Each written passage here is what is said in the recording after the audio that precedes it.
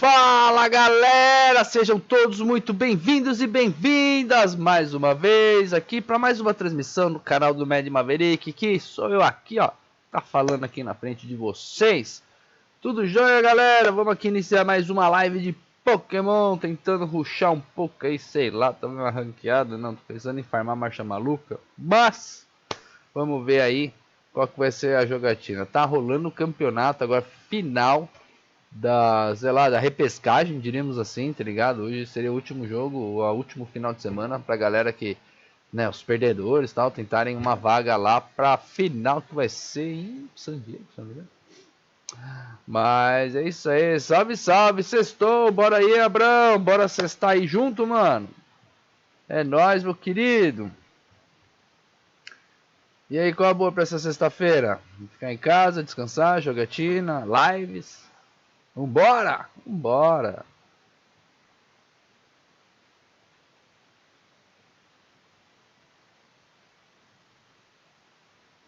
Deixa eu ver aqui. Esse aqui. Esse aqui. Esse aqui. E...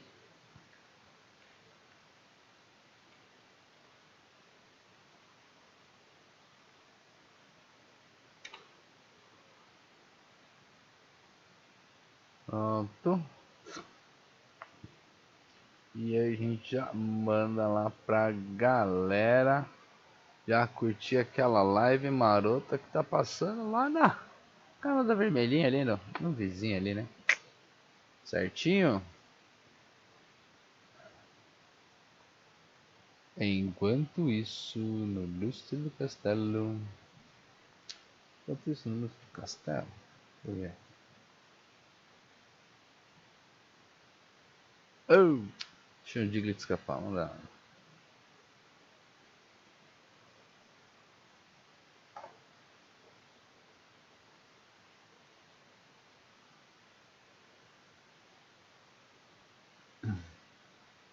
Já começar aqui.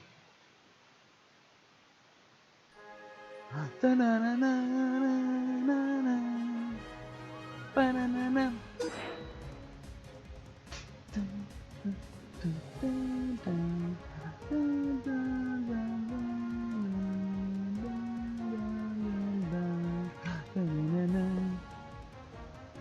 música é da hora, bicho, não vou mentir não. Ela é bem empolgante. Lembra desse meme? Na época que não existiam memes, cara. Que engraçado, né? Vale lembrar uma época que não existiam memes. Muito empolgante. Tá aquele pau, Marco Velho. Até que esse já não é tão velho assim, né?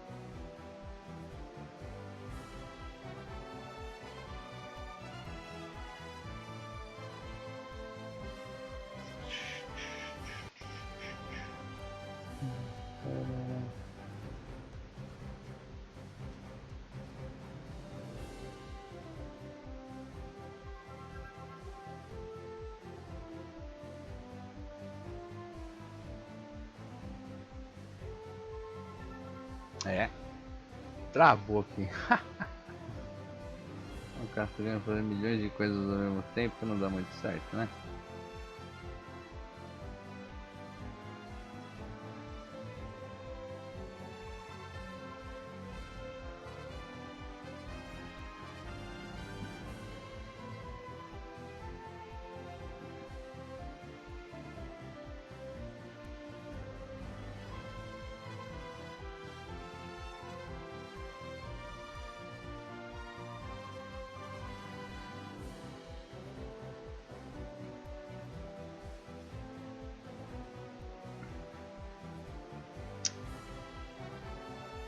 Bora lá. Não, esse não. Aliás, aproveitar aqui.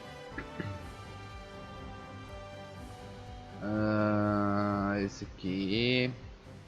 Pega esse cara aqui. Isso. Bem melhor, né? Não quero ver detalhes. Ah, é. Eu tinha que dar outra bolada às 10 da manhã. Vamos ver aqui. Ver detalhes. Esse cara aqui que eu acho que tá lá, né? 3, isso aqui, ó. Moldura, vamos ver. Vamos lançar a Pokébola, hein?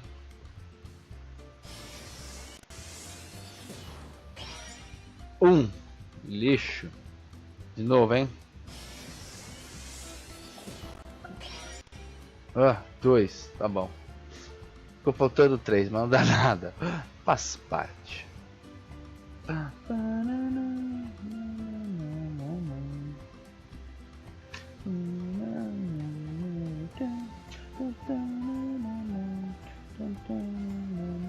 Chegou a fada mais cafofada deste canal. Seja bem-vinda novamente, cafofo das fadas. Manda um beijo para o filhotão. Manda 2 beijos pro filhotão. E aí, como estamos? De buenas? Sextou ou ainda não?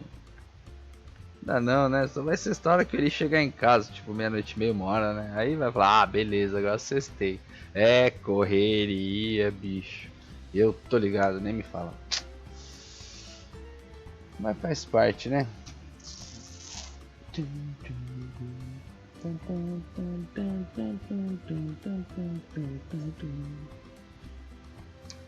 Uma máquina de prêmio aqui não me deu nada. Estou feliz porque eu consegui fazer aqui, ó. Eu consegui ontem à noite, no finalzinho lá da live lá. Consegui pegar aqui, ó, a minha skin da City. Aliás, meu traje de treinador. Ai, que linda. Aí tem o resto das recompensas aqui, tá ligado? Aí tipo tem essas licenças temporárias, tá ligado? Licença temporária do Gudra. Aí tem mais esses tickets, tokens, selos, cartões, tá vendo? Licenças temporárias. Tá vendo? Licenças temporárias. Aí acaba essas licenças temporárias. Aí é tokens, tickets, cartões, tokens. Aqui ó, licença temporária. Tá vendo? Tokens, tickets, cartões, tokens, tickets, cartões. Aí tem aqui ó, licença temporária. E acabou, entendeu? Aí aqui eu tenho 40 dias pra fazer, tem 20 mais 15 missões pra fazer. Aí tem as missões diárias aqui, eu já fiz a missão diária, então não importa muito, tá? Alright. Ainda mais que é sexta 13. Nossa, se eu falar pra você que as bruxas, não quero nem falar, mas as bruxas estão soltas aqui em casa, vocês não acreditam. Tá ligado? As coisas já de manhã já começaram no capiroto, mas tudo bem, né? A Roberta no balela não se comportou, não ganhou estrelinha. Me tirou do sério umas 3 vezes por mau comportamento e desobediência. Olha, espera seu filho chegar com 5 anos de idade. Cara, que você fala não, ele não vai entender. Não, mas como assim não? Não tem não pra mim. Ninguém fala não pra mim e começa a fazer daqui. Nossa. Ai.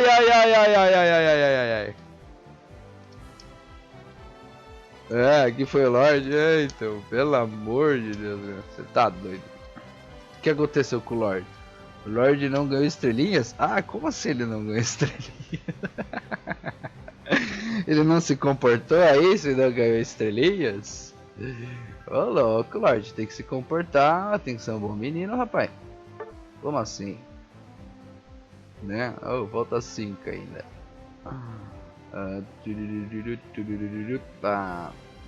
Onde tem essa bolinha aqui que eu não vi? É ali, não. O bagulho falta 5. Deixa eu ver quem tá online aqui, se é alguém que eu conheço. Alisson, não.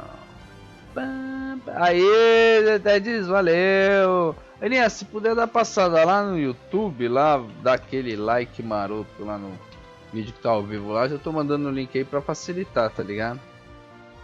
Vou arrumar um trampo pra ele ver que em casa sou uma benção. Pois é, então, exatamente. Entendeu? Exatamente. Eu sei, mas tudo bem, faz parte. Beleza, valeu, tamo junto. Tamo juntasso.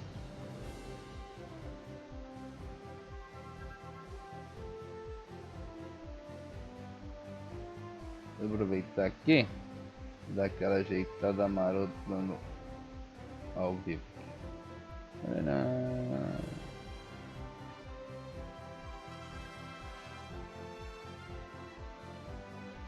Salve! Olha quem chegou! Olha quem chegou! O YouTube tem delay pra tudo, velho. Eu andei pesquisando. A maioria dos bots, as coisas que acontecem no YouTube tem delay, tanto pra ir quanto pra voltar do YouTube, tá ligado?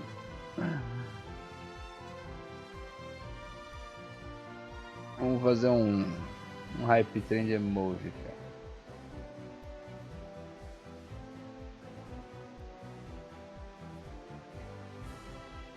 Baby Hard, oba, Baby Hard, Baby Hard, tryhardando, é isso aí. Deixa eu ver aqui. Boa, galera, vamos ajudar esse chat do YouTube aí.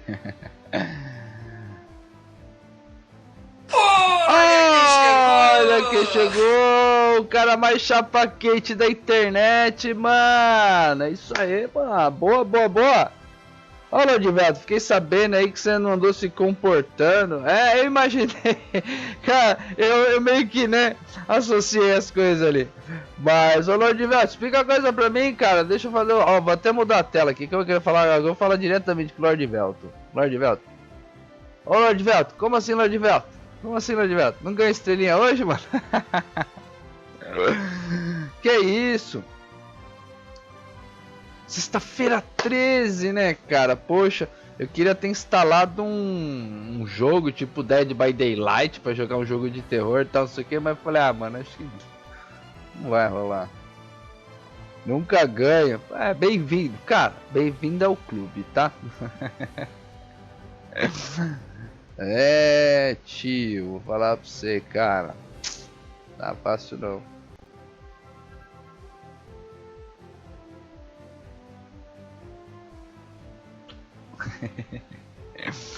Bom, deixa eu mudar aqui de novo, que eu quero jogar umas duas antes de buscar filhota. Eu tenho 40 minutos pra sair de casa, acho que dá pra jogar duas. Só que, o que acontece? Eu não vou jogar ranqueada, porque falta poucos tokens pra eu conseguir pegar o Gengar! Extrema, é muito difícil, vamos tentar o Expert. Expert até dá umas moedinhas legais aí. O dramas dos homens da casa. Pois é. Eu sou um dono de casa praticamente, tá ligado? Mas olha, se eu vou falar pra você, cara, tem... Eu costumo brincar, e aí a galera falava, brincava em live, que tipo, né, tinha uns caras que tiravam sarro lá, ah, vai dormir, vai, a mulher tá chamando, tá chamando, tá chamando. Aí eu falei, galera, eu vou dar uma dica pra vocês de experiência. Mulher, esposa feliz, casamento feliz, velho. É o que eu falo, tá ligado? Em casa, quem dá a última palavra sou eu. A esposa fala, vai lavar a louça. Eu falo, tudo bem. Entendeu? Vai limpar o banheiro. Tô indo. Entendeu? A última palavra é sempre minha, tá ligado? Então, enquanto eu respeitar essas regras, meu casamento, cara, tá de boa. Lógico, tem os atritos, tem os altos e baixos, né? Tem, né, as avenças e desavenças, sei lá, como é que fala? Você entendeu? Tem hora que a gente tá mais junto, tem hora que a gente tá mais separado, tá ligado? Mas, ainda assim, a gente respeita, né, essa regra em comum. Enquanto a esposa tá feliz, o casamento tá tranquilo, velho. E ó, conselho de vida que eu dou pra vocês, mano. jovens casais, tá ligado? Tem maridos na live. Ah, mas isso é coisa de gado. Cara, que seja, velho. Você vai ver o inferno que é a sua vida se a sua esposa não estiver feliz. Acredite. E ó, você acha que, mas tá suave, não vai estar acontecendo nada. Por enquanto. Ela só tá aguardando ali o melhor momento. Oi, se a galera também não usar fada vai ser foda, mas tudo bem. Tá vendo? Essa partida a gente vai perder, vai vendo. Que a galera no expert quer brincar de ai, meu Pokémon favorito! Voz da razão. Nem sempre, viu? Nem sempre, nem sempre. Vamos começar aqui ó, no esquema do Poké Check. E um Poké Cat. Aí, Cat TCH Ultra Ball. Salve, salve, mocelinho! Aí lá, olha, o Lord Mel tá chorando ali, ó. Cheguei dando like aí, ó. Esse mocelinho é firmeza, mano. Esse cara é toppen, né? Toppen. E aí, mocelinho, qual é a boa pra hoje? Sextou, mano? Deixa eu ver. 3 e 4, 7. 7 e meia, mano. E aí, já sextou aí, né, mano? Já sextou, certeza que já sextou, mano. Vamos lá, e aí? Joystick, isso nunca funciona, né, mano? Por que o joystick não está funcionando, hein? É a segunda vez que isso me acontece, deixa eu ver.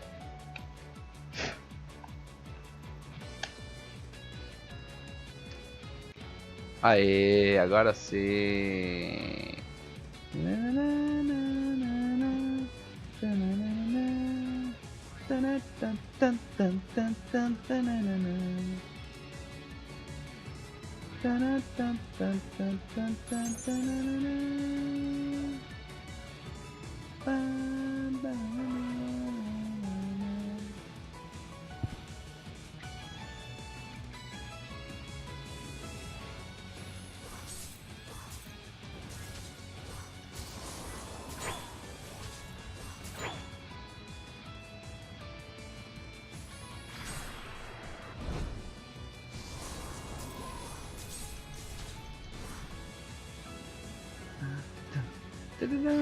Hoje é sexta-feira 13, mano, sexta-feira 13, isso mesmo. Morri. Live do terror mais tarde. Então eu vi lá no grupo, eu vi, eu dei uma olhada lá. Então deu pra ouvir os áudios, né, velho?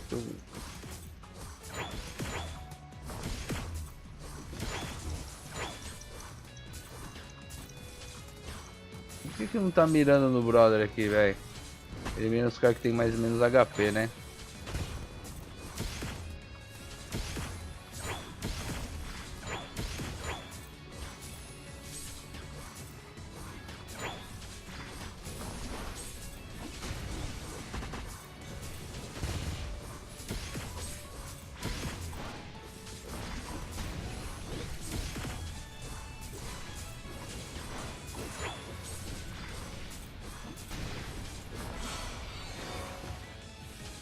Morra. É você?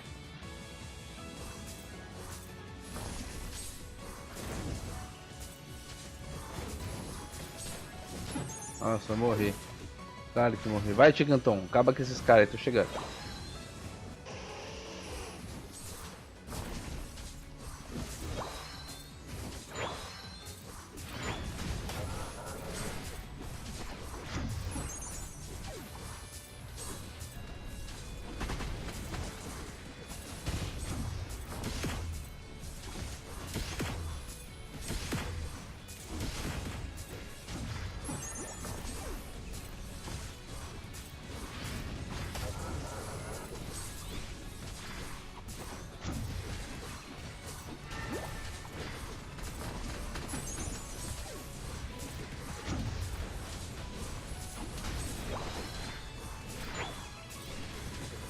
Valeu, tchau, sei.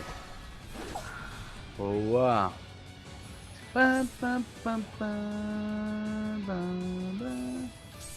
Fala, fiscal, quero participar? Bora, mano, bora lá. Só que eu vou só conseguir jogar mais uma, tá ligado? Aí eu vou ter que depois sair pra pegar minha filha.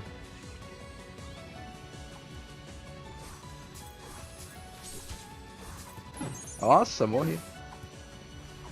Pra mim falta poucos tokens, tá ligado? Pra eu conseguir fazer o treco lá. Só que a gente só vai poder se conversar pelo Discord, tá ligado? Porque você tá ligado, né? Minha restrição, né, tio? Ô, louco. Como assim?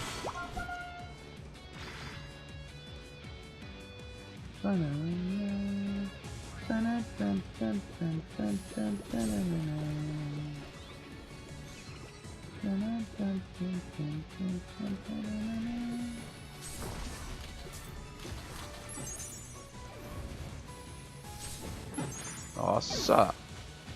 Meu rodopeio, médio. Vamos arrumar as coisas que não. Beleza, valeu, valeu. Valeu, Aninha. Valeu pela força aí, valeu pela moral.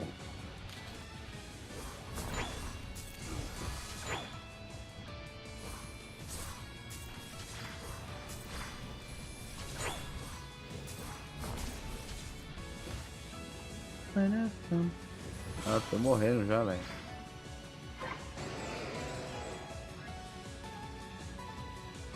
Ah, vai ter que se conversar pelo Discord. Exclamação Discord, é isso? Você não faz parte do Discord? Digita aí, exclamação Discord. Mas se você não puder fazer call também, então não tem problema.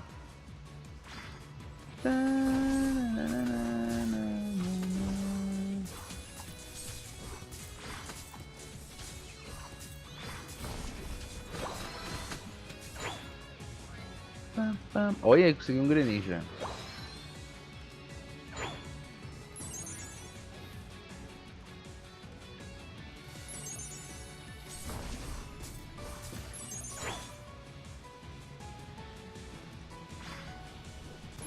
Olha, eu não vi que o cara tava aqui. Que droga. Vai lá, Greninja. Eu escolho você.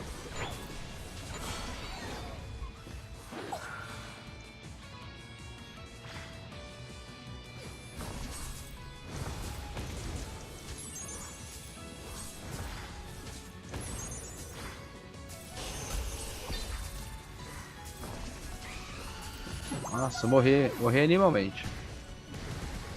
Beleza, volto mais tarde. Beleza, tamo junto, tamo junto.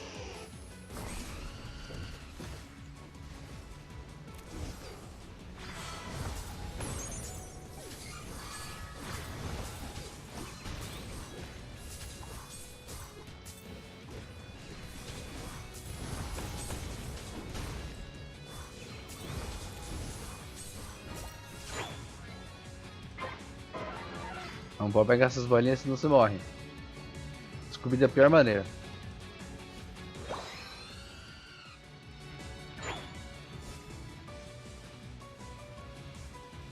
Em caso do Torb.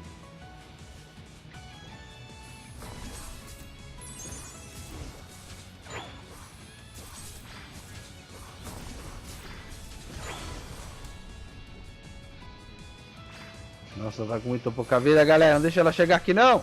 Deixa ele chegar aqui, não. Senão ele vai foder com tudo. Ele vai matar o Ticanton. Ele vai matar o Ticanton. Não vai dar tempo. Vai, galera. Vai, galera. Vai, galera. Vai, não vai dar tempo. Vai dar tempo. Vai dar tempo. Vai dar tempo. Vai dar tempo. Beleza aqui. Aí, ó. Tá vendo? No bando de mosca. Já ter vindo pelo menos com mais uma fada aqui, velho. Pelo menos mais uma fada. Poder garantir aqui a Ticanton dar umas porradas nervosas, né, cara? Mano, era tudo moscou. Nossa, cara, tá coçando, mano. Derrota. Bora aí, fiscal. Bora, bora, bora. Cadê você? Cadê você? Cadê você? Vamos ver aqui. Já tô no meu Discord? Não tô, nem eu tô no meu Discord. Mural de avisos. Você está online. É isso aí.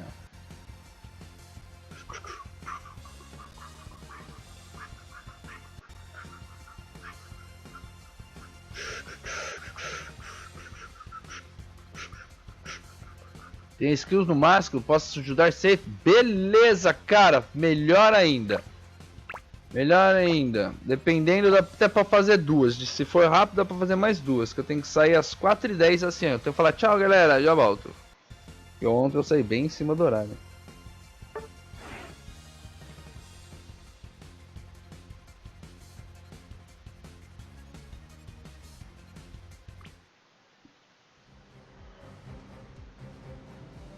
Para. Vou copiar aqui, ó, o ID do lobby, ó. ID do lobby.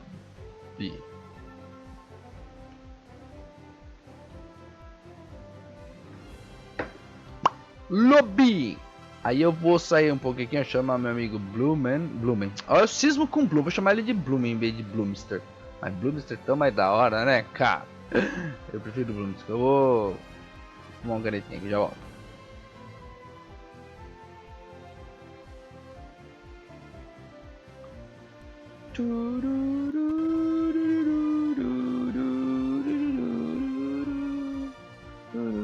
Aí, TTV fiscal. Mano, isso aqui eu pensei em colocar TTV também, mas uma que eu tenho que esperar acho que uns 2 meses, né, pra alterar. Mas, não sei. Se você faz live fiscal, eu te sigo, cara.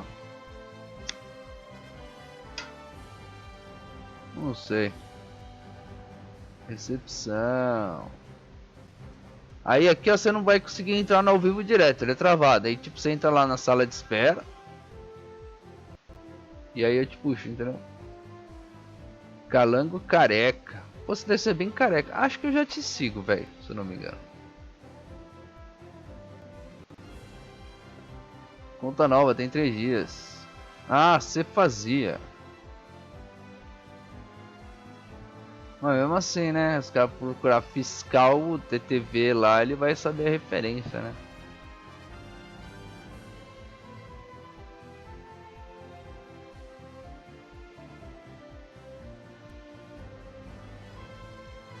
Preciso ir 10 minutos no server. Melhor ir indo. Preciso 10 minutos no serve? Beleza. Verdade. É verdade. Eu vou ter essa restrição. É mais seguro, né, cara? Evitava os bots spammers e os cacete A4. 10 minutos libera para Discord. Não, sim. Desculpa, cara. É que teve umas pessoas meio... Sei lá, mano. Acho que não sei como meu Discord, esse meu canal foi alvo de muito ataque uns tempos atrás. Tipo, 2020, 2018, tá ligado? Então eu, por precaução, ativei isso.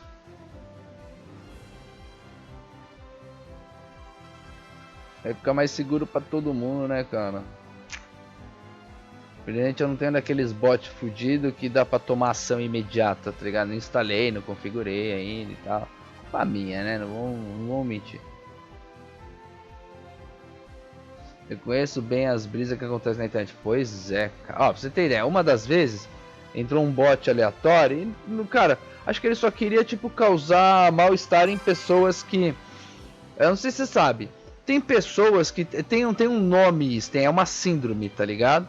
Tem pessoas que têm desconforto patológico ao verem colmeias de abelha. Se vê uma foto de uma pessoa com 10 dedos, pô, dá náusea, dá enjoo, a pessoa começa a vomitar na hora. Eu conheci uma pessoa assim, pessoalmente, tá ligado?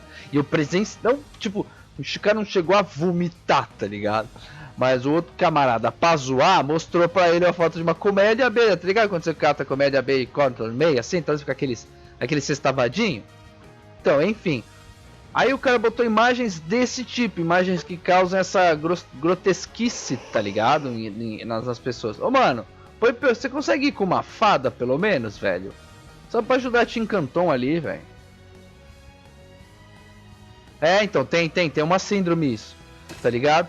E tem pessoas que às vezes nem sabem que tem essa síndrome, mas na hora que tem essas pessoas, começam a ter desconforto patológico, desconforto emocional, desconforto físico, tá ligado? E aí um cara catou e spamou em todas as salas, cara, um monte, cara, dessas imagens. Tipo, imagem tipo um cara com uma mão que tinha 15 olhos e 15 dedos na cara. Mano, uns bagulho bem bizarro. Coisa que a hora que eu olhei pra mim, eu falei, cara, causa uma certa estranheza, mas pra mim foi de boa. tá ligado? Mas tem gente que aí, aquilo que eu falei, tem gente, você não sabe quem usuário seu tem esses bagulho, tá ligado? Eu esqueci o nome. Eu poderia perguntar pro colega meu, tipo, né, chamar ele no WhatsApp. Oh, e aí, qual é o nome do bagulho estranho que você tem aí quando você vê 10 mãos num dedo, tá ligado? Mas não vou chamar ele pra perguntar isso, né? Meio sem noção, né? Beleza, vamos... Nós dois... Ah, deixa o caranguejo lá sozinho, por enquanto, que eu sei que ele se tanca lá.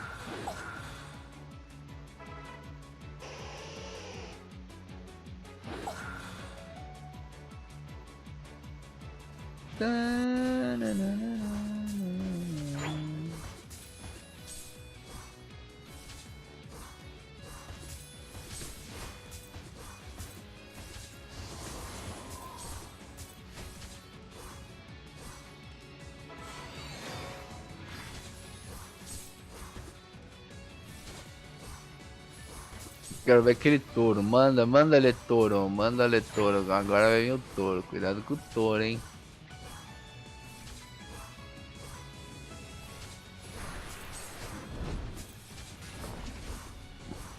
Tchau, touro.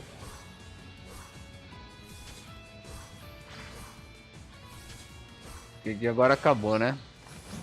Ah, não. Tem aqui. Ah, é. As abelha rainha é chata pra caralho. Pega ela, pega ela, pega ela, pega ela, pega ela, pega ela. Tchau, trouxa. Até que enfim eu consegui não morrer pra rainha. Tô me cagando de rir, que estranho. É, velho, pois é, estranho, né?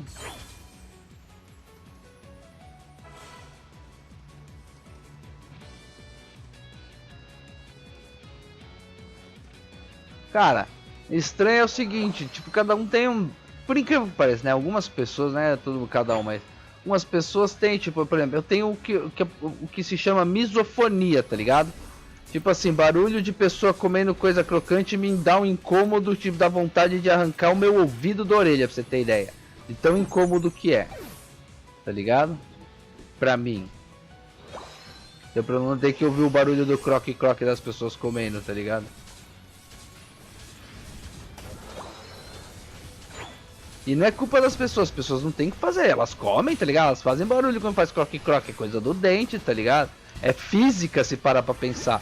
Mas eu tenho esse desconforto patológico, eu não explico, entendeu? Só aceito. Fazer o quê?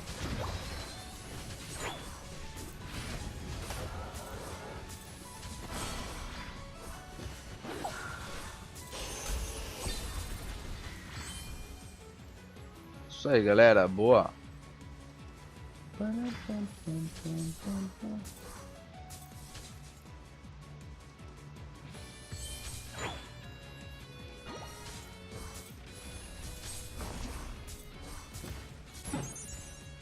Nossa, tomei tiro aqui do bichinho.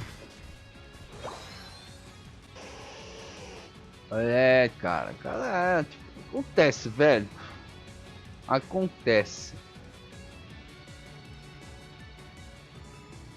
Ah, as pessoas comem aquele amendoim crocante do meu lado. Nossa, eu quero morrer, velho.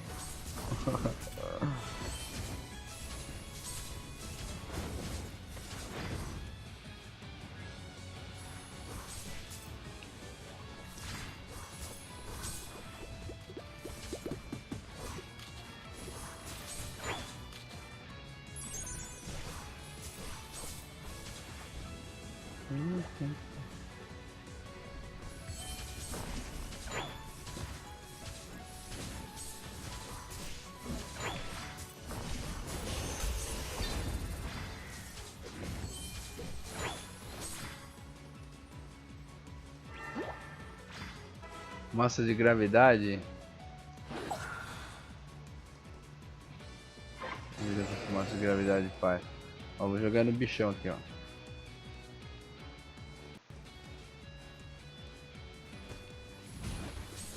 Pô, eu fui numa loja de game lá, tá? Você perguntar pro cara, tá ligado? Porque eu tenho uns 4 controles de PlayStation aqui. Eu sei que 2 presta e 2 não presta, tá ligado?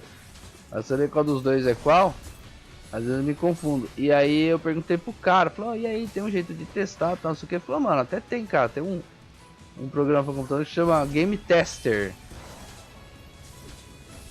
Ou algo assim. Você já ouviu falar, mano? Tá ligado? Ou algo assim? Conhece alguma coisa nesse sentido de testar o joystick? Ele falou, ah, porque aí, não, esse programa é super bom, não sei o que, ele mostra todos os botões que estão com defeito. Eu falei, mano, que legal. Vou testar. Ah, eu errei. É um pouco.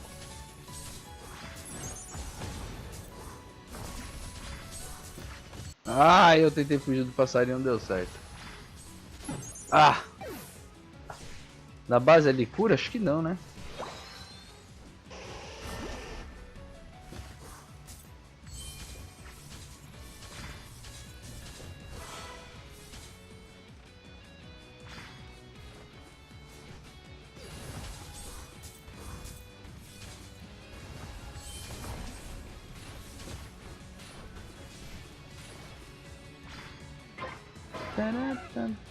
Ah, não pode deixar o Regilex chegar perto, hein, mano.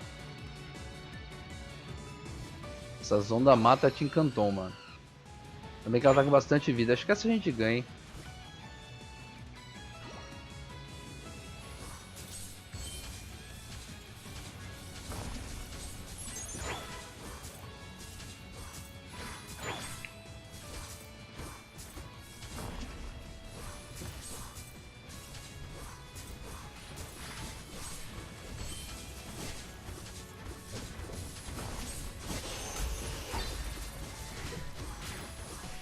Deve pautar ulta no cara agora, velho.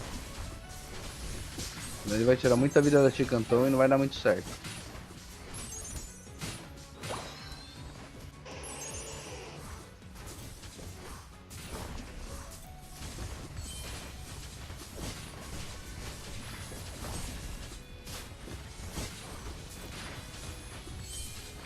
Boa.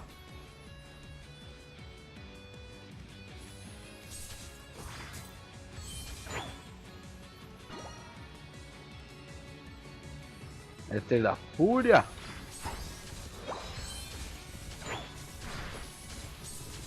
Ah, levei de trouxa.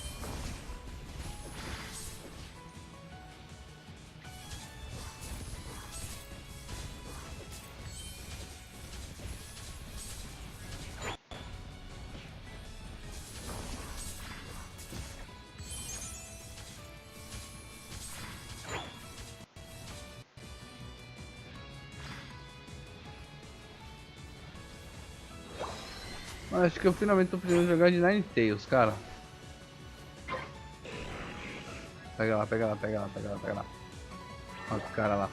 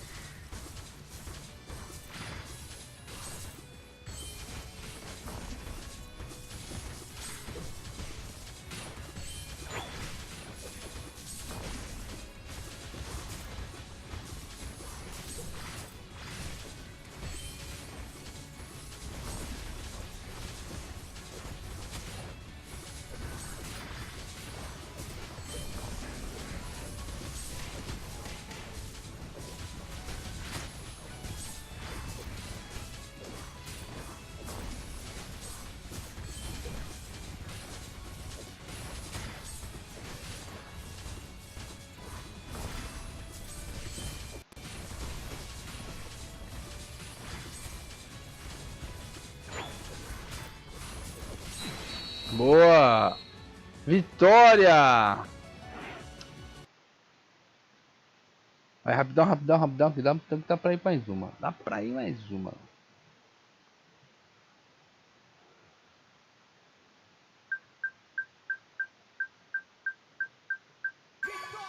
Vitória! Próximo, próximo, próximo.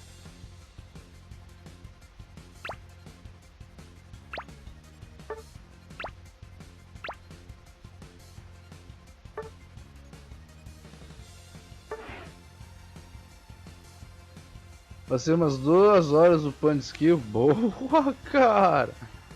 É isso aí, tio. Já vai pegar a loja inteira desse jeito.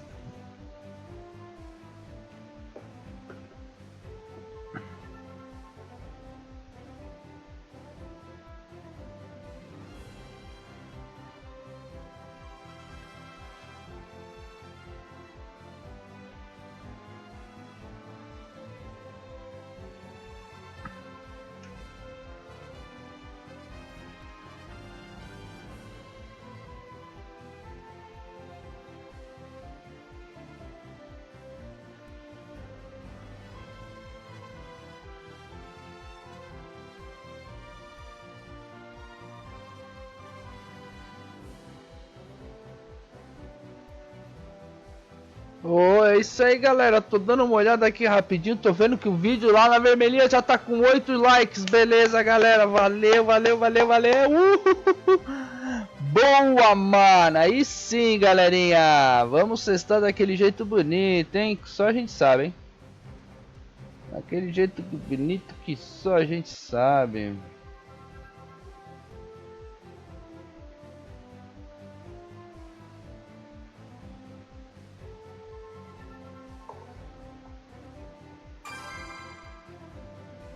Boa, bora, bora, bora, galera. Dá pronto aí, dá pronto aí. Vai, vai, vai, vai. Vai, vai, vai, pessoas. Vai, vai, vai, vai, vai, pessoas. Vai, vai, vai, vai, vai, pessoas.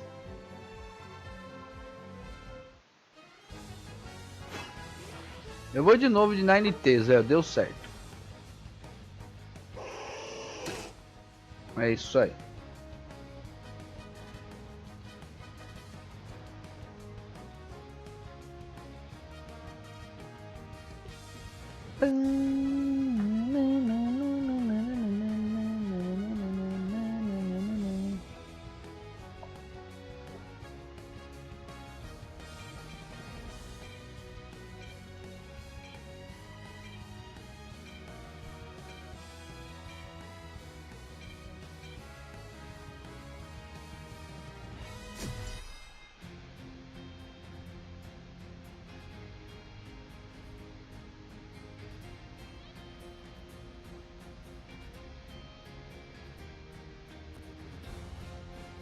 Toninho do Shine.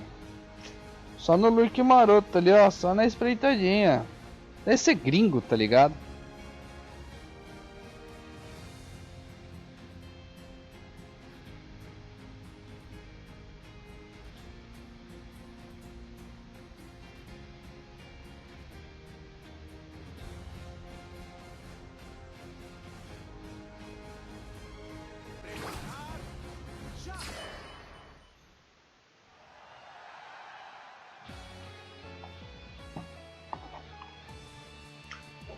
Ô louco, moscando aqui.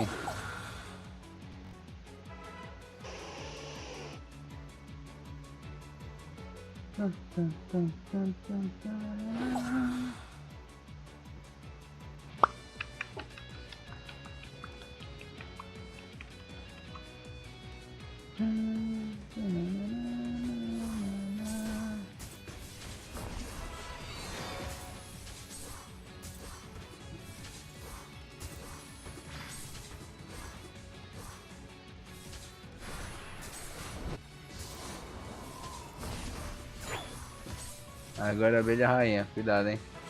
Abelha rainha é chatona. Vai! Não precisa ela passar não. É isso aí, tio! Vamos lá ajudar os outros caras lá na outra lane lá.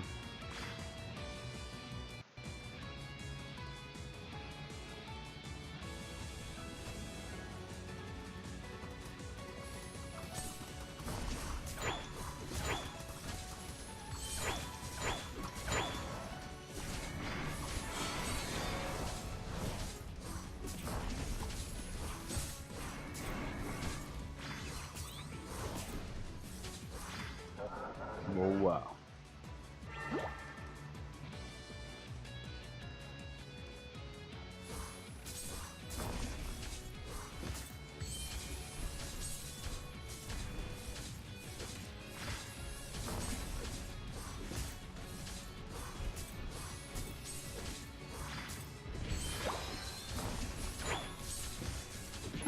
Ah, quase levei o Snorlax.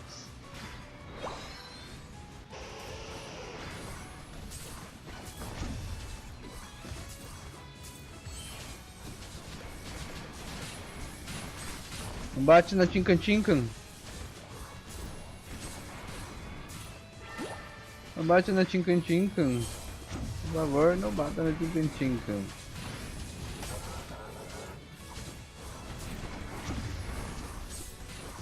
Ah, esse cara aqui é chato.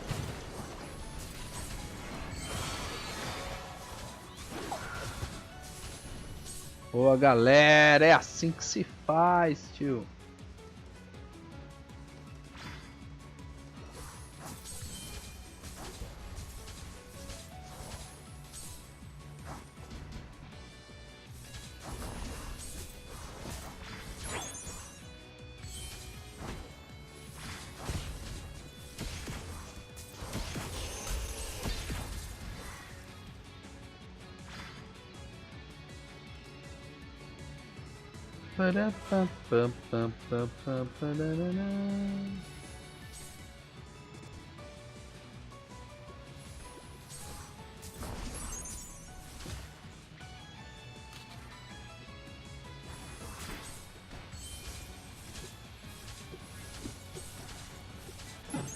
Nossa, tomei, hein?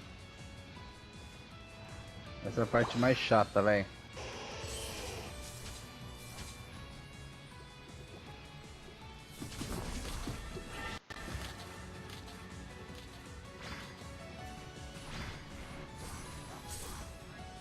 Isso aí, galera. Boa.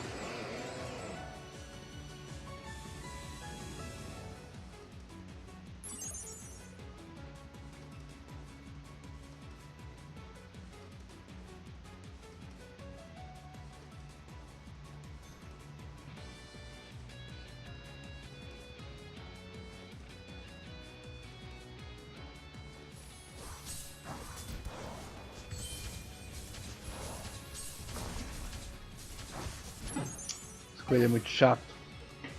É aleatório esses bichos que aparecem, né? Não tem muito uma lógica pela lógica.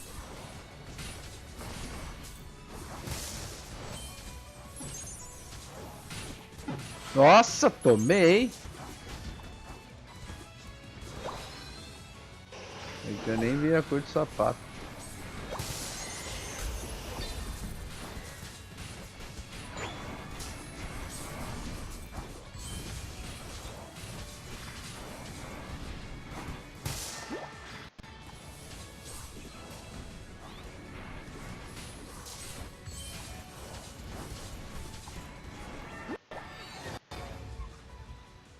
Nossa, o bagulho correu, tem alguma coisa que correu na minha vida, velho. É isso.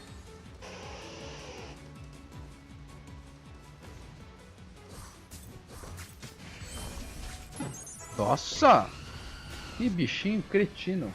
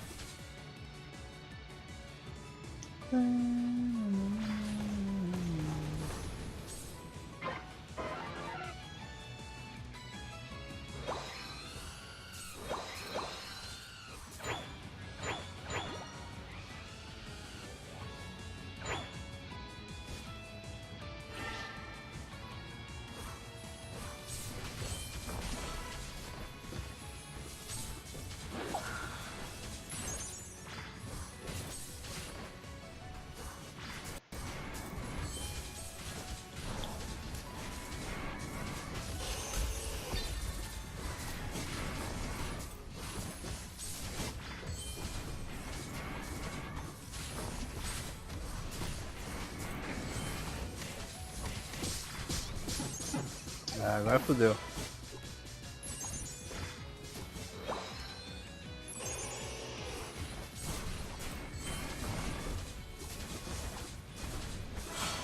Boa, galera, é isso aí.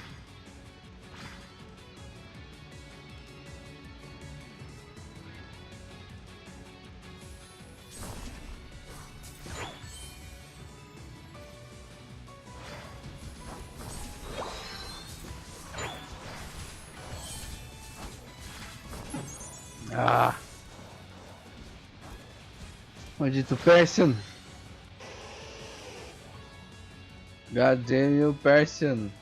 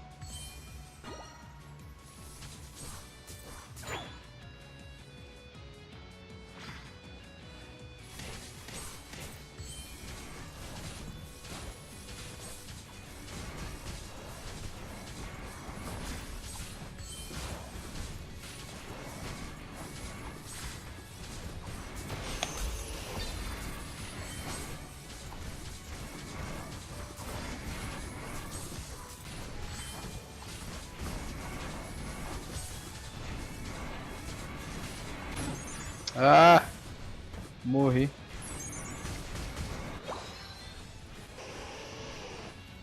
Boa!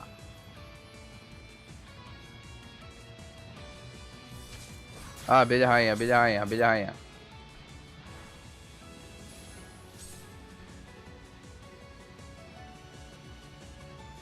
Você tá sozinho aí, cara. Não vi que você tava sozinho aí, foi mal.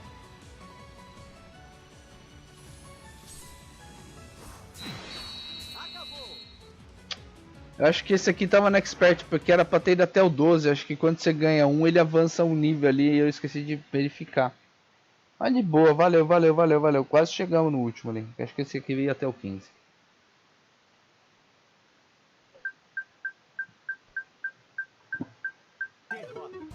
Ah, tudo bem, tudo bem.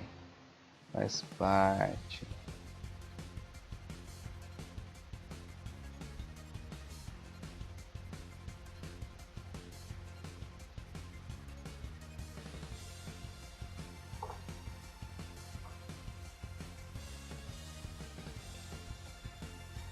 Ah, e 270 pelo menos, cara. Eu acho que eu vou conseguir comprar o bagulho do Gengar. Se eu uso de se doar, eu passo dessa última dificuldade. Ah, é? Ah, então, mas então, eu concordo, cara, desse doar. Ele é fortão, ele é bom.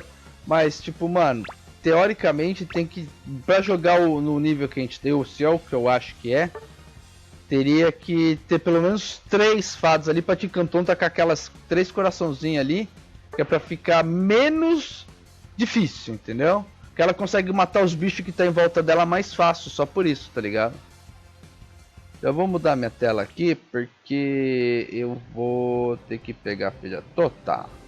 Nossa, tá escuro aqui, facetas. Tá, um pouquinho. Ah, um pouquinho mais pro claro. Aê! Olha aí! Olha ele aí! Tá ligado? E aí eu vou até deixar o controle aqui de lado. Pra ele não cair. Tá vendo? Tava no extremo, ó. Tá vendo? Tava no último, cara. Mas beleza, não, tranquilo. Depois, ó, depois a gente volta a forma mais, tá ligado? Eu vou combinar, eu tento combinar 5h30, 6 horas, nunca dá certo, velho. Entre 6h30, entre 6h30, 7 horas é mais certeza que eu já esteja online, tá ligado? Mas se você puder manter o lurk aí pra nós, velho, de coração, tamo junto, hein? Só terminar de fazer o que eu tava fazendo aqui. E o que que acontece? Eu vou colocar as semifinais agora. Ah, na verdade, a repescagem, né? De uma certa forma. Vou ver aqui.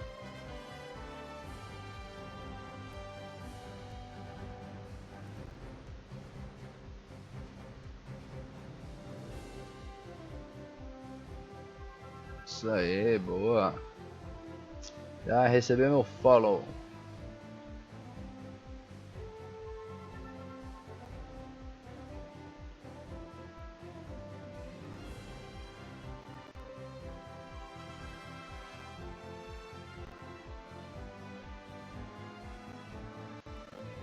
Vou deixar aqui já selecionado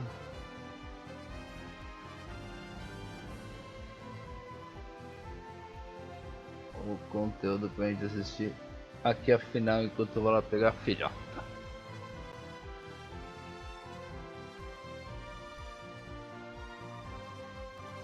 Beleza, galerinha? E aí eu já volto.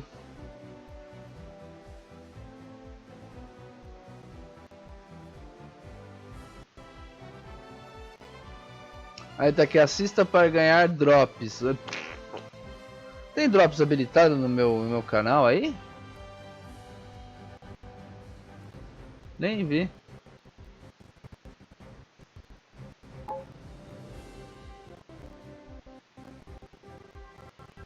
Aí que o meu computador vai dar aquela travadinha básica, velho.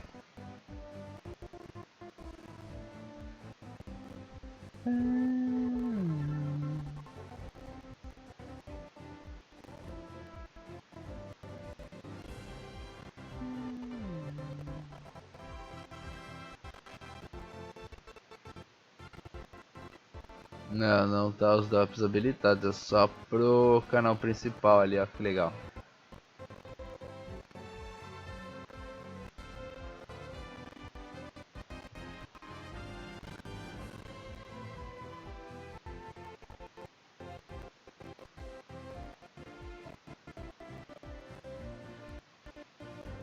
trazer já isso aqui pra cá.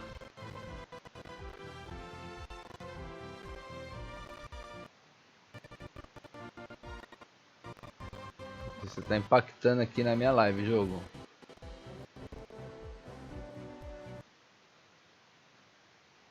Isso, boa.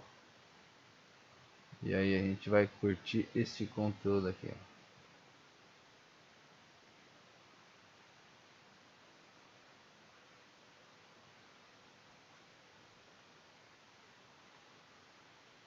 Certo, galera? E vocês vão tancar uns AD pros caras aqui e pra mim também ao mesmo tempo. Foi mal, hein?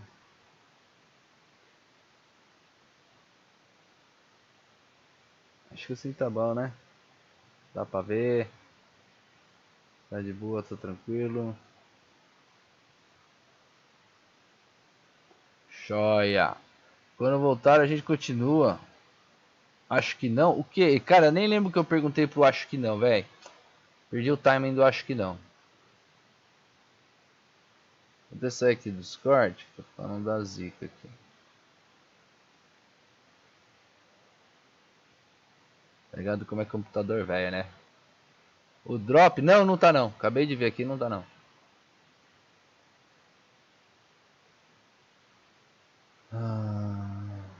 Ele mostra aqui no painel pra mim.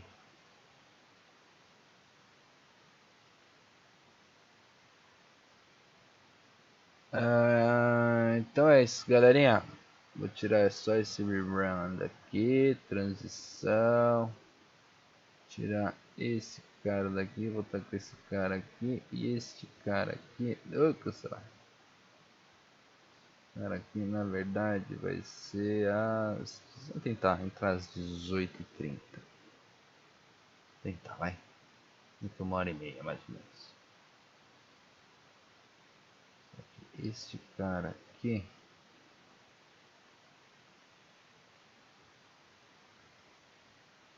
Este cara aqui. E boa! Bora lá! Tá bom, galerinha? É nessa que eu me despeço. We don't need to get into how bad Zoinks' Inteleon was, Os okay? caras tá falando alto. Então é nessa que eu me despeço, galerinha. Até daqui a pouquinho. Eu volto às 6h30. Se puderem, fiquem aí no lurk. Gratidão a todo mundo que tá aí, beleza? Até mais daqui a pouco. E fui!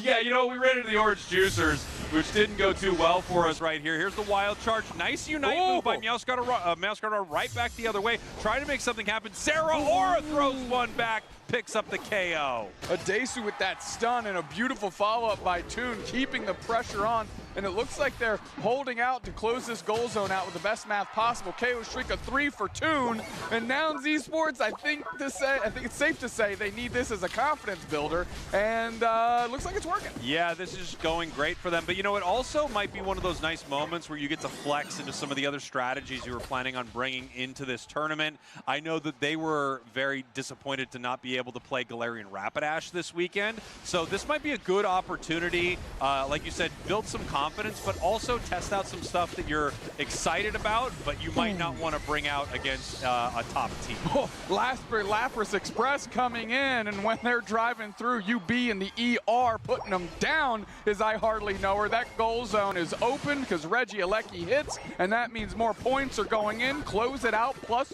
26. Here we go, another big KO. 4 members of I Hardly Know are running towards Nouns right now, seeing if they can punish them at all for this fight. Psyduck able to move away from this right here. The snipe shot's not landing, but those big-time critical hit autos are doing some damage here. Nice bubble beam by Bruv to provide cover. Indy obviously playing on the wrong side of the map, and that's just to create spacing because I Hardly Know Her has to turtle up right now. They have to. But you can hear every single thing they achieve on the map is met by resounding roars from the crowd, and rightfully so, darn it, rightfully so. I hope people at home, I hope we can pipe in the crowd noise somehow on some of these KOs, because that moment we had a huge pop-off in the crowd. I Hardly Know Her has a ton of fans out there that are excited to see them up on the big stage. Look, you know, tip of the cap to Husky, who is a level 11 and keeping as close a pace as they can given the circumstance. 2 Nouns. Look at this 5-person push. Here comes Bruv back the other way. Flower Trick is on top of them. Damage is getting reined in. It's a 5v3, and they get another knockout. Hardly Knower coming through, saying you're going to remember this name. Here we go. They're going to keep the pusher on. Heavy Slam doesn't work. We have Espeon popping their Unite move, and they're pushing back forward Nouns. And is this going to be enough to bully out I Hardly Knower? It looks like it's going to be way more than bullying them out. It's going to be bullying them down. Yeah, and here we go, trying to pick up another KO. We have the Zeraora looking to make something happen here. Unite move, trying to grab them. Snorlax not able to make it out. Zera running into a double team right there and having to peel back. Now they're going to have to keep moving forward. I mean, honestly, just grabbing everything in the central area of I Hardly Knower. Why not? You're there. You're so huge and over-leveled, you might as well just take whatever you want. I Hardly Knower, is there a path for them back in this game as they're down by approximately 350 points? Yeah, this is going to be a tough one. I mean, when you're this far behind, obviously, and we do have a Regieleki walking, when you're this far behind, you have to win Ray, and you have to have everyone score. So you have to find a phenomenal catch, right? If you're able to KO Zeraora, its KO timer will be massive. You will probably be able to get one more in that fight. If you could do that and get Ray, there is a path to victory. But it's level 15, and it's not just a level 15 Zeraora. It's Toon's level 15 Zeraora, so I think this is going to be really hard. It's going to be difficult. You know, you talk about you're going to have to almost do a full team wipe with every member of your side standing here.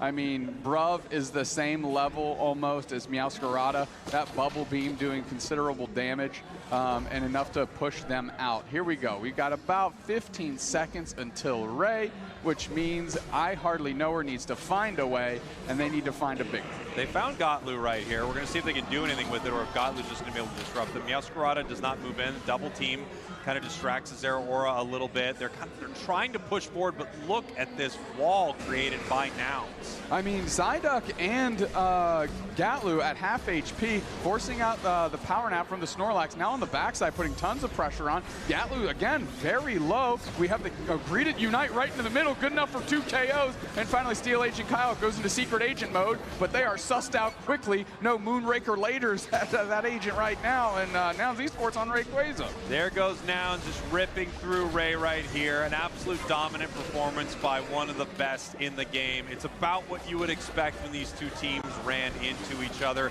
But I do think Nouns probably needs this, right? Not only to move forward into day 2, of course, but also to keep their confidence up after a really shaky start up on the big stage. Yeah, I Hardly Knower here on vacation. Nouns Esports here on business, and they mean it right now. About a minute left, and that score line is getting bigger and bigger. Yeah, I will say, I mean, here on business, but when they ask business or pleasure after a match like that, a little bit of both, you know? Definitely a little bit of both. Now, okay, we got 55 seconds left. I think we know what the trajectory of this game is looking like. Sure.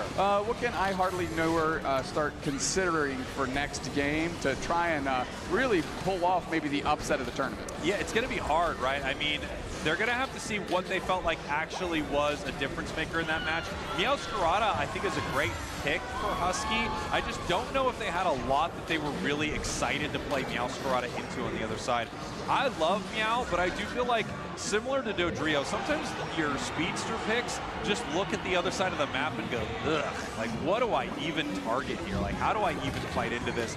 And no way. Got him. They might need to play at more considerable range to deal with Nouns. We'll see. We'll see how they want to switch that up. Or maybe they don't. Maybe they want to play it again. I mean, clearly Nouns trying to go for the beat them by 1,000 check mark. Let's see if they actually got there. It got real close. Real close. Yeah. And, you know, you can tell I Hardly Knower is well aware of where they are at in this game. A team of good players running into the EU champs. This is a very tough putt. Steel Agent Kyle looking better than Zoinks by a factor of 1 million. Yeah, holy smoke. Electric, get the kid out here. I mean, long story short, maybe this was a story we already knew the ending to, but I love the energy I Hardly Knower has on stage, excuse me. Clearly, like you said, understanding the same script and having a good time and using this opportunity to yuck it up. Listen, they're getting to play on stage. That's something you and I have never gotten to do. In fact, they make sure we don't. It feels like they box us out every time we get near to that They stage. prefer us cast than have us be on stage. That's how little they trust us with any sort of equipment out here. As I went up there to just say hi to some of the teams, I was suplexed by a very large man.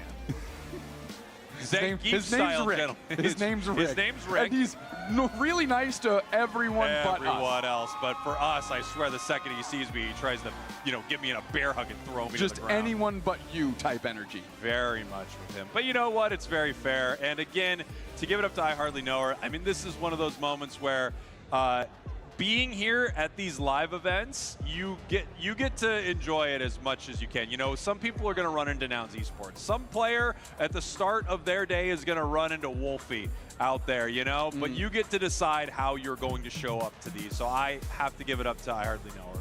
I really respect it. I love their energy. And, of course, the community loves them.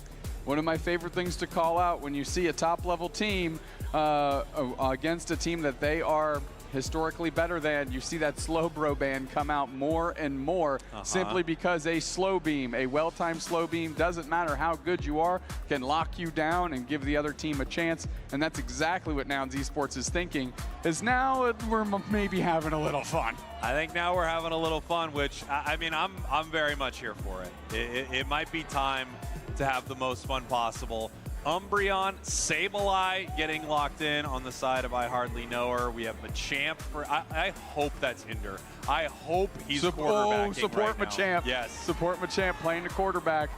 Tune on Comfey.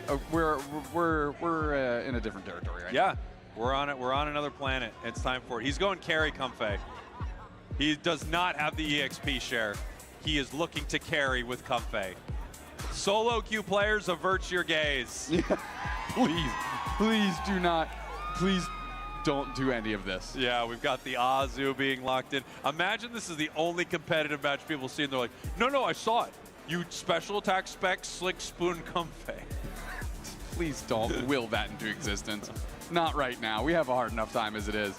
Hard enough time as it is. Steel Agent Kyle back on the Inteleon. I like it. Like you said, better than Zoinks by a factor of a million. Yep. Which is a good factor to be better. Huge factor. Huge factor. It's a million. Next, it's a million factor. That's big.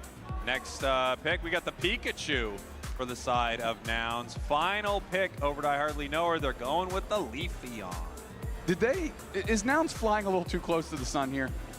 Well, I mean, their wax wings may melt with this composition. Maybe. But more important than anything, I think this is going to be an exciting match. I sure hope so. Husky locking in the Leafeon, as you mentioned. Some decent targets on the side of Nouns if they can close the gap on that Mew. Maybe get on top of a Desu there. That's quick work. How is it possible Machamp has a 50% pick rate? Is that possible?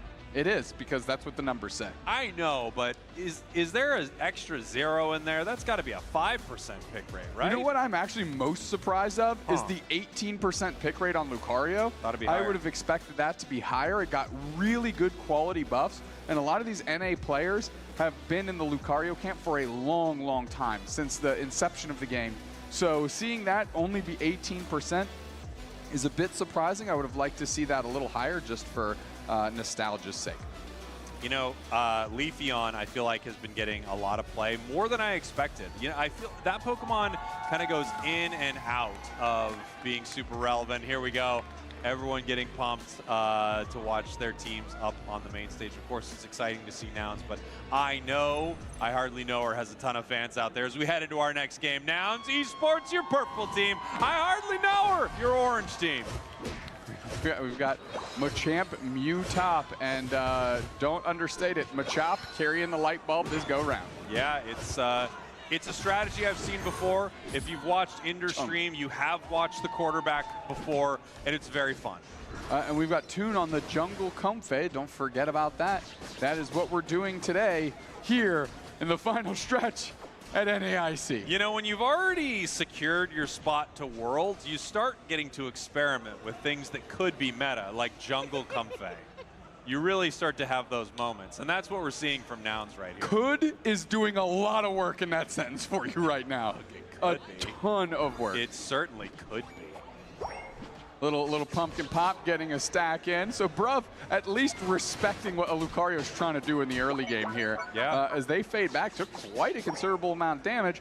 And I'm looking for Steel Agent Kyle to get online with this Inteleon and really show Zoinks how it's done. That is the level 5 there on Lucario, which is pretty scary for that bottom path with the bird spawning there. I'm guessing we've got extreme speed, but I'm not sure what Bruv likes to play most. Why would we? We wouldn't know. We watched him for 4 years, never load in with Lucario, so we don't have a lot of pre-existing information on that particular selection. We're seeing Gotlu as Mew. Mew is one of those Pokemon that feels like it's really, almost going down actually. Mew is one of those Pokemon that feels like it is going to have an amazing weekend, especially with some of the top players here. Just Bruv on E-Speed Lucario, getting a KO on that Drizzile. E-Ball, not quite enough to take care of the Umbreon there. Pikatua, not going to go down quite yet. But Bruv getting a lot of stacks in level 7, and yeah, that's just where we're at. You can see Machamp getting chased by the Sableye right there. There's the quarterback picking him up with a submission right into a Volt tackle. Pikachu, nice KO. Husky in some trouble, needing to run away from 3, and they cannot do it. Now that Machoke is moving Usain Bolt style, going to go try and get some points in for themselves. 17 banger going in. Drizzile, finally Pikachu on the Umbreon, going to get in there. We've got a mean look on a Desu, but not enough damage in the tank to make that thing matter. Suplex City out here and NAIC, and more points going in. I hardly know her, having hardly a good time. Yeah, and we have the Jungle Comfey actually level 7 right now, so doing pretty good experience-wise, attaching to Machamp, which isn't too bad because they'll take all the experience with Machamp's EXP share. And that's called design strategy. Flowery Fields Forever is in fact out as Toon hops on and hops off to get a couple A presses in, because that is a carry Comfey. Look at this Azu, by the way, actually putting in some serious work. As they're heading towards this goal zone right here. Big time water pulse, catching the Lucario. Can anyone take advantage of it? No, they cannot. Honestly, Pikachu maybe saving the entire team with that mean look on Bruv. As Toon and Bruv are hanging out there. Snipe Shot is there over the wall with the E-Speed, and of course the Comfey pickup is going to be good enough to dodge it. Snipe Shot still being wrung out here, but they're on top of Steel Agent Kyle quickly. Yeah, taking down Kyle. We have Lucario just running through members of I Hardly Know Her. Azu trying to stay in this fight.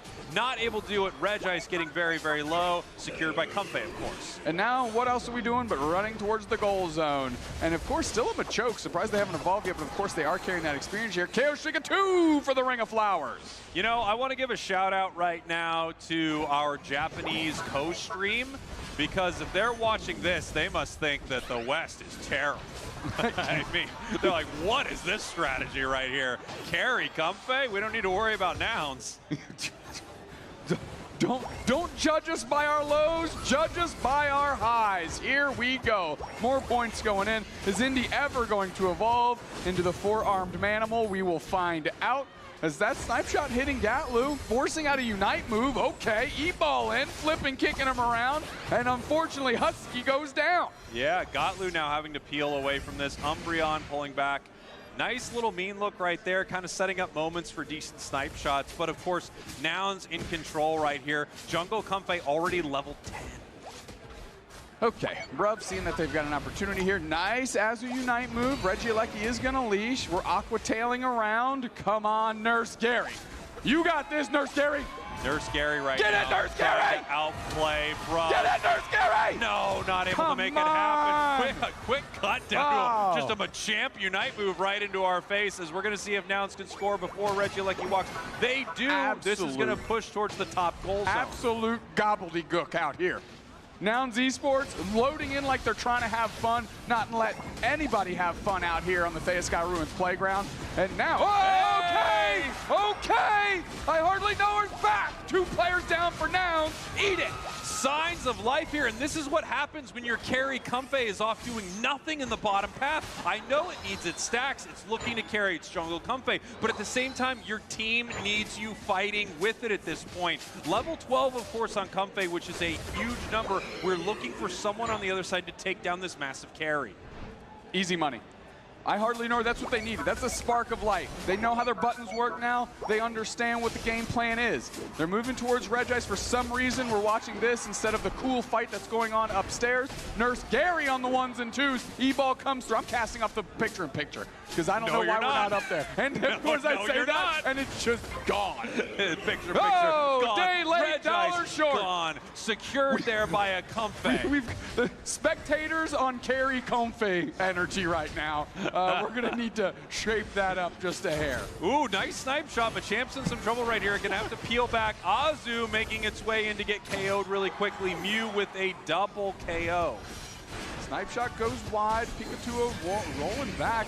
Chai Tea Leaf gets eviscerated. Poor Sableye, you hate to see it. I hate to see it. Crash landing on the pad is Husky making money moves. Gonna have to dart back. It's eaten up by a Volt Tackle. Snipe Shot actually chunks Gatlu. The Flowery Fields were down. We got Razor Leaf as well. We're gonna be able to get another KO. We're looking for one. Sableye gonna engage in the background. Chai Tea goes down. KO streak of 2 for the Mew. Finally, the 4-armed Manimal that is Machamp is in there as well with a KO. Okay, I hardly know. We're gonna need another one of those bounce back moves. Yeah, we need a big moment from I Hardly Know Her. Now, they have some opportunities, but obviously on the side of Nouns, they have this really, difficult strategy to deal with, which is their strongest carry Pokemon, Comfey, able to hide behind some of their supports in some of these big fights. I appreciate you trying to crack the encyclopedia of what we're watching here.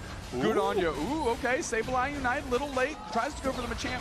Reset here, doesn't quite get it. There's the Comfey to pick it up. Suplex on Nurse Gary. Nurse Gary goes down, gonna have to get treated by one of their compatriots in the Pokemon Center here, as now Pikachu is getting chased. Steel Agent Kyle able to get a snipe shot in, and a well-timed mean look to at least save them. Yeah, and here we go. Regieleki being chipped up now by Nouns Esports. 18 seconds until Rayquaza. Sableye making a sneaky score happen in the bottom path. 337, 142, and I Hardly Know Her is mobilizing around Ray right now. They don't have incredible rip, but they're looking for something, a catch, anything that they can do to throw this in their favor, and they're going straight for Ray. Full Ripskis, here we go. Rayquaza's getting down. Here comes I Hardly Know Her. Here comes Nouns Esports, right in the middle, secured by Nouns. Come on, don't do this to us, Nouns. Don't do it to us. Nouns with the secure. Mew able to take that. Kyle in some trouble right there. The snipe shot does find its way, but the E-ball also picks up the KO. 519, 142. The Hundo Burgers and the 76 Burgers reigning in, as well as a 98 burger. A lot of burgers. A lot of burgers. Looking like Jughead out here with all them burgers. Now, the question is, how many is Nouns Esports going to eat? And it looks like it's going to be a lot, because I Hardly Know Her keeps running out of base and looking to scrap. And here we go, 7:15, 142. Nouns putting on a bit of a show here. I Hardly Know Her having some fun too. And you can see they're hyping up the crowd in this moment. It's not every day you get to play against a world champion at NAIC, and they're living for it. I love it. Especially on the big stage too. If you're going to be up there and you're put in this situation, have some fun with it, and they certainly did. I Hardly Know Her putting on a show. Despite the end result, I had a good time here. I mean, yeah, I had a great time as well. I think it was fun. I'm glad I Hardly Know Her is here and getting to play. And you know what? Maybe for Nouns a little bit, I'm glad that they got a nice big fat W here. Yeah, and it's fun to get a light-hearted one, like a less sweaty one. We spin. Sending them back. It's crazy. Nice confused right into the mean look. Please, one more knockout. I Hardly Know Her. Pick a target and everybody go in. We need one more knockout. Come on. Bruv, what are you doing? Stop. Stop. Stop, bruv. Come on. It was so friendly. Get in there, there's Gary. No, Ender with the Unite. No, not the full team. Why'd you do it? Last second. No. Okay. Don't do it to All right. him. You know what? That's a win for I Hardly Know Her right there. Yeah, they survived that onslaught. Golly. Okay. Well, that was a match we watched. That was a match we watched. No question about it. They're waiting for the score. No, I don't think it was. There was some statistic they were hoping to see on that final screen. What it is, maybe that's good for an interview question later on if we can catch somebody on I Hardly Know Her. Because I would like to know, because they were crossing their fingers hoping for some number to materialize. Big wins there for Nouns. Obviously, after your showing earlier, it's good to have a match like this. But also, let's be fair to Nouns. I mean, it just shows the level that they do play at. They are phenomenal at this game. Stumbling earlier in the day and running into a really fun team to play. They just showed how well they could do even with playing something like Compe as a carry. They did great. Again, like I said, they needed a win, obviously. Getting a win in this manner sometimes just helps calm everybody back down. Like, we're expected to win. We don't have to do much to be able to execute here. Have some fun with it, ham it up, create moments, and look at the smiles on I Hardly Knowers' faces. I mean, they are eating it up, this experience and opportunity. And ultimately, I think that's what NAIC is about, is just forming phenomenal Pokemon memories. Yeah, of course, right? I mean, these events are some of the absolute best things that we get to do. Getting the entire community together to see each other, to play, it's incredible. And I think I Hardly Know Her really showed that. Yeah, and here they're about to get 2 KOs. Big teamwork right there. You love to see it after the Inteleon Unite move, of course, and a misengage by the Pikachu on the side of the Scrubs, Nouns Esports. There we have Bruv. Player of the game with 16 knockouts. I would say monster of the game, because I do really feel like Bruv was a huge reason that dance party ended near the end of the game. I think. Does Bruv have an alternate account where he only spams Lucario? I'm sure. I'm sure he has a gold badge Lucario account that he doesn't tell anyone about. He plays in the middle of the night. You know what? I also think Zoinks has a gold badge Inteleon account, but it's only liquidation.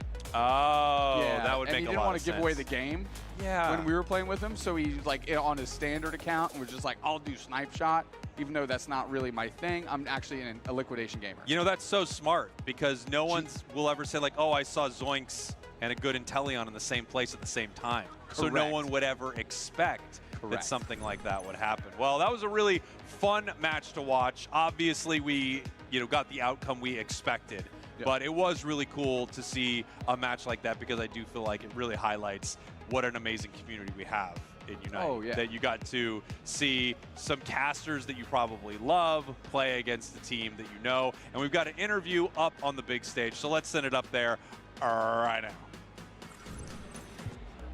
All right, we are here on stage with Gatlu from Nouns Esports. Make some noise for Nouns. Clearly, Gatlu, you are in deep enemy territory. Lots of fans out there for I Hardly Know Her. Luminosity went on over to EUIC to win that international. What does it mean for Nouns to win NAIC at the final stretch? It would mean a lot to us, because obviously we haven't won a LAN event yet. So we are looking forward to play in NIC, but also win our first LAN event this season. A long summer for Anaheim coming on up. What are some plans for Nouns Esports in the coming months to prepare for Anaheim? We're actually looking forward to a bootcamp in the Asia region. And if we win NIC, we're going to use that money to have a nice bootcamp. Bootcamp in Asia, that sounds fantastic. And of course, I do have to ask one thing, because I love to play Decidueye, and there's one team that loves to play Decidueye. What is the mindset behind picking Decidueye as your final pick for Toon? I think that Decidueye is a really good Pokemon, and when you have the new item, obviously like you need to get 20 stacks, but if you get to the 20 stacks with the item and Decidueye, it's going to do a ton of damage. And the theory is just like front to back, like typical mage composition. Instead of the Solar Beam Venusaur, who was really popular, you just play the Decidueye. Thank you so much, Gatlu. And again, you guys are coming from way across the pond. I'm sure there is a lot of people at home supporting you guys from the EU region. Is there one thing you want to say to the EU region? What would that be? That we're going to win an IC for you. You heard it here from Gatlu, everybody. We're going to be throwing it back to the booth. Gatlu, you are confirmed for day number 2. Congratulations once again. Dupes next. Spraggles, it's all yours. Welcome back, everybody. Here we are. Really exciting matchup. Good to hear from Gatlu. I do think Nouns needed kind of a rebound moment like that. Bring them right back into this. They're, of course, in the conversation as one of the best teams here. But there's some amazing teams in the final stretch. This event is stacked with talent.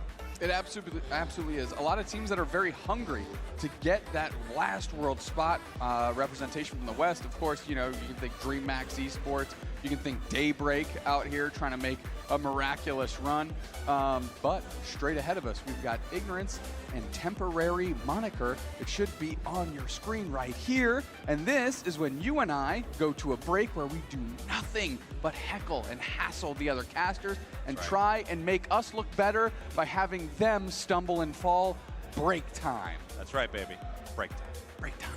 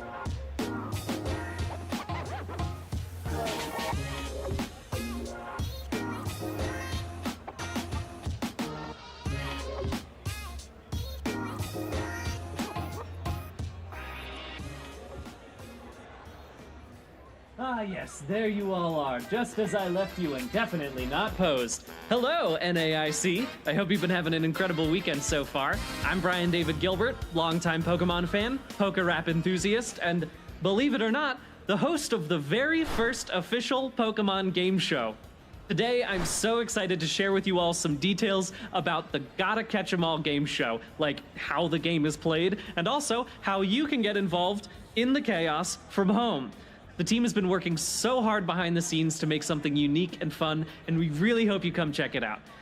All right, roll the clip. The Gotta Catch 'Em All game show is a multiple choice trivia quiz with a twist. Each question has a Pokemon attached to it. To win the game, you need to have all 4 of these victory Pokemon in your collection at the same time. Bulbasaur, Charmander, Squirtle, and of course Pikachu. The Pokemon you collect in the quiz each have a one-time effect, which can be broken into 4 categories. There are supportive Pokemon, which have positive effects that help you shape the game, and there are disruptive Pokemon, which bring a bunch of negative effects that aggravate your opponents. Both groups only require a single copy of a certain Pokemon in your collection to use its effect. Then we have Victory Pokemon, the main win condition of the game, with effects so powerful that they require 2 of the same Pokemon in your collection to use them. And finally, Magikarp, which does nothing, actually? That can't be right. Maybe we should try collecting as many as we can to see what happens. Once an effect has been activated, it can't be used again, but the Pokemon remains in your collection until you reach a maximum of 6. From there, you can choose to swap new Pokemon in to get access to more one-time effects. Each question will have one of these Pokemon attached to it, and players will have to quickly buzz in to answer and catch that Pokemon. If the first buzz gets it wrong, the other 2 can buzz again. If no one gets the question right, we move on, and the Pokemon returns to the tall grass. And the fun isn't just in the studio. You can play along at home live on Twitch. Answer our questions and get ready to make your mark. You'll have chances to vote on key moments and even help us with some sneaky secrets that could completely shake up the game. Got all that? No? Well, the best way to learn is to do. So join us live on Twitch on the 27th of June and find out more.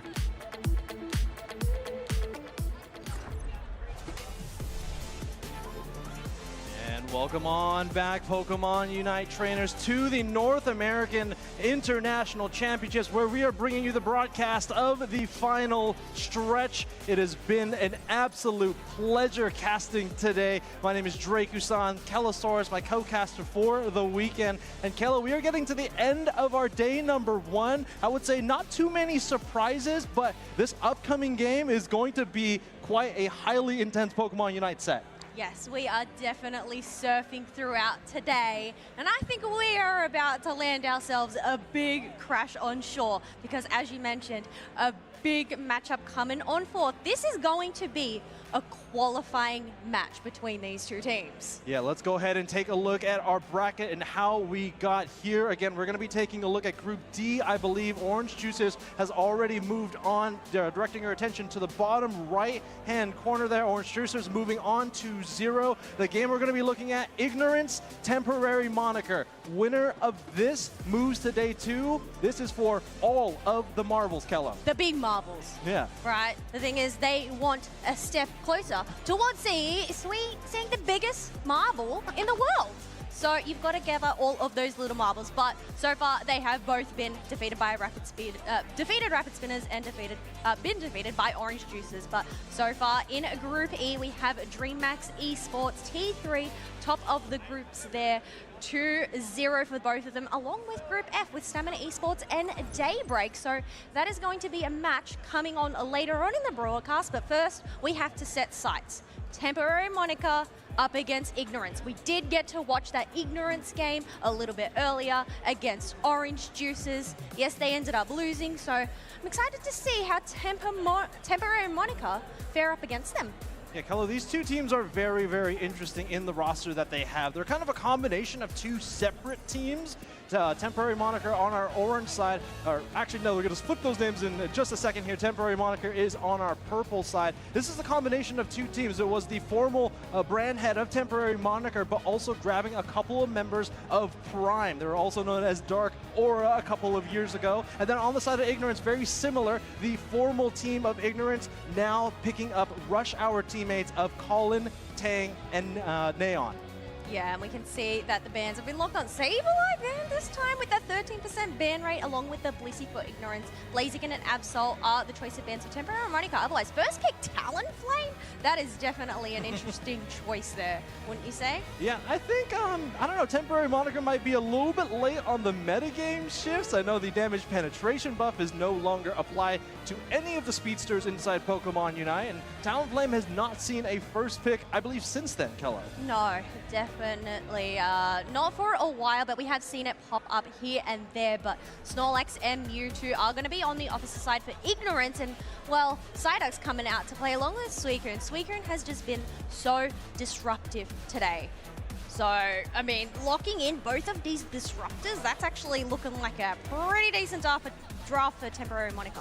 Yeah, this looks like an incredible draft for them. These are the two most, I would say, annoying Pokemon to go up against in that mid to short range. So for at least this Aegislash, I hope they like not moving very much because they're going to be needing that full heal. And full heal has quite a high cooldown for that battle item that Aegislash has. You can only use it one in, I believe, every 75 seconds or so. I may be incorrect on that one, but yeah, we're going to see Get Yoshi locking in one of their aces. He is an attack damage carry player, an ADC player, loves to play Decidueye, loves to play Greninja. I'm excited to see this Pokemon come to play.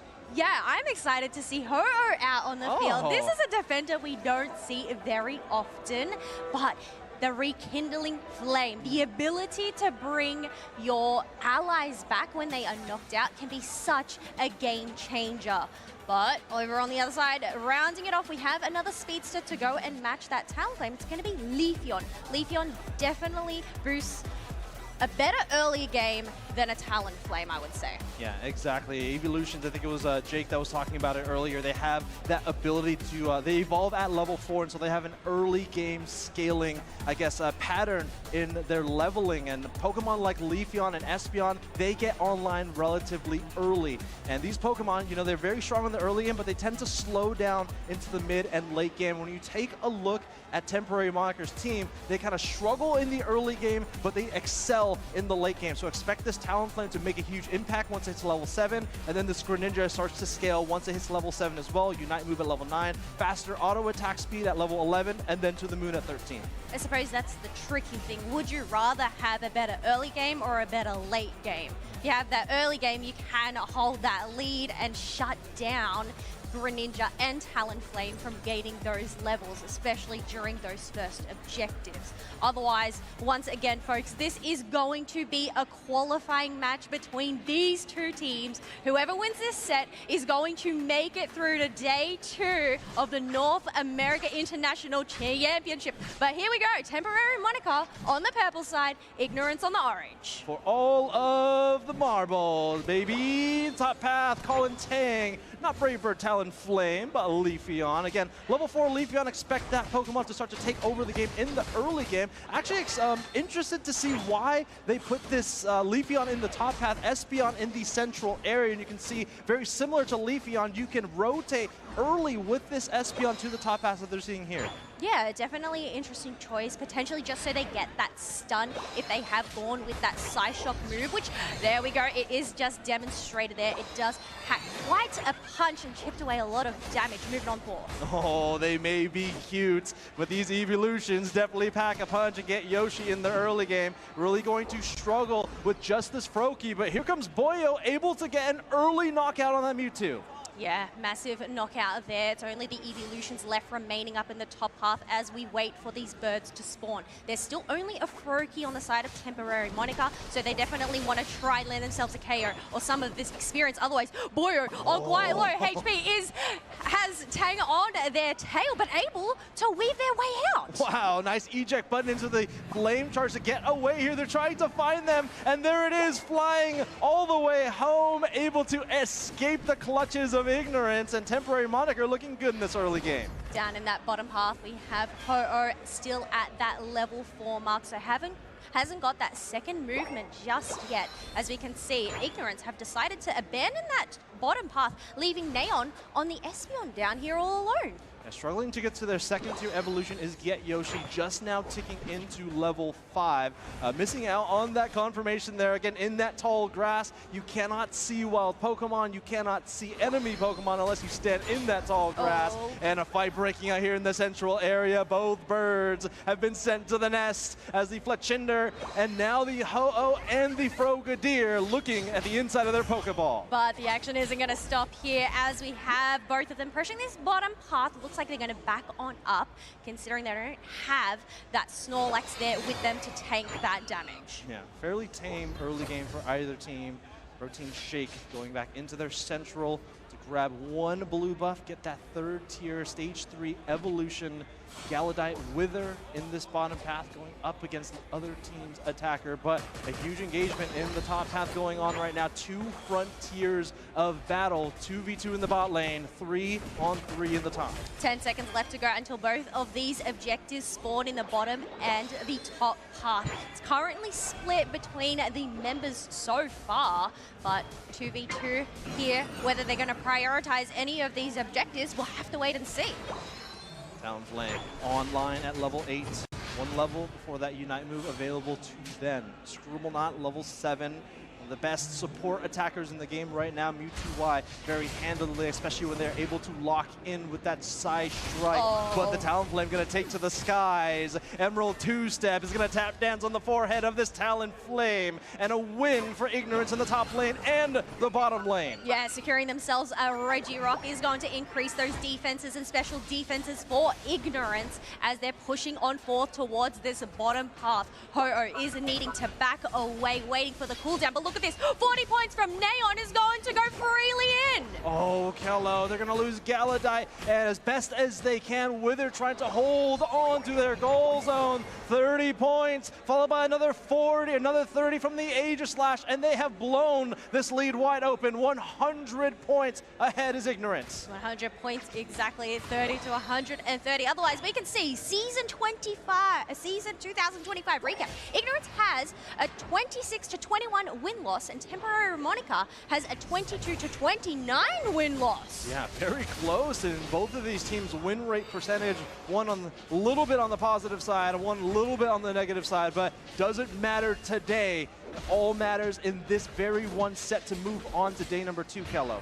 I do say don't put all your eggs in one basket, but it looks like they're going to have to put all the eggs, all the marbles into this basket to go and secure this Regieleki for themselves. Boyer isn't going to worry about that. Instead, going to dunk in their points of their own as this goal is left on 18 points. Looks like stacks happening on either side here. Yeah, Talonflame going for some scores. I love this play from Ignorance. Going to continue to get value elsewhere on the map. They're going to break the tier 1, but also leave this tier 2 goal zone fragmented. Cooking right now, Soup Chef and Ignorance over to almost 200 points. And here comes the airstrike coming in from Ignorance, trying to take their lead to new levels here, but Temporary Moniker for the defend. Yeah, they ended up getting shut down, picking themselves up 2 KOs for Wither there, catching up in levels, but we already have 3 level 11s on the side of Ignorance. Only 1 level 11 being the Suicune on the side of Temporary Monica so far. Yeah. As we head into the later stages of the game, Pokemon to watch again, that Ho-Oh able to bring back their allies with that Rekindling Flame Unite move. The Resurrection Unite move can be so powerful, especially when you're on the losing side of these team fights, which in my opinion, Temporary Moniker has been. Yeah, but we have a lot of comeback indeedies on the side of Temporary Monica, so there is a chance to catch up in levels here, but Ignorance, they're trying to shut them down, control this area, but this might end up costing them as we have Mewtwo getting knocked on out. Oh, here comes Temporary Moniker for the fast break, but they run directly into a trap. There is that Rekindling Flame Unite move to bring back Get Yoshi on their Greninja at 50 to 60% HP. Here's the White Guard to try to stay alive as best as they can. Protein Shake takes a couple, and a KO streak of 3 for Ignorance. That is massive, and look at this side arc getting cornered by 4 members. Now we do have both of those birds respawning, but Ignorance, they're looking to try and soak up whatever wild Pokemon is left on the field. Mind you, it isn't a lot looking at those yellow dots. Yeah, that is one of the downsides for Ho-Oh. You knock them down once in your first bowls of the pins, and then Ho-Oh brings them back up once again to get a bunch more knockouts for Ignorance. We head to the final minute before the final stretch, an over 200-point lead. Another objective going to bounce to the tier 2 goal zone, and this is starting to get out of hand. But taking a look at these levels, not too bad for Temporary Moniker. Still waiting on level 13 for Greninja. They should be able to stop this Regieleki, but the Pokemon that I'm watching the most is going to be that Leafeon on the side of Ignorance, landing that Emerald 2-step Unite move onto most of the Pokemon at Temporary Moniker will send them immediately back to the Pokemon Center. They're definitely going to have to pick the perfect timing, especially when they are going into a Psyduck and a Suicune. They do not want to get caught on out, but as you mentioned, in terms of levels, Ignorance definitely have that advantage there, and same with points, 74 to 291, 25 seconds left to go until the final stretch. Fight breaking out here in the central area early, getting some chip damage onto the Snorlax. Scribblenut on the Mewtwo Y. Another Pokemon to watch as well. Take a look at that rocket ship. I didn't know there were rocket ships. Anthea Sky Ruins are going to recover back to full as they are starting to pivot up to the top path. 5 seconds before the final stretch, and the fight is already starting to brew. And here comes Rayquaza straight onto the field as we have members battling it out towards that top side. They are just going to break away as we can see Brotein trying to ambush them from the backside, but no, it looks like they're going to retreat. Yeah, get Yoshi. It's going to use down on that D-pad, make it way back home and back onto the battlefield. I think they do have vision that the Leafeon is somewhere underneath them. Again, this is now a situation where Temporary Moniker needs this Rayquaza, and they have all the tools to do it. They have a good Ripper, they have a good Secure, they have some pretty impactful Unite moves, and the fight's starting to unfold here with a Power Nap from the Snorlax. As it continues to unfold, Temporary Moniker is being pushed back into their central area, trying to burst the battlefield as the Water Shuriken burst, but unfortunately Greninja cannot stay on the field enough. Here comes the infinite Ice Sparks, but the only ones going infinite is Ignorance.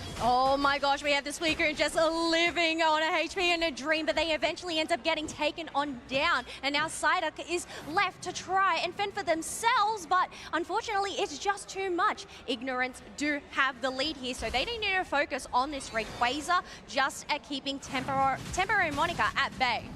50 points coming in from the town. Actually, no, he's recalling back to main base. I apologize here again. Temporary Moniker, 40 seconds on the clock. They need to fully invest in a strategy here. Get Yoshi, only supported by Galadite, is going to find a blocking Snorlax fly. Talonflame starting the battle here onto Rayquaza. 30 seconds remaining, but take a look at Get Yoshi being collapsed upon by Soup Chef and the Leafeon, and that's their attack damage carry off of the battlefield, and this is going to be a Game 1 win for Ignorance. Yeah, that is the second time the Horror ended up getting taken down without utilizing their Unite move. 10 seconds left to go. 3 members of Temporary Moniker, 4 members, 5 members, that's a team wipe. And Ignorance have locked in the first game.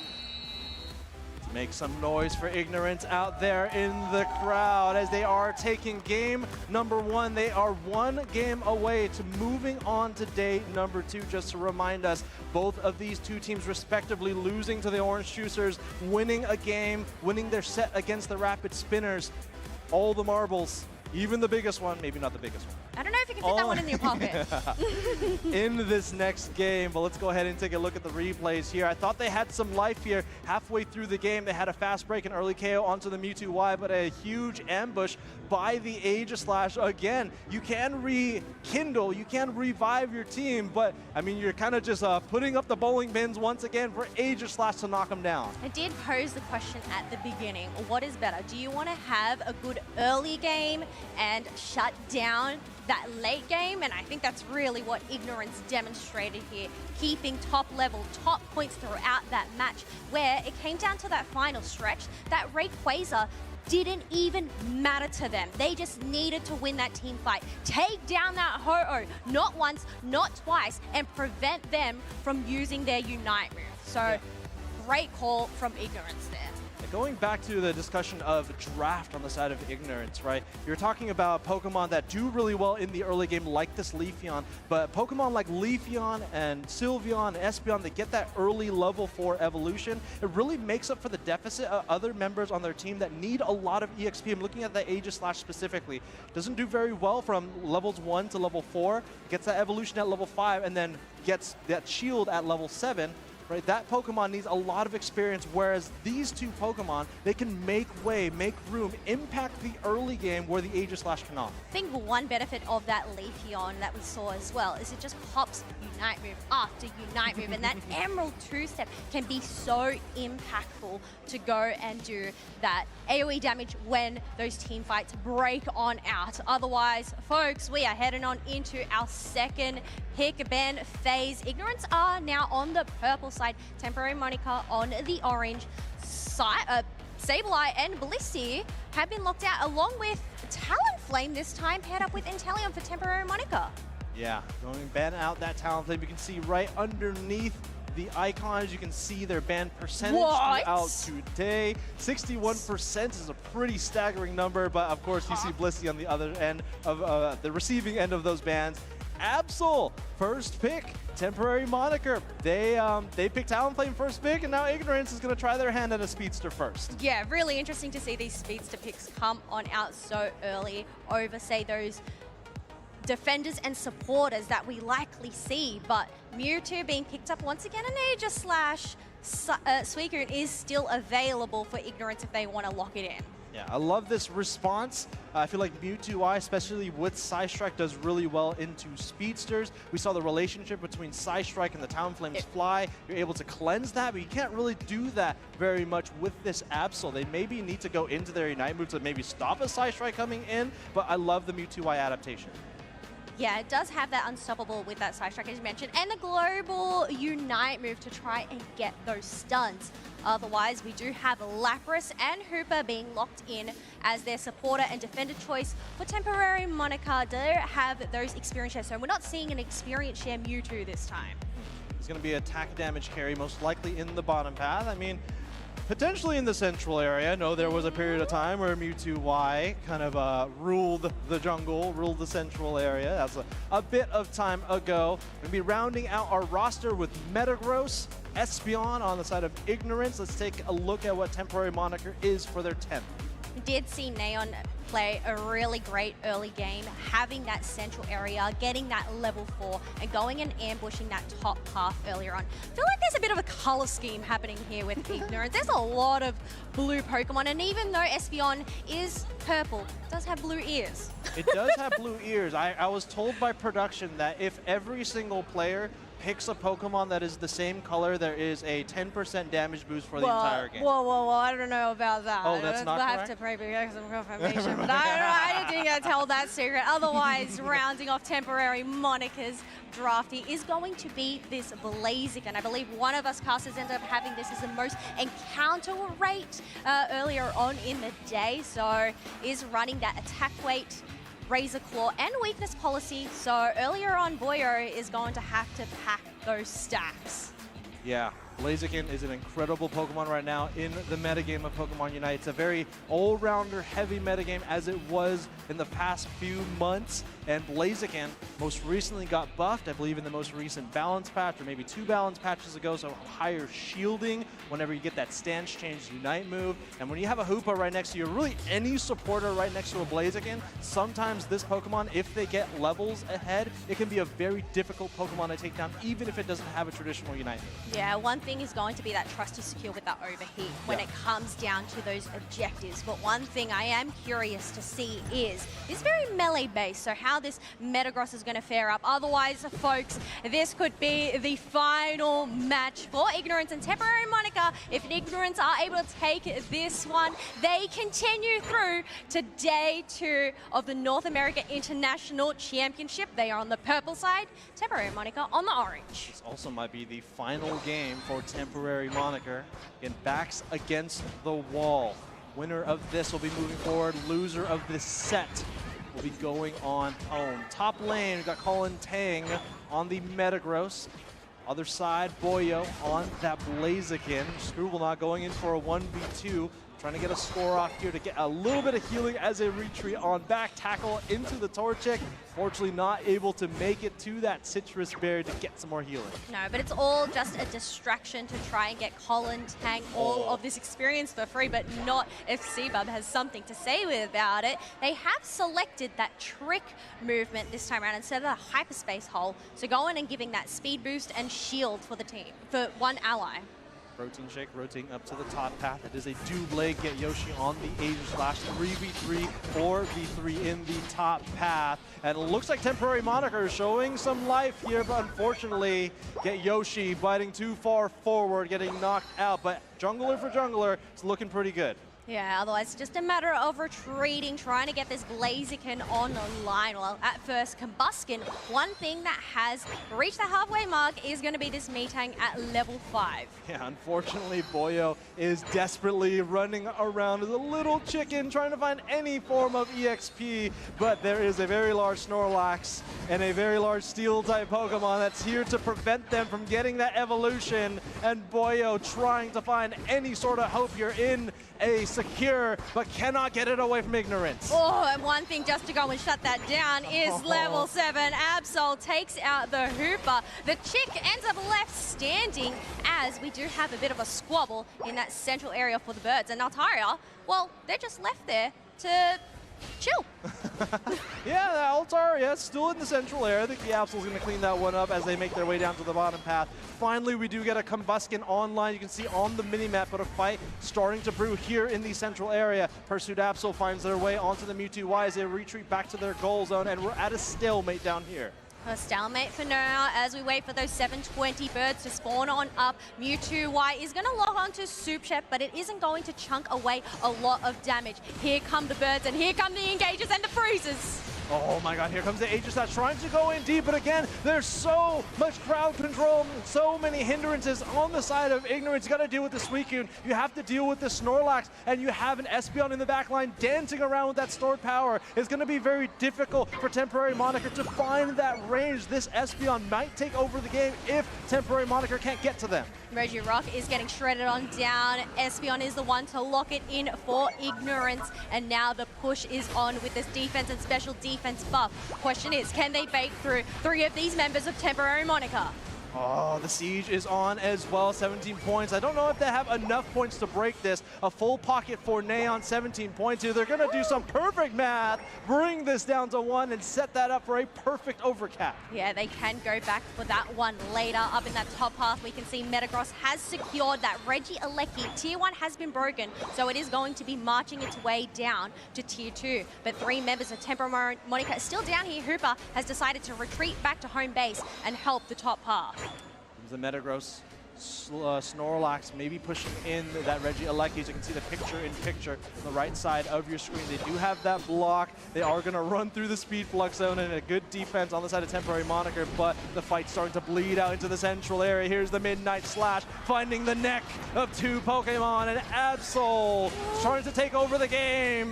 The Pokemon of disaster is starting to be a disastrous moment here for Temporary Moniker. Yeah, they got the KOs, and now they're just going to get some dunks as the rest of the members are going to battle and out. Boyo ended up failing their overheat, not able to land the secure onto Soup Chef, and they end up getting knocked out, leaving Scribblenaught left fending for themselves. But that Snorlax, it's got a hefty HP pool, so it's able to make it on out and not give any KOs to Temporary Moniker just yet. Fontaine, nice KO there with the Compute and Crush. If you're only able to scan 1 Pokemon, it leads into the Pokemon with the least amount of HP getting that 1v1 knockout. Huge for this Metagross. Again, a Pokemon struggles in the early game, but once you get all of 4 of your appendages, you get that Unite move, you can really start to take over the game, and this is where Ignorance will start to excel if they haven't already. I feel like this fight has been going on in this section for the longest time. Ignorance have gone back for more. Another Midnight Slash as the Y-Guard's trying to get Yoshi up, but it just isn't enough. Lapras Express is going to pop on out, get the stun onto Scribblenaught, but that block is able to give him some shielding. More freezes are coming out from Soup Chef once again. All right, here comes Temporary Moniker. They are trying to defend their central area. Ignorance has definitely overstayed their welcome. They are trading a lot of Pokemon, but take a look at this Metagross, Kello.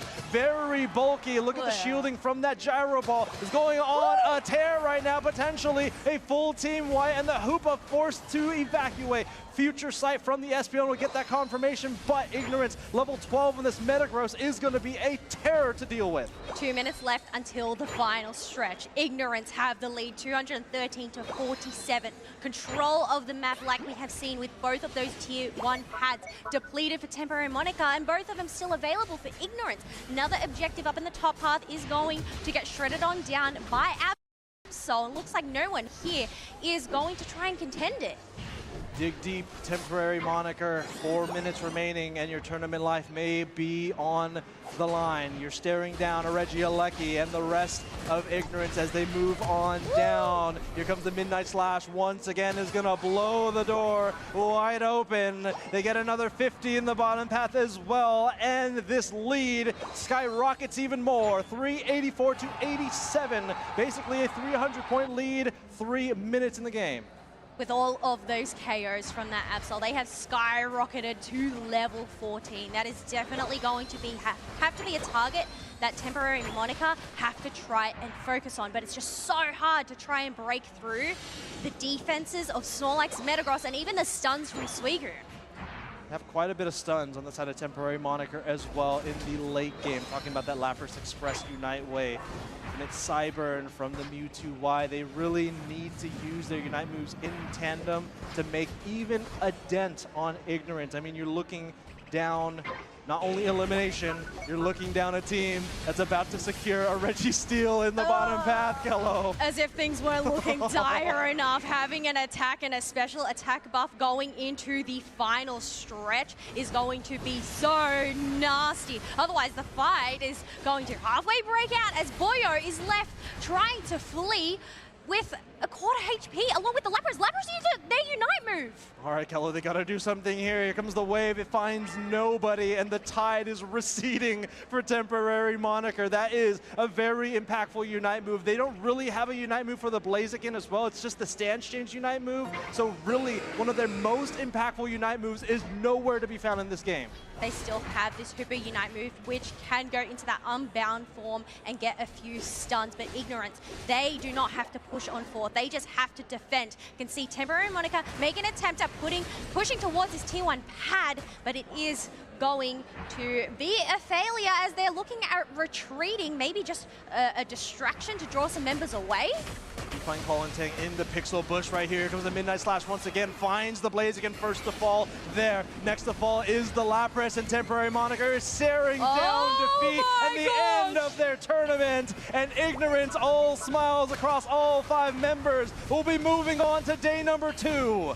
Oh my goodness, team wipe on the side of temporary moniker, which means Ignorance are able to shred up that Rayquaza, even though they didn't need it, but that's going to take away their win condition. Members from temporary moniker are going to jump, try to break these shields, but to no effect. A valiant effort by temporary moniker, just a lead they could not surmount. Ignorance put together in the first 8 minutes of the game, basically had a level 15, level 14 Absol in the late game, finding the first knockout on that Blaziken, and all the dominoes fell very quickly after that. We did have a 1,000 game earlier on off broadcast from Peru. Can Ignorance make another quadruple digit game here with scores at 900 so far? Possibly. They're KOing them past the shield of their central area. Absol finally goes down. A very long KO timer, I believe 40 seconds here. Compute and Crush gonna set up the mausoleum one more time, and Ignorance will be moving on to day 2. They have survived the group stage. It is single elimination time for them. Oh, that is super duper exciting for them coming this far in the competition. But once again, match win over to the side of Ignorance. So big congratulations to them. Fortunately, we do have to say goodbye to temporary moniker, who are out of the competition today. We're getting towards the end of day number 1. We are starting to get the playoff picture, the day 2 picture of teams that have qualified through to the single elimination bracket. Of course, in Group D, Orange Juicers sweeping the field, Ignorance itching away over temporary moniker. This is a really good win for Ignorance. It really is, and you know what? It was another 2-0 game. We have not had any round 3s on broadcast at all today. Has just been sweeping on through. Absol, definitely a Pokemon you don't typically see in that first pick slot. You can just see the confidence of that player and the confidence of the team in that player to pilot this Pokemon. Let's go ahead and take a look at the replays of how we got here. This is game number 1, but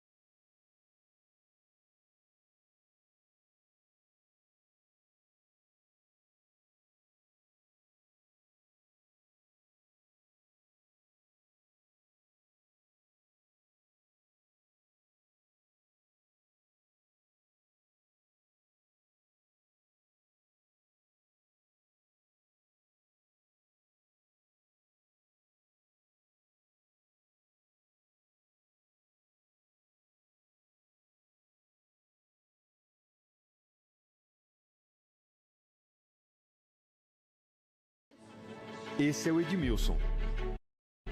Para o cartório,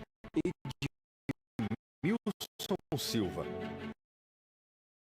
Para o Provão Paulista, um aprovado na universidade. Para o Prontos para o Mundo, Ed. Para o painel Aluno Presente, mais um estudante em sala. Para o bem, um estagiário promissor. Para o governo do estado de São Paulo, prioridade. Porque quando a educação muda a vida do Edmilson, ela muda a vida de todo mundo. Governo do estado. São Paulo são todos.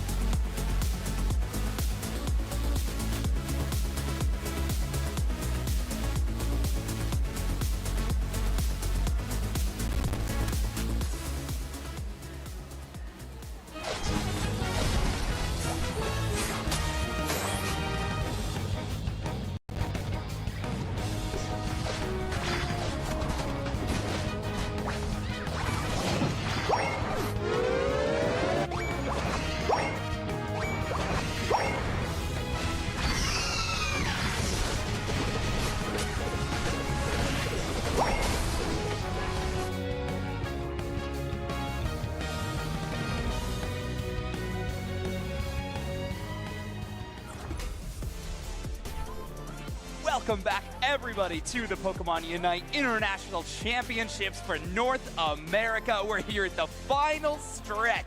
I'm Zoinks, joined by Wonder Chef, and we're here in New Orleans, talking all things Pokemon Unite. Some incredible gameplay already here in day number 1. As the group stage has been raging on, we already got a lot of teams qualified for day number 2, and we're about to add a few more. Yeah, by the way, I'm you, you're me. I like that. We can trade for a day. Ah, okay. Actually, I am the Wonder Chef. You could probably have my life for the rest of it if you want. I'm kind of done with it, you know. It's the leftovers at this point. We'll trade it up. Yeah, all right. I'd love to be a wonderful chef. Ooh, oh yeah, you know what? Do you want to be spooky? That's kind of what I offer. Yeah, in sure. the transfer. Okay, sure. Yeah, we need to switch jackets and everything. Oh no, I'm just kidding. Turn the camera off. We're gonna switch jackets. Yeah, we gotta do a bit. Can we just go back to break? No, I'm just kidding. Exactly. But yeah, we're getting close to the end of the day. We've had some really, really good matches.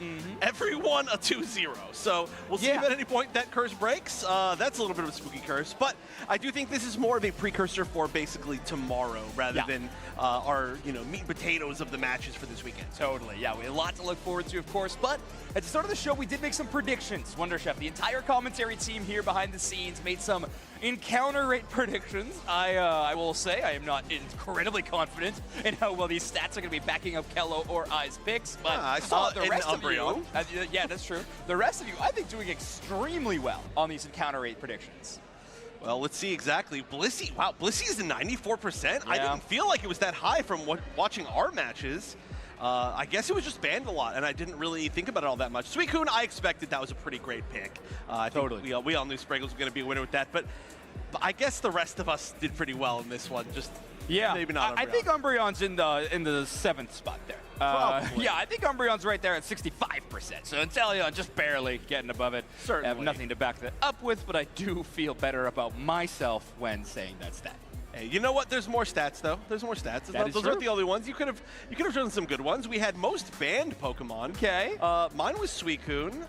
Yours was Suicune. A whole lot of Suicune. Kello's was Suicune, yeah. And Spraggles might have won again with this one. He might just be the best. Yeah, Blissey might end up being the highest ban rate Pokemon. Not even on our top 6. Very interesting. Did you pick Blaze? No, it's Dubsnax. Yeah. Dubsnax clutching it up with this Blaziken selection as the most banned Pokemon with 41% ban rate in this tournament. That is a wild stat. Remember, it's not just the games on broadcast that we're pulling these statistics from. It is, of course, every match that's happening at the group stage.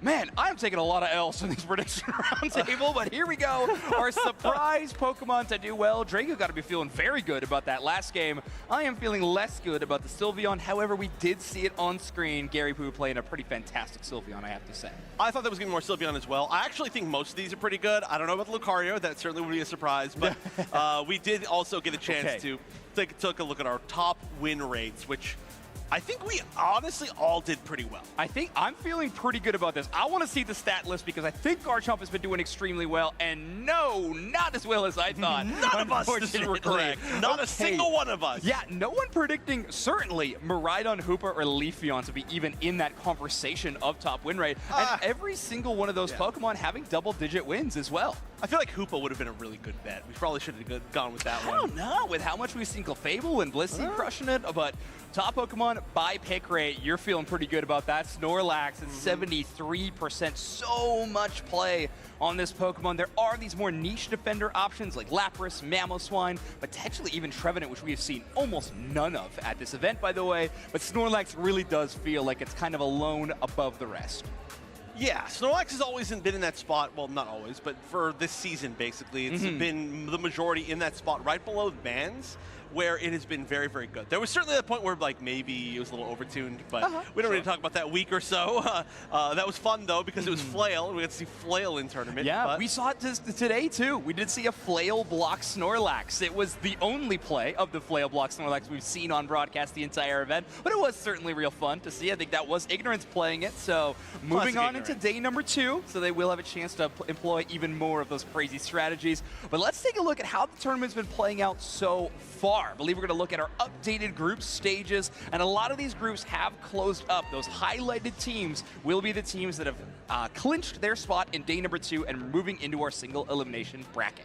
Luminosity Gaming with a 4-0 sweep of their pool. The only pool that actually had 5 people in it, 5 teams in it, and they did not let that get to them at all. There were just more wins for us. Pad those stats even more. Goofy Goobers and Bees, though, with a tiebreaker to get out of that group. That's a very scary group. I mean, they all pretty much are. On this group B, we got Peru and version 1, which we had a chance to watch that I guess, tiebreaker match, the seeding match. Yes, exactly. I had the chance to talk to version 1 backstage after that matchup, and they're like, I think we're the happiest team that's ever lost on this stage. They're just so excited. But yeah, version 1 still with a 2-1 finish. I'm interested to see how well they do in our single elimination bracket. You take a look, Revelation and Nouns Esports, both those squads I think you could call tournament favorites potentially. Nouns Esports looking a little shaky here on day 1, but still just the storied history of those teams, you gotta feel somewhat comfortable about predicting them to make it very, very far. Orange Juicers, another one of those teams in that category. Yeah. And Ignorance, after a first little blemish against OJ earlier this morning, looking a lot better on our main stage. Yeah, I mean, our Ignorance was looking great. It's just Orange Juicers are one of the best teams in the world, hands correct, down. Yeah. No questions about it, except for that one monthly cup where they went 0-2 for no particular reason, aside from that month, which everybody gets one, right? Yeah. And then in Group E, we've got DreamMax and T3 both at a 2-0, so I wonder if we might see their seeding match as our final match of the day. I'm going to have to assume so based on what we're seeing right here. Very likely. Yeah, T3, another one of those fan favorite teams from last year's North America International Championships. And then DreamMax Esports, worldwide fanfare for this team as they are hunting for that world champion spot. Both them tied at 2-0, but that does mean they've both secured day 2 in our tournament. And then in Group F, yeah, we have one more placement match. This one we're going to be talking about in just a few moments as we are getting these two teams set on stage. Stamina Esports from Latin America North and Daybreak from Oceania. So a no North America representation in this matchup for the first time today. This is, I mean, it's very cool to see. Also two regions that are just about as far from each other as you could. I guess LATAM South would certainly be, wait, is it further? No. No, it's no. I actually don't know where the line is drawn. I don't know where the line is drawn for LATAM North and LATAM South. If I'm being 100% honest, I need to look at the map of our regions. But regardless, these regions are very, very, very, very, very far from each other. Might even need them to very in there. Yeah, true. And so it's one of those matches you would basically never ever see. I mean, we've had a treat of seeing a lot of these, you know, whether it be Stamina or DreamMax or Peru, all playing against the North American teams. But this might be like a once in a lifetime of seeing an OC versus LATAM North. Potentially, yeah. This is they might have more in common than you think, actually. When I think about these teams, obviously one of the standouts for Daybreak was the potential of a Scizor play at any given moment. Stamina, one of the only other teams in the globe that I have seen play Stamina, or has seen play Scizor in tournament bracket. Now, granted, they do play a lot more Scyther. Some could even argue maybe it was a misclick. But it has happened for this team, so maybe a fight over Scyther in draft stage would be a very, very interesting thing between these two teams. We certainly, I don't think, have run into a situation where teams are both fighting over Scyther, but for different reasons. Yeah. Right? That's a very bizarre thing to happen. But Daybreak with their interesting picks. Joe, of course, his classic Scizor and Azumarill picks that have both looked quite good today so far. And obviously, they're undefeated on the day. A team that really impressed me at EUIC. They played really well. They had a great set against, it was LG, right? Yeah. That were pretty close, all things considered, considering how strong LG is. And they're looking to potentially try to sweep their group. That would be a huge statement with OC, you know. I mean, not even technically the world qualified OC team being able to do that. That'd be huge. Yeah, Daybreak, a solid squad. They made a splash there for sure. Of course, playing pretty well against LG, notably playing the Zoroark Comfey duo against Luminosity Gaming. So really taking it directly out of their playbook and employing that strategy. Now, their Pokemon selection has been one of our biggest talking points of this team. Not only does the OC region really have some creative looks at Pokemon Unite compositions, but they also just have some players that have very unique strategies. Stamina Esports, though, is not without creativity in the bag. I believe we have this really fun stat where Reggie is still her only Gengar ever played on land at least at EUIC. Has played it again and again, or at least the only player to win with Gengar on stage. Yes, because we did see Gengar at EUIC both years one time, right? Right, from Reggie. No, the first year at UIC? Oh, yeah, that's right. Kelly has played it on stage too, so it has to be a win stat. I forget what it has to be a win stat because because it was it was the what team was that? Peps or Dogwater, whatever you want to call them. No, there was different name between those, wasn't there? I don't know. There certainly was, right? Something we'll be here 30 to 40 more minutes trying to figure out the name. I know Wolf, maybe? Is that what you're... No. Well, yeah, Wolf. Well, yes, that was it. That was it. Fine. I think, yes, that was 100% it. I like Peps, though, because I call them Pups. That was a pretty good joke. But anyway, doesn't matter. Gengar is... Highlight reel of my joke. We probably will not see Gengar. if I'm being 100% honest. That was one of the fun things about that meta that we had. I guess at an IC, you always have to expect one. But that was a pretty fun thing about when we had the speedster meta, which I do miss. That was kind of a fun part of it, was there are some speedsters that we just don't get to see as much anymore. It's true. And some of them that I expected we were going to see more that we haven't. Like, I thought we might see more Zeraora than we've seen. The Zoroark has popped up a decent amount of times. We've seen a few Masqueradas, still looking very strong. But yeah, I think specifically Zeraora. I thought we were going to see more. It's not like it got like a huge nerf or anything other than just toned down a bit. Returned to what it was. Yes, exactly. Which it was seeing niche play even before that, right? So I think if the speedsters, is anything to be surprised about in that roster, it is just the variety. You know, I think going into this tournament, expected it primarily to be dominated by Absol Talonflame. We are seeing a decent amount of variety. So we're seeing that mix. The play rate stats, we just went through them. Not favoring the speedsters nearly as much as we had seen in the past. And yeah, I also expect to see way more Absol, but it has been slipping down the rating charts. Very interesting. We also saw Talonflame, but we did not see, oh my god, I'm blanking on his name. Colin. We didn't see Colin play Talonflame. That made me very sad. Very, very sad. Yeah, but not in that last one, unfortunately. Right. Or any of their sets, I think. There were Talonflames in those games, but I think it wasn't Colin. But doesn't matter. Great at playing a bunch of... Brotein, notable Talonflame player, so that makes sense. Yeah. Interesting to kind of match up. We didn't get a chance to cast any of those games for that team, but that's really cool to see that as a, or Colin as a replacement, I don't want to say sub, but I mean, kind of a sub for the event. Yeah, unfortunately, Gupit are not able to attend the event. Now, the way that these Worlds invitations do work out is that this roster will be locked in place. If they do qualify for the World Championships, they would have a chance to pick up Gupit as a sub, potentially, and rotate them around. But likely, this will be the roster they're sticking with if they do, in fact, earn that coveted World Championship spot. There's only one available at this tournament, and these teams are all vying for it. We have Stamina Esports on stage. Oh, so exciting. And already dressing up their Pokemon, the Hollowware runs deep. It does, with the hat. On the other side, we've got Fu, who... Lapras with a Pikachu Holloware. Yeah, no, that was the plush from Japan, right? From Japan Worlds? Ah, very cool. I think that was one of them. Oh, look at that, and the signed, oh my gosh. We'll get a little too cool, yeah. But yeah, I love the fact that all these players bring their own plushes. I do believe the Lapras one is from Japan. It was the... Okay, cool. Because I think they had the shirts and stuff for that too. I don't remember. They did. It was a long time ago. Yeah. I unfortunately do not own that plush. Would love to correct that. Maybe I could go ask the members of Daybreak if they would just give it to me, and then I could have it. I think that's a good strategy. Yeah. All right. Well, what they will give you is a draft. Thank goodness. And, Lapras could be part of that draft, if I'm being 100% honest. We've seen a good amount of Lapras today. We are not going to see that combination of the Suicune and the Lapras for the Ice Path duo, but we are going to see, potentially, the Lapras. We're going to see Ice and Fire, and, well, technically it's not Ice. It is a water Pokemon, Suicune. I have to rectify that. But it has ice moves and ice mechanics. But we are going to see the water and the fire band. Interesting bans from Daybreak. You can see the stats of banned in total in our tournament. 0, no bans yet for Zacian, and then 2% ban rate on Garchomp in this tournament. Daybreak clearly doing their homework on Stamina Esports throughout this event. Being able to spectate a bit of the games that they've been playing and noticing what they're liking to play.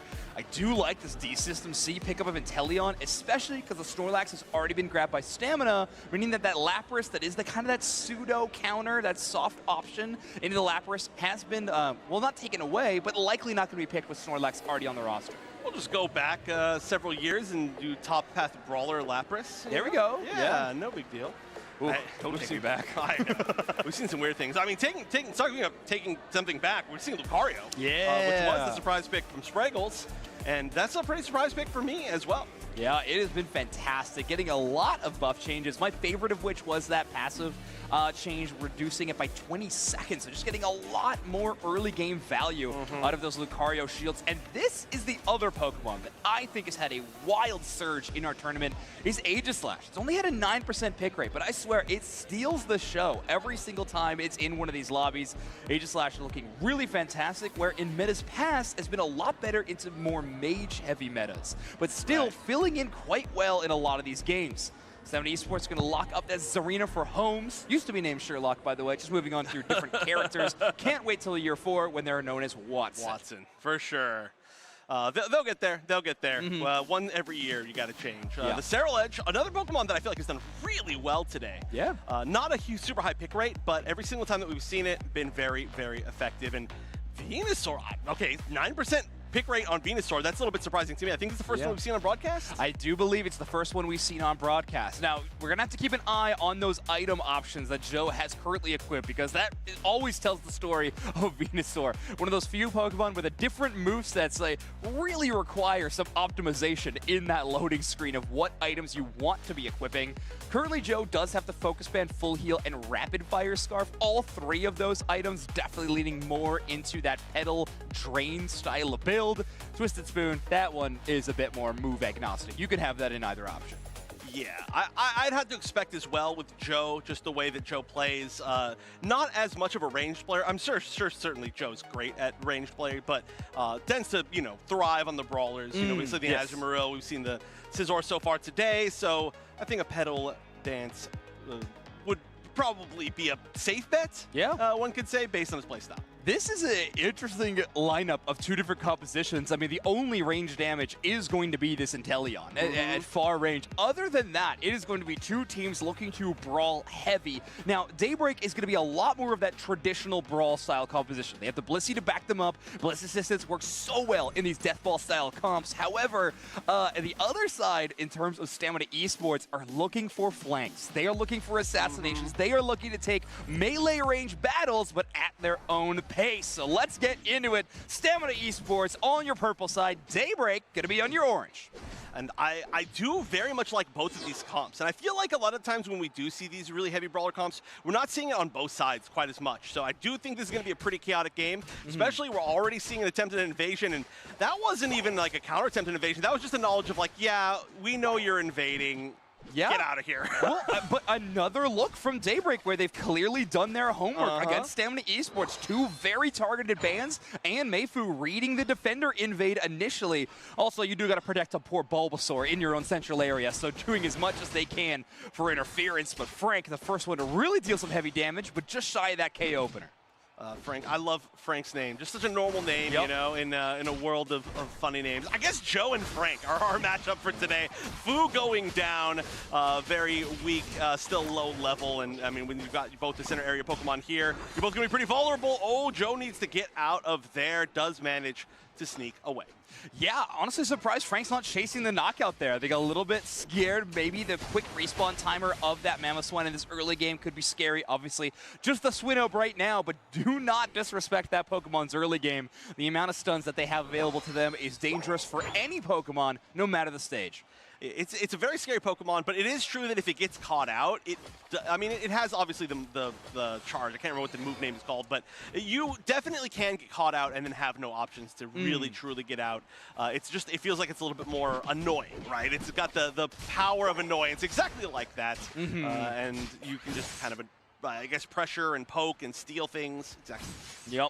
And if anybody's going to capitalize on annoyance, it is going to be a moody Drizzile. So we have DC in that middle stage, ready to capitalize with some big bursts of damage. Joe the same way, now at level 7, fully evolved into the Venusaur. And they're going to be the first ones up, but it's Stamina, the first one stealing the damage. Already a KO streak of 2 for Reggie. He's chasing down that aforementioned Drizzile. Joe does trade a knockout onto that Hoopa and is going to farm up as much damage and healing as they can on this big body of the Snorlax. Honestly, that wasn't so bad for the side of Daybreak. They did give up Liz on still the Chansey, still at level 3 being gate kept, and so that was one of the few KOs, which isn't really going to give all that much to Stamina. I don't think they have any of the new stacking items, the KO stacking items, so you don't have to worry about that all as much. Maybe they do, maybe I just missed it, but they didn't lose that much experience, while I think Joe managed to take down a little bit juicier targets.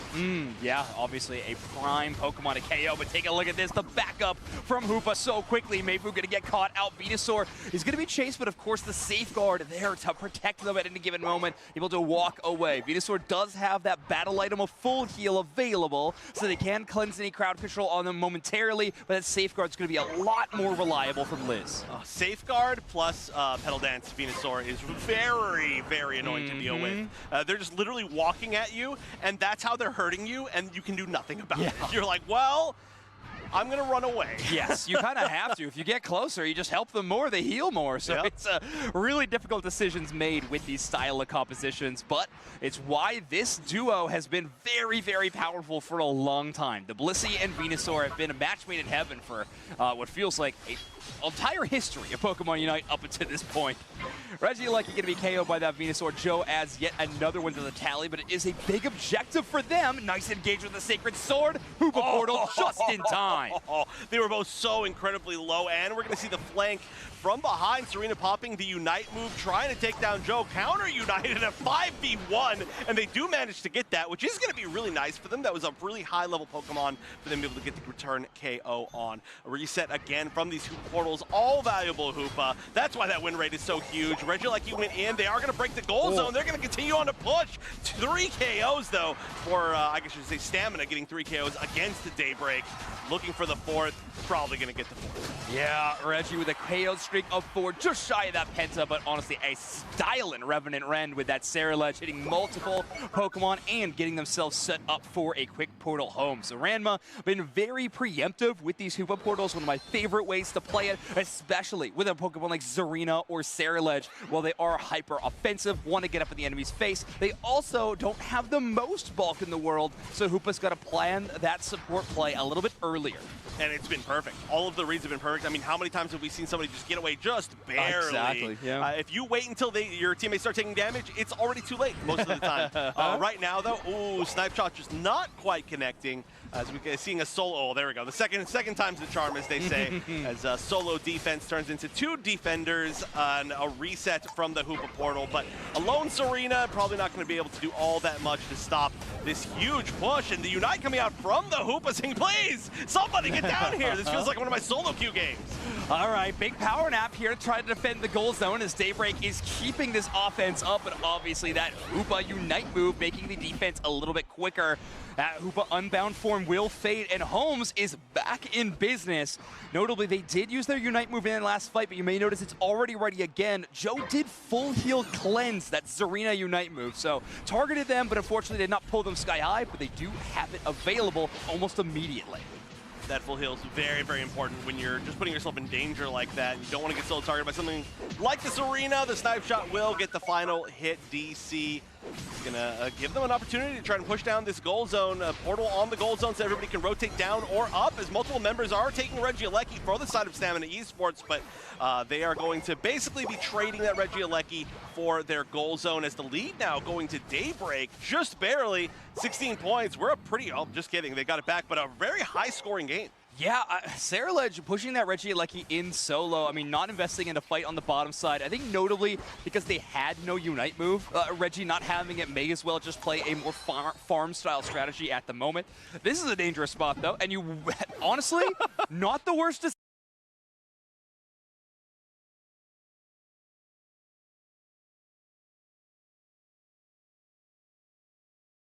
Get a decent amount of scores in that tier 2. If you have to get KO'd, it's yes. a better way to get KO'd. You're not coming out from Lucario. That's going to have to build back a little bit later. Also, the coup de grace coming out from the Aegis Slash. So 2 Unites down at just about the 3-minute mark. They've got time to build it back, especially since they're getting KO'd. But a little bit of a brawl for not much, I guess. They are fighting, but there's nothing to really be gained. I don't think that Daybreak thought they were going to be able to really truly push down that tier 2 goal zone. Stamina just fighting because they're close to their tier 2 goal zone. And pretty much a big reset, I think, now for the next 40 seconds. Yeah, I wonder if Daybreak thought there'd be a 2-player push on the top side to clear those newly spawning in wild Pokemon after the goal zone broke. Just hoping that maybe Ceruledge and Lucario still needed to Unite. They'd have a little bit more clearance. But no, instead, Daybreak playing this very aggressively at the 230 mark. Want to have very prime positioning and as early as they could possibly get it. Rayquaza Pit is going to be theirs, but they're going to have to hold it for a long time. Well, you know, they've got a pretty good team for being able to hold that. I mean, DC on the Inteleon is going to be such a deterrent. And look at this sneaky push around. But they actually get caught. I mean, not that it really matters that much. You say, okay, there's a few people behind us. I guess theoretically you could just push center and just burn down Rayquaza since you see multiple people scoring your own goal zone. They're going to have to go defend in their own whole goal zone. It does look like this is going to be a goal zone broken. A huge lead, but I could just burn down Rayquaza, already down to about 50% HP. Hoopa Unite is popped, so everybody can come back in. The final hit's going to be a flip, and it will be going going to the side of Daybreak. No, not Daybreak. I saw a different shield. Oh no! Stamina taking it. So a double back cap strategy, relying on Ranma's Unite move with the Hoopa to just join back into that into that Rayquaza pit as soon as they possibly could. Easy score in the back line, and then immediately getting that insurance Rayquaza KO. Clean look from Stamina. I think I saw maybe the Bliss Assistant Shield or something like that, but I clearly did not see. That was so chaotic. There was everybody up. That really truly went down to a flip, and an interesting strategy from the side of Stamina where they're like, okay, we're just going to walk into your base. Right. And right now, I like that little bit of a jump ambush defense. There's still a minute left, and the lead is not insurmountable. Correct. Yeah, no, this is still a viable push. Things need to go incredibly well for Daybreak, but and so far Stamina not giving them a lot, even waiting on those jump pads. Lucario was on tier 1 and walked all the way back just to return and get that bounce goal stop. Joe getting as much AoE damage in as they can. The biggest part of their kit right now is how well they can tank, but unfortunately it will not give them enough space. And on the run, Hoopa getting the KO. That's a double for Ranma, not to mention that clutch play around Ray.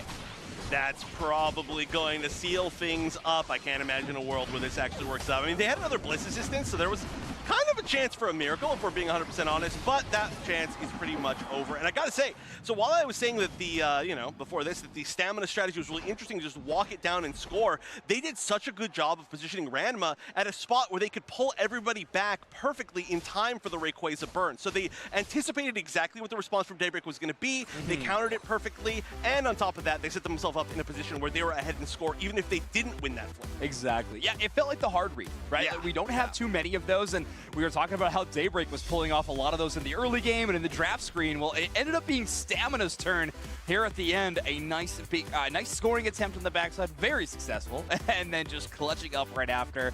Reggie holding down, I would say, the majority of this mid game on the Sarah ledge. KO streak of 4 felt like such an impact Pokemon. Not many answers on the side of Daybreak yet. If I'm being honest, though, one thing that I've saw from this game that I think really needs to be looked at, I think, for a lot of other games throughout the rest of this weekend, maybe a little bit more of like a day 2 thing, I think Hoopa is just so good right now. Hoopa has been extremely impactful in a lot of sets today. Ranma's been playing it perfectly. I mean, all those portals that we saw earlier were amazing, perfectly timed, preemptively set. The coordination between teams is amazing. I think maybe you can't give up the Hoopa so easily. Yeah, we'll see. It hasn't been a banned Pokemon for a minute, but maybe that was finally justification. Frank's Lucario at 74,000 damage is going to take our Player of the Game award. A fantastic look from a newly buffed Pokemon. Exciting to see the return of Lucario. It dominated, it defined an era of Pokemon Unite. It really did. It feels real good to be back. It's also in a current meta where I feel like it's strong because people are grouping up a lot. You know, we don't have as much of like a split from teams. So, for example, even in the defense at the end of that last game, we saw like 4 or 5 resets of E-Speed, I believe, in a row. Yeah. It was looking really, really good. And everybody wants to group up. You're a big group up comp, you know, and it's a good counter. I think it was really smart. And with those Bone Rush cooldown buffs, you get to reset those cooldowns just a little bit sooner. And Frank, very excited about that fact, I think. Yeah, it was interesting. Watching those replays, too, I feel like we were calling it. At no moment did I think Stamina Esports was going to lose that game for the situation they'd set themselves up in. Watching the replay, there wasn't a whole lot of Stamina presence around that Rayquaza. It was actually kind of only the Hoopa. Yeah. They did land some great stuns and ensured their knockout of the Ray, but still a little closer than I think I was calling it during the match while seeing it. So maybe a different story could have happened if Daybreak could find that perfect secure hit. But either way, Stamina Esports very happy with that result. They're going to be leading this series 1-0. I think the situation was closer than you were calling it and less close than I was calling it because I call it for the other side. But perfect. We balanced out perfectly. Yeah, we'll hit a perfect middle ground here. But no, I agree. That was a really scary and risky commitment from them, but they played it out perfectly. I mean, almost you know, they almost got it too close. That's how perfect it was, for exactly. sure. Yeah, they were cool and confident, so I was cool and confident. I guess that's how it works. But we're going to be going into draft for game number 2 very shortly. And I'm curious if we're going to see any big changes. On the side of Stamina, I think it's a couple of Pokemon you keep sorted no matter what. And I think is going to be that player of the game, Frank on Lucario. I think you try to hold that down. Maybe if Blaziken trickles through that ban phase somehow, maybe you pick that Pokemon up. But Frank really does feel like they're moving. They got motion on the Luca right now. I think we keep it. Yeah, I think also Lucario is in that spot where it is, if you ban Lucario, you have bigger problems probably. It's in that like perfectly always going to be available spot. Most teams won't actually have a player who are going to want to pick themselves. So when you have that level of flexibility in your draft, it opens up the rest of your draft because there's so many different things you can do around Lucario as well. Yeah. And I think that's going to be quite difficult to deal with. But I do agree, it looks really good. Maybe building a comp that isn't quite as weak to E-Speed, like maybe one that plays a little bit more separate, something that, I mean, it's hard to say like something with a, like that's like a sniper, because if it does dive you, E-Speed is a great assassin Pokemon anyway, or E-Speed Lucario. So hard to say, but I still certainly would just not group up as much. Yeah, it's a difficult spot. I don't hate their composition into E-Speed Lucario. This is, we were talking about hand puppets before we started, by the way. There we go. We got the Slowpoke run. Personally, I think like Wide Guard, Aegislash, Ice Fang, Mamoswine, like they have some responses to that Lucario. It was just an early game that did not go in their favor, that took them a minute to try to catch up, which was a really dangerous spot, and I think Daybreak paid for it. So yeah, potentially I think we do need to catch up to that Lucario a little bit quicker. We do have a game that's being remade status, everybody. So sorry about the wait, but we are going to be jumping into game 2. Do not worry, that does not refer to that game number 1 result. Yeah, that's definitely good. That would be a little unfortunate. They were like, oh wait, no, we gotta agree with what Chef said about who got the Rayquaza. That'd be crazy. Yeah, imagine if we had that kind of power. Yeah, we can just veto things. You're like, actually, no, you didn't win. Yeah, that's it. Love it. Yeah, actually, Leftovers got a buff. We might have the power. We haven't tried, actually. Okay. You know? One day we're going to have to, like, full commit to trying. If we can convince production it happens, then maybe the game can happen. Let's just, like, trick them into thinking that they're wrong, you know? We'll be like, no, that's not what the score is. Double check it again. We need to switch these names around. We're just going to completely, they're going to hate us completely. Yep, exactly. This is tactical. I got a little comment from production in my ear right there. I think I'm going to stop making that joke. Yeah, we don't want to hurt no feelings up here, nothing like that. But we're going to be going into game 2 very shortly, everybody. Teams look very excited and ready to play. You look at that. That's the face of excitement and ready to play if I've ever seen it. Stamina Esports locked in. We got headbands ready to go. We're set. It is pretty warm in here. It's pretty warm in here. It's also been a pretty long day, but hey, if your team name is Stamina Esports, you got to be ready for a long day. Live up to it. Sure. And Daybreak is when you are playing all night like a true gamer until daybreak. So both these teams ideally should be playing a very long time. Also, this is going to be a little bit more difficult, I think, time zone-wise for Daybreak, as I may be a human being who is generally on the sleep schedule of an Australian person for no particular reason, because I am in North America. So I understand how difficult that can be to make that switch. But these Australian players, I'm not sure if they got here all that early. You know, of course, I think they're like almost over a week. Oh, nice. Okay, so maybe it's probably they're definitely less tired than me. Then I'll just put that out there. Stamina, though, most of the LATAM time zones not hugely different. It's kind of similar to traveling from different parts of the U.S. Exactly. Yeah. No, I think Stamina's pretty pumped. Obviously, they got the travel award to participate at this event via the play-in. You qualify for that World Championships, looking to upgrade that invite, but the chance to play in North America for a couple of tournaments is pretty cool. Obviously, you're going to get a lot of practice against top teams at this event, but now you even get a little bit of practice against international teams at this event. That is huge. Stamina Esports, a roster that's played at multiple World Championships, obviously played at multiple EUICs as well for that AOS Cup. This is their first time ever being here at NAIC, and they're already starting to make it look very good. On the other side, too, for Daybreak, I want to say, I do believe, so help me with this stat, Zoinks. You're a stats monster. I'll try. So was EUIC the first time that OC has made a day 2 at an in-person event? I think so. I think that's correct. Someone's going to call me out on that one. I do believe that's correct, but Daybreak has done it again. But, you know, they're guaranteed day 2. Yeah. This is another one of those matches. So very impressive. Again, I think that's a team that we really all need to look at. And it's pretty surprising that they did not qualify for Worlds. I believe they were third place even within their regional qualifiers. So maybe OC kind of stepping it up, you know, which is, of course, in one of the smaller regions. It's very remote, very hard for any of those players to get good ping against a lot of the other teams when they're trying to scrim. It's just a tough thing for that situation in every single game. But they're looking really good. I think this is some of the best that we've seen OC look. This team in particular seems like they're gelling together really well. Fu, one of the players that we're looking at right now, of course, a great caster. We got a chance to talk to him about the recap of the regional finals when we did our regional finals. But he's also a goated player, and he's not even playing his normal role for this team. Filling in. So just a player that I'm always very, very impressed with. Yeah, me as well. I like what Daybreak has been doing. I have to admit, in that game number 1, it didn't feel exactly like a Daybreak draft, if I'm going to be honest. We were playing a lot of pretty standard stuff. It didn't feel like we were playing to Joe's strengths or potentially even Anonymous' strengths. I think there's a lot of cool Pokemon that they have in the tank that really set Daybreak apart. I want to see that Zoroark again in a major way. While the Aegislash was solid, I really would like to see a return to it. And then, I mean, who knows what Joe will end up bringing to the table, but I think they do have some really exciting stuff as well. Yeah, I mean, most of the time, Joe is going to be going with some of those similar brawlers, right, which we've seen before. The Azumarill came out, did well. The Scizor went out and did well. Serena is another pick for sure that we've seen a good amount of times. But the Venusaur is not one that I'm as familiar with, having watched a pretty good amount, honestly, of OC games.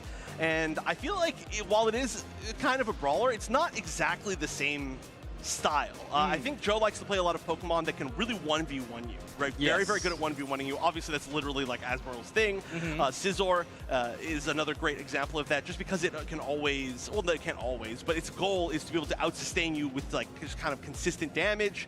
A lot of those Pokemon, Serena can kind of do the same thing, graded with the 1v1s, but Venusaur really is all about running into a big group of people. And it just seems like kind of different.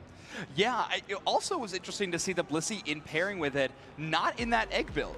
I think whenever we have seen those Pokemon work together amazingly, it is going with the soft-boiled and the, oh my goodness, Egg Bomb. I'm trying to remember the secondary egg. How could you forget Egg Bomb, the best secure in the game? I know, seriously, it's top tier. It's S tier, some would say. Certainly not B tier. Oh, okay. I don't know what you're referencing.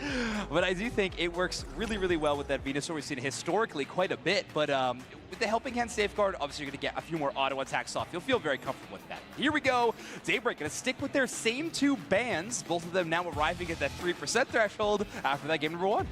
And I think these are very solid, kind of generic bans from Stamina.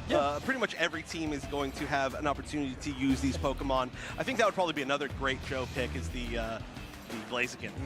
They look like bans that if you want to play Lucario, that's what you would ban. Get that Suicune crowd control out of the way, and then let me play against a top path Pokemon that is not at the top of that meta at the moment. But Fu is actually going to swap up their pick, going to give up that Mamoswine, lock in the Snorlax. Don't mind that first pick landing there. Obviously a 75% pick rate. The very popular choice in this tournament. Lock that up before Stamina gets a chance. It does look like we might be going for, ooh, hold on. There's a lot of interesting support choices potentially being chosen here. And we are going to go double support, technically, as we're going to get the Psyduck and the Hoopa, which I think is a very strong duo. But that does leave the question of kind of how they're going to play any more like tanky line or defender line that they're going to bring. It's going to be more difficult to bring attackers into this game now with not as bulky of a front line, but they will have a lot of crowd control with that Psychic. I think it's also kind of forcing Liz onto either, this Blissey or a Clefable. Either or would kind of put both those Pokemon a lot easier to respond to later on in the draft. You see a Clefable, we're going to start seeing a lot of Cursed Incense or Bangles show up throughout it. Or Blissey, now we have a few more options. So, Stamina Esports rotating through a few picks. With that double support, we likely will not see any more defenders unless it is a heavy damage focus. But all-rounders and speedsters definitely on the table. Okay, so I'm curious if we might end up, we very much could not as well, because there's definitely synergy with both, but I wonder if we could end up seeing Trick as far as like just to support more of a dive comp here, which is kind of what we're seeing. There's also, like I said, some great synergy, especially you can hyperspace hole and bring back Aegis Slash while it's kind of protecting itself. So we'll see what it ends up being, but I could certainly see Trick working out pretty well here. And talking about like bulky brawlers, we got 2 more on the side of Daybreak. Okay, but not a lot of dive. So I think Frank is feeling very comfortable locking in one of these long-range attackers. I was talking about how it might be difficult to do with only a Psyduck and a Hoopa operating as your front line. But if the only options they have to get through you is the slow crawl brawl, it'll be a little bit easier to pepper in that Miraidon damage from range, and that's why you see that Pokemon selected in our final spot. A 19% pick rate at our tournament. I think that is kind of baffling in terms of my expectations. I expected that Pokemon to be way lower going into this event, but Miraidon has really shone as an attacker selection. I expected it to be 0, if I'm being 100% honest, or somewhere close to that. And I thought maybe if we were going to see it, it was going to end up being Electro... Drift, thank you. There we go, that's the word. It's hard to remember names today for some reason. But yeah, we saw it work really well for DreamHack earlier. Mazo was playing a great ranged Miraidon that was playing like a real kiting game, which is exactly, I think, what you want to do in this game as well, right? Not only are these like not really dive Pokemon, but they're Pokemon that are really vulnerable to being kited. We also have a little bit of a weakness to special attack, maybe from the Metagross, or less of a strength of defense from Metagross. I don't want to call it weakness. No, I think you're right. Yeah, I think that fits well. Also, it is going to be operating with that Cursed Incense, so I think we are most likely, like you just mentioned, looking at that Charge Beam and likely Thunder build for Miraidon. So no Parabolic Charge. We don't see that from too many players, but let's get into it. We're here at game number 2. Daybreak, backs against the wall. They're going to be your purple team. Stamina Esports with the lead, hanging out on the orange team. And it will be Metagross going to the center for Daybreak. Okay. I mean, there's the players' roles at the moment, but you know, there were a few different directions they could have gone as far as switching things up. Psyduck Miraidon as a path is very annoying. You are just getting poked the entire time. Yeah, well, at least that first contestable wild Pokemon in the middle was won by Daybreak's side. Food landing a pretty impressive tackle on that Snorlax. But now things start going south for Stamina on the top side of the map. Sorry, for Daybreak on the top side of the map as Stamina picks up a KO with that Honedge. That's a tough path to lose a first KO to, because you really do not want to see it get to a quick Aegis Slash. The Hoopa, amazing enabler for this. I think, you know, I always like to choose my kind of like fun personal MVP. Ranma's got to be mine. After what we saw last game and already enabling so much, I think it's a really amazing set of Hoopa play. Plus, then Doopsnax doesn't need to get mad at us for not talking about the sport. Oh, poor Psyduck and his headache. He's going to jump immediately into the damage, but that's okay because Stamina Esports are there to protect their poor brain, you know, feebled Psyduck as they get in some great damage. KO streak a 2 from the Absol, and they're looking for even more. A red buff stolen from Reggie. Absol, just one of the best strengths it has is it clears the central area so quickly, one-tapping a ball toy. I don't think Absols actually look at what they're attacking. They just one-shot it, whether it's like a Pokemon or enemy Pokemon or wild Pokemon. It could be Defender. It could be like a Reggie. You're just like, okay, whatever. There's something in front of me I can attack, and suddenly I'm behind it, and that's life. Exactly. Yeah, Absol, one of these Pokemon that relies on those critical hits, and those are always devastating, no matter what Pokemon game you're playing. All right, Swablu Altaria spawning in. That will be Daybreak first to the party and isolating Stamina Esports completely. But they're not done yet. Looking for a fight potentially. Heavy Slam makes it trickier for Reggie. That is a full-on dive in from Joe. Does get the KO traded out as Ranma with that portal securing the Metang knockout. Mayfu on the run. DC gonna try to defend with that fire spin, but a long range charge beam from Frank is gonna take that KO out. Not even the empowered one either, just a first shot. Ranma also pushing in that moment aggressively, trying to find some KOs, and basically did, although I think it may have been kind of taken away by Aegis Slash in the end. But Stamina Esports looking like they're having a great start to this game. Levels are starting to run away, points are decently in their lead, and it just feels like they're in control of all of these fights. And look at where Ramna is playing currently on your minimap so far forward, trying to see how many Pokemon are showing up on this top side of the map to see where Stamina wants to posture for these first set of objectives. They have 3 people. They'll most likely see a portal drop on top of that goal zone, but instead we're going all-out offense. Absolute Unite move combines with some damage from the Hoopa for a KO onto that Buzzwole, and now it's Stamina Esports' turn to take the Regieleki. We saw some preemptive Hoopa portals there that were not needed, which is always a good sign when you're like, oh, we don't even need to heal partway through this. It does look like they are going to probably wait a decent amount of time to either break that tier 1 gold zone, or they're just going to use that as space to rotate down, take the basement Reggie, which doesn't look like they're in any sort of hurry to do. I think they're just waiting as long as possible before they maybe dunk in that 40 that the Aegislash has. Yeah, I don't want to give up that free experience. You see Aegislash hovering around that top side still. Hoopa on a mad dash to get away. Psyshock going to make that a little more difficult from DC's Armarouge. It's a Miraidon Unite move being pulled out. It will absolutely delete that Armarouge, so the attacker defeats its rival attacker. And Stamina Esports at a scoreline of only 62, but a whole lot of team fights in their column. They could have broken that and gotten themselves up to a 100-point lead, but they were confident enough that they did not need to immediately break that tier 1 gold zone. They want to hold on to the EXP lead. They think that, I guess, 62 is enough of a lead right now. I guess technically they're a 58-point lead. And they're the ones who are rotating down mostly to this Reggie Rock. A few members of Daybreak there trying to get the steal, but Absol is going to be amazing securing not only the basement Reggie, but also an Armarouge. Yeah, Reggie, one of my favorite players to commentate over in our Unite Championship Series, and specifically on their Absol. I'll take Dodrio as well, either or. So fun to watch that player play. On average, Daybreak scoring 410 more than their opponent. Stamina only getting a 286 scoreline. So when Daybreak wins big. And I mean, I think that play where they decided not to break that tier 1 gold zone, which is happening right now, by the way, it kind of goes to show that they don't feel like they need to have a huge amount of points. And right now, we're pushing down, or sorry, we're trying to push down this gold zone from Daybreak, but a great defense. Wow, 3 people being hit by that Hyperspace Fury. That's a huge set of stuns. They are going to continue to push through. Daybreak making this happen. Hoopa going down first, and they're popping everything. They're trying to take out the few members that are left. Big defense potentially coming here from Miraidon, who's going all the way to the goal zone, and they are going to be able to push back Daybreak, suffering no KOs, so Daybreak not the unhappiest in the world, but they did lose the Regieleki in the meantime.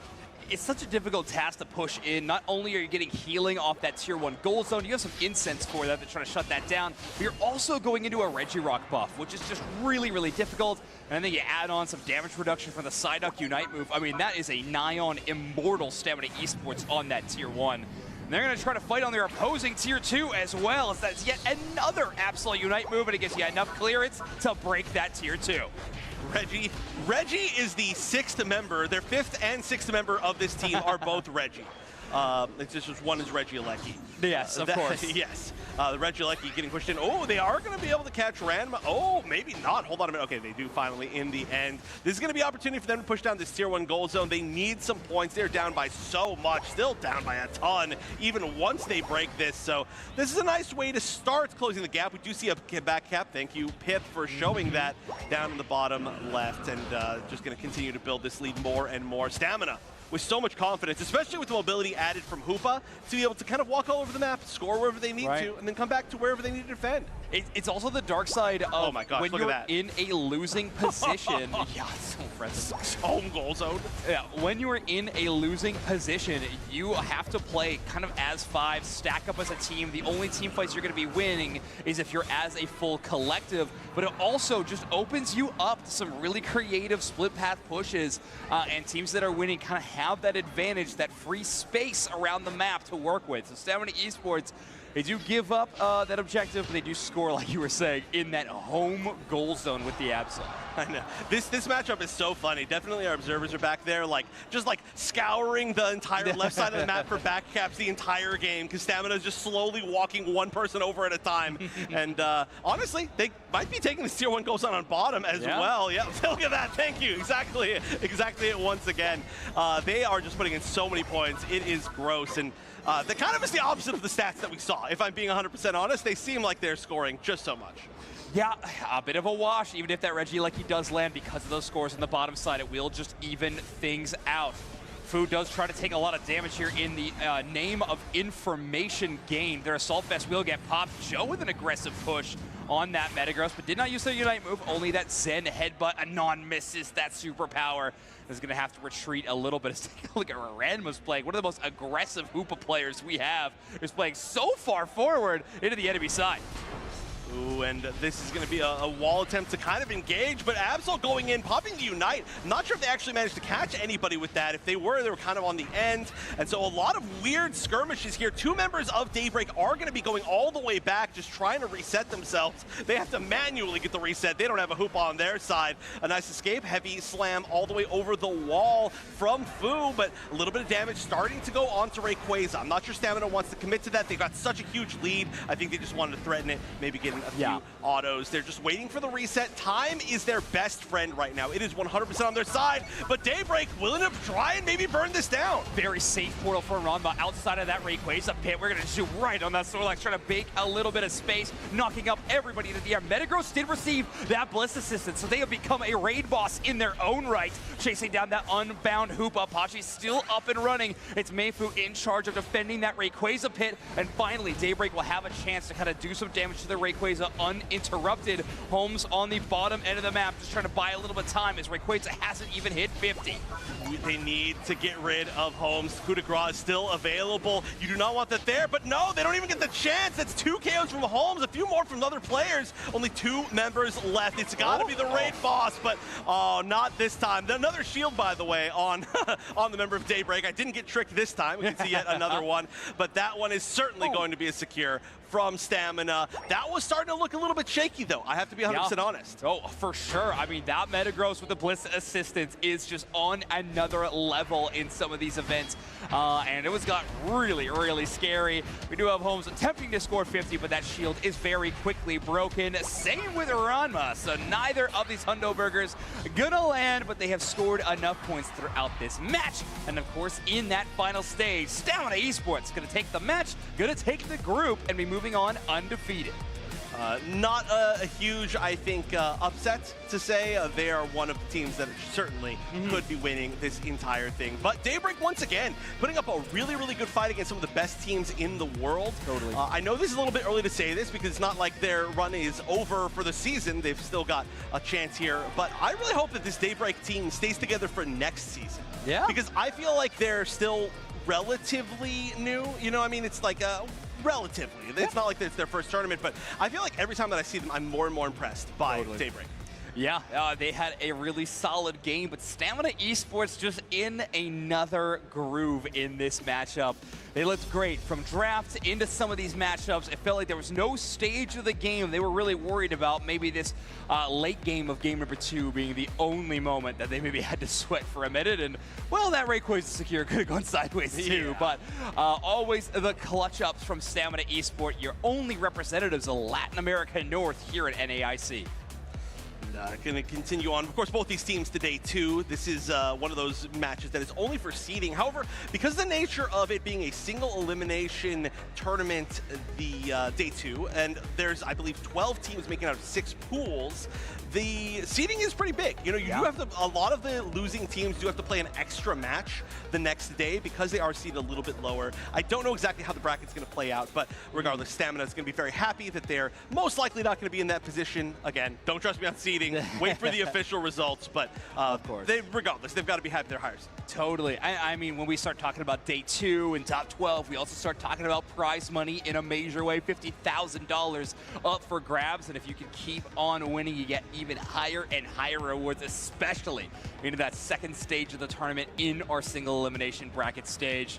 And this is just one of the biggest strengths of Stamina Esports is their flexibility on those damage carries. I was just giving so many praises over towards the Lucario from Frank in that first game, and now we have them playing an attacker on the Miraidon, and they were crushing it as well. But the Player of the Game award will be given to Holmes. The crown is yours, King of Aegis, as the Aegis Slash with 48,000 damage going to take it away. A Sacred Sword build on this time where we have seen some Shadow Claw today. Wide Guard forever, though. Oh, yeah. Wide Guard was so important to winning this game, to be honest. If Aegis Slash was not there in those final moments, I think without a doubt Daybreak would have been happy to just simply burn down Rayquaza, go for the flip. But Coup de Grace, way too strong of a secure, and Aegis Slash is way too strong at being able to just kind of sit there and say, okay, try to take me out. I don't care. I will literally sit here as long as you want, especially with a hoop up backing you up. So Holmes, very, very much key to that final victory happening. And while that happened, of course, then they ended up just wiping out Daybreak. So great stuff. Holmes doing an amazing job in the entire set and the entire day. Yeah, this is another one of those teams that I'm just so excited is going to be continuing in our tournament because I want to get more looks at them before the World Championships. This is an event that is packed full of top-level talent from all across the world in Pokemon Unite. Obviously, a major representation of North American teams, but getting to look at Latin America North a little bit feels like a preview, but it also feels like it could be the start of a very, very special tournament run. Oh, yeah, without a doubt. I mean, it's such a huge question mark as to what the rest of this tournament is going to bring. Of course, we do have one more match today. It's not the end of today, but like looking forward to tomorrow. Yeah. I mean, we technically know who our teams are for tomorrow, and it is. I mean, we can guess as best as we can, but LG has, of course, been very dominant at these ICs, but there are a lot of foils to the team that have beaten them before, or they haven't had a chance to play as much against this season, and I think that there are just so many big question marks and upsets that are going to be happening tomorrow. Yeah, you can't underestimate any of these squads, especially the ones that have fought their way all the way to day 2, some on unblemished score lines. I think Stamina Esports is going to be one of those teams, the 6-0 in map count. Luminosity, another one of those, I think 4-0, and we can just keep adding teams to the list. Technically, they're 8-0. They did have a better map count, right, because they had more matches, but we don't count that. But still a good run. I think I did see a screenshot of one of those players that did have a 5 speedster game off stage, which was very, very fun. Nice. So, yeah, these teams having an absolute blast up here on the main stage. Stamina Esports, no exception, but I think Daybreak also fitting into that category, having a great tournament and potentially could even turn up even hotter for day number 2. They have made it into that single elimination bracket stage. Yeah, like I said, they've got to be happy that they've now brought OC to day 2 of an in-person event 2 times in a row. In a row, that is. Very, very impressive. The first 2 times ever, really. So they should be proud of themselves regardless of what happens. And then last time that happened, they had a really close match against LG. They could be trying to get their rematch as well if they can fight their way through. But it's going to be a tough bracket. And I mean, looking at our next match, just thinking about it as well, T3 is going to be another team that they did manage to make day 2. They've got a lot to prove. And I mean, obviously we don't get to cast that, but I'm excited to watch that one coming up relatively soon. Yeah, is that another one of those things where you can just say and manifest it?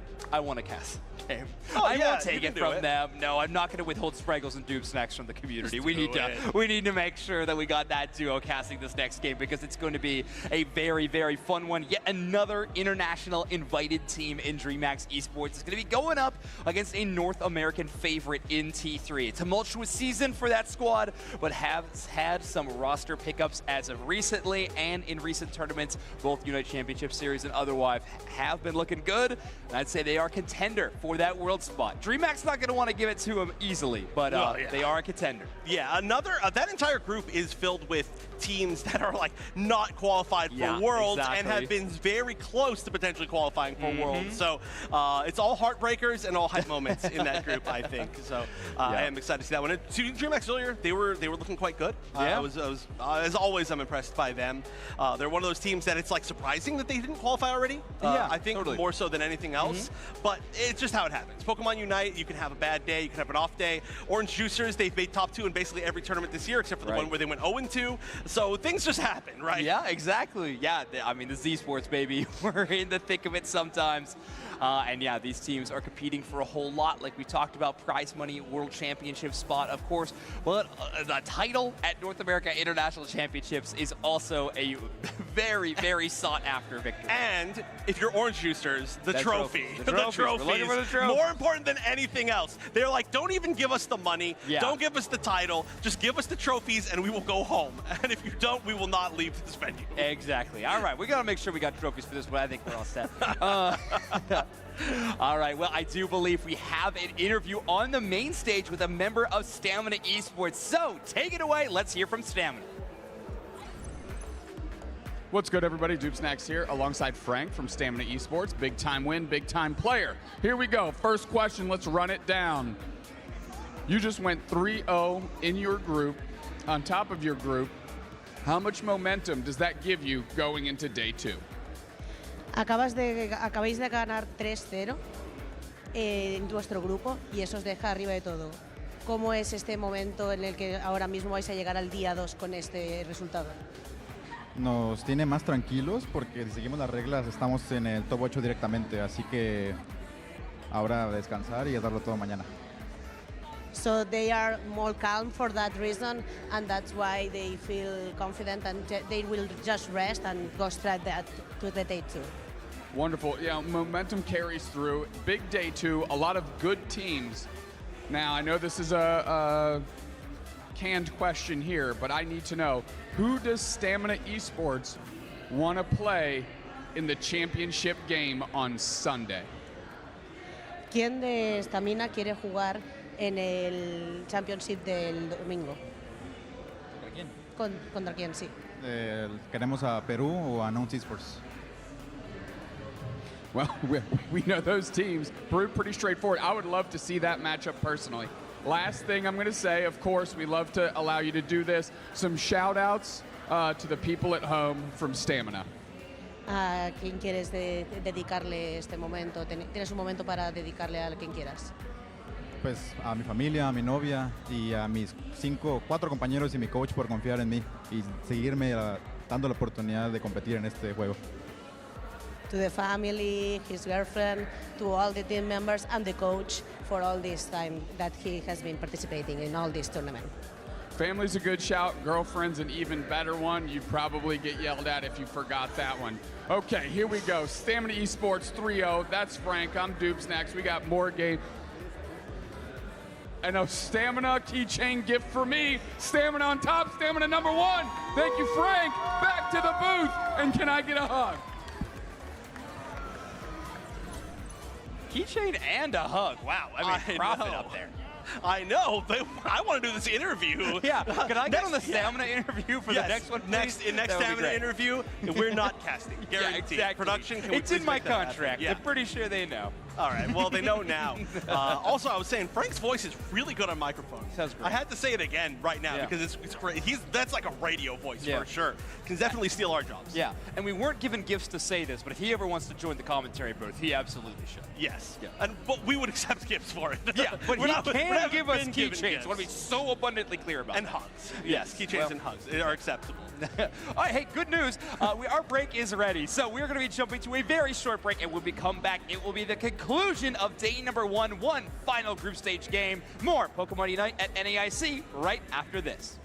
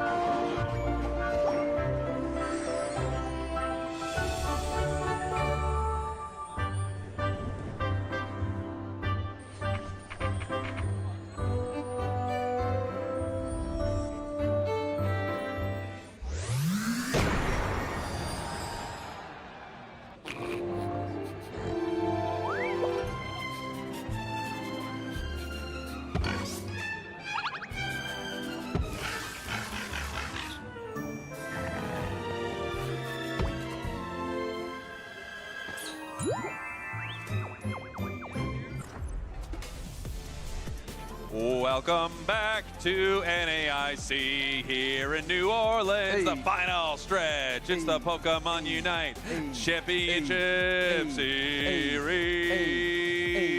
We're back! All right, everybody, we are back with our last match of the day, which should be a bit of a burner for Barnes, Doob Snacks. That means if you have a barn, it will be on fire and therefore be burned down, because we are closing out to see who will be on top of Group F. Yeah, this is an exciting one. We've got DreamMax and we have T3. So two really cool teams doing well in their groups. We talked about DreamMax a lot earlier. This is one of the teams I have my eye on because I want to see them get deep in this tournament. I would love to see DreamMax at Worlds. It feels like Worlds without, you know, the players on DreamMax, Worlds without Mazo, Worlds without some of these stars. Without would Alivo too. Yeah, would be a real bummer. Now, of course, we have an amazing NA team in T3. This is a team that I feel like could definitely have taken one of those NA spots, right?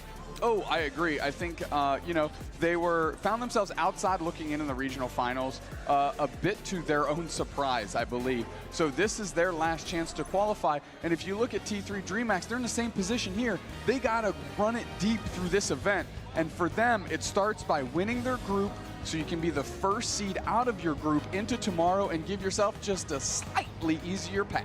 Yeah, you know, there's a real possibility, Doobsnacks, that we're going to make it deep into this tournament, and the team that actually will win that final spot might not be the team that gets it to the grand finals, right? Correct. They could easily be the team that's in 4th place because we have so many teams already qualified for Worlds. Those spots will start to trickle down. But before we get ahead of ourselves, let's take a look at what's happening here. We have DreamMax with the band Suicune, Zorororororork, and T3, we have Blaziken and Leafeon band out. What I'm most surprised is we don't have a Blissey anywhere on our screen yet, which is a bit of a surprise to me, because that Pokemon is very, very good. You're finding a lot of bans this weekend. However, look at the priority shift. Now, DreamMax might not have to be too concerned here because of the heavy prio by Tie-Dye on this Clefable, so they might be able to get Blissey late.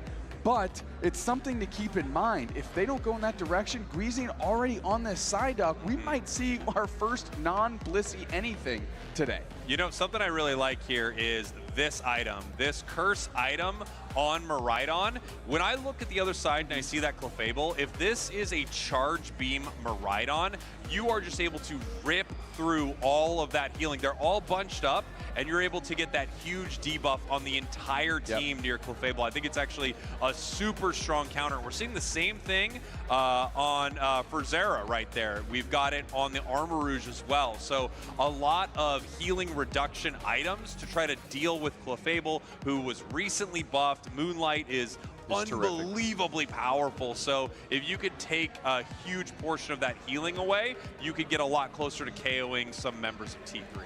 I agree completely. I love how DreamMax rounded out their draft here. Kaduzera on the Mimikyu, they're selected last. And we've got a gutter pick of Absol, which is nothing to scoff at. Yeah, Absol's a weird one, right? It feels like this is a Pokemon that you can slot into a lot of these teams, but you might not expect it to sort of pop up in some of the ways it does. It feels like a great last pick. Mimikyu feels the same way to me. You know, you don't really want to let the enemy team know that you're going to be picking it early, but it could be quite powerful. Mimikyu, really strong, it feels like, into something like Inteleon. Like, very easy to shut a Pokemon like that down if you could just get into the back line. Boom, Shadow Sneak, even you could be Play Rough, you could be Shadow Claw. Your Unite move after a Shadow Sneak is almost enough to get Inteleon in kind of one combo. I'm taking a look at T3 here, and they've got a really good strategy to actually deal with this Miraidon. Yes, it has the Cursed Incense, which helps mitigate what Tie-Dye can do. However, you want Tie-Dye sitting on top of Zealot, and you've got Sobi shooting pot shots from a distance. However, Anon, if they can get a good flank on Miraidon and change their priority where they have to focus to make sure that they don't get knocked out, you've got free real estate for that Clefable and Garchomp to just go, go, go. Here we're getting ready for it. Obviously, this is T3's first time on this stage. Here, DreamMax earlier in the day, and you have to feel like there's a bit of an advantage there. You know, they've already played up on stage. They've already done well. Both of these teams qualified for day 2, which feels great, but you absolutely want to enter day 2 with that exclamation point. You're the team that 3-0'd your group. As we head right into it, DreamMax Esports, your purple team, T3, your orange team. Game number 1 here for these two squads in Group F. Listen, T3 has a lot of players that are used to specifically this NAIC stage from last year because they played on it under that eKittens banner. DreamMax Esports, of course, no strangers to the stage either, and I'm expecting a good high-octane matchup here. Here we go, some scoring early happening from the side of DreamMax, 4 points to 2 as they are crashing this goal zone, looking to see what they can secure and what they can take away from the side of T3. Now, notice Rex on T3 subbing in for Pure, who was playing there most of the season. Rex, typically the support player and shot caller for Nemesis. Nemesis was not coming out, and we found a couple of their players on these different teams, T3, looking to be successful, and a good ad for them as a replacement in the last final hours leading into the event. Yeah, super solid player, lots of experience on the big stages like this. Obviously, Nemesis, a top NA team, but they are not here in this tournament. They're not going to be heading to Worlds, but we got a big fight breaking out here. Straight on top is the Lappers going in easy and trying to find an opportunity here. They popped the headache, their head hurts, but they're going to make that damage happen the other way. And now Zealot tries to Dragon Rush away with the eject button, but no, it's Kaduzera getting 2 KOs, and now we have, of course, the Armourouge getting 1 as well, and tons of points are going in.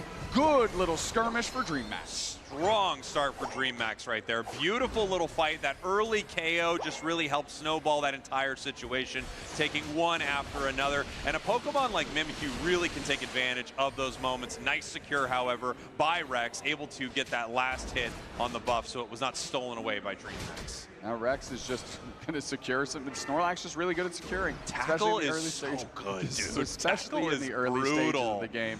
Kadu missing with that Shadow Sneak, which means Anon is going to be able to rotate up top with their Clefable and make sure they can get some points in here. Yeah, nice stuff here from T3, just taking, you know, some points where they can get it. Shadow Sneak moves right in. Anon into some trouble right now, being ripped apart. Very little HP, but the block, no, not able to stop them. I mean, nice knockout here by the side, a good follow-up, and now Kadu getting another knockout. That might be their 4th one this game already, and we're only 2 minutes and 30 seconds in. Surf back to provide spacing, and everybody else is retreating. They've got other stuff to do. This Mimikyu is on fire right now. Kadu just absolutely running through T3, picking up KOs every time it engages. Looking for another one right here. The Shadow Sneak lands on the Clefable. They're moving forward, but they decide to peel back.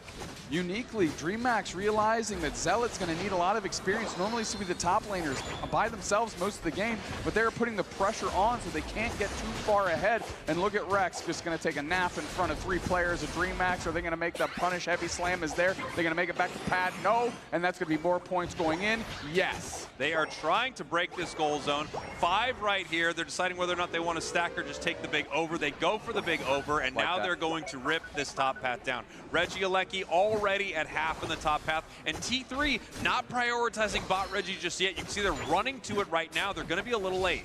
Charge Beam, Miraidon, excuse me, Charge Beam, I just assumed Charge Beam. Miraidon rolling down. Of course, Rex is going to provide spacing, but we're watching this Regieleki, see if they can be marched in. Now, Olivo, half HP on the Lapper, is going to put the pressure on, and the pressure is there indeed. Heavy Slam, good rotation. Block going to get them out of the way, but are they going to actually be able to set up some knockouts? Regieleki is on the doorstep. They're putting more pressure on. Armourouge just laying into him slowly but surely. Mimikyu Unite right on top of Rex, and they're gone. Tie-Dye is gone, and now we finally engage in. Dragon Rush to Zealot, have enough in the tank? No, consider that thing siphoned empty, and now DreamMax Esports stretching this lead out to over 200. Wow, taking the tier 2 almost at the 6-minute mark here in this match. That's going to be open for multiple opportunities to score in that home base, and depending on how they play this Regieleki Dubsnax, we could see them send that towards their base near Rayquaza time, right? There are going to be a lot of opportunities for DreamMax because that avenue is already open.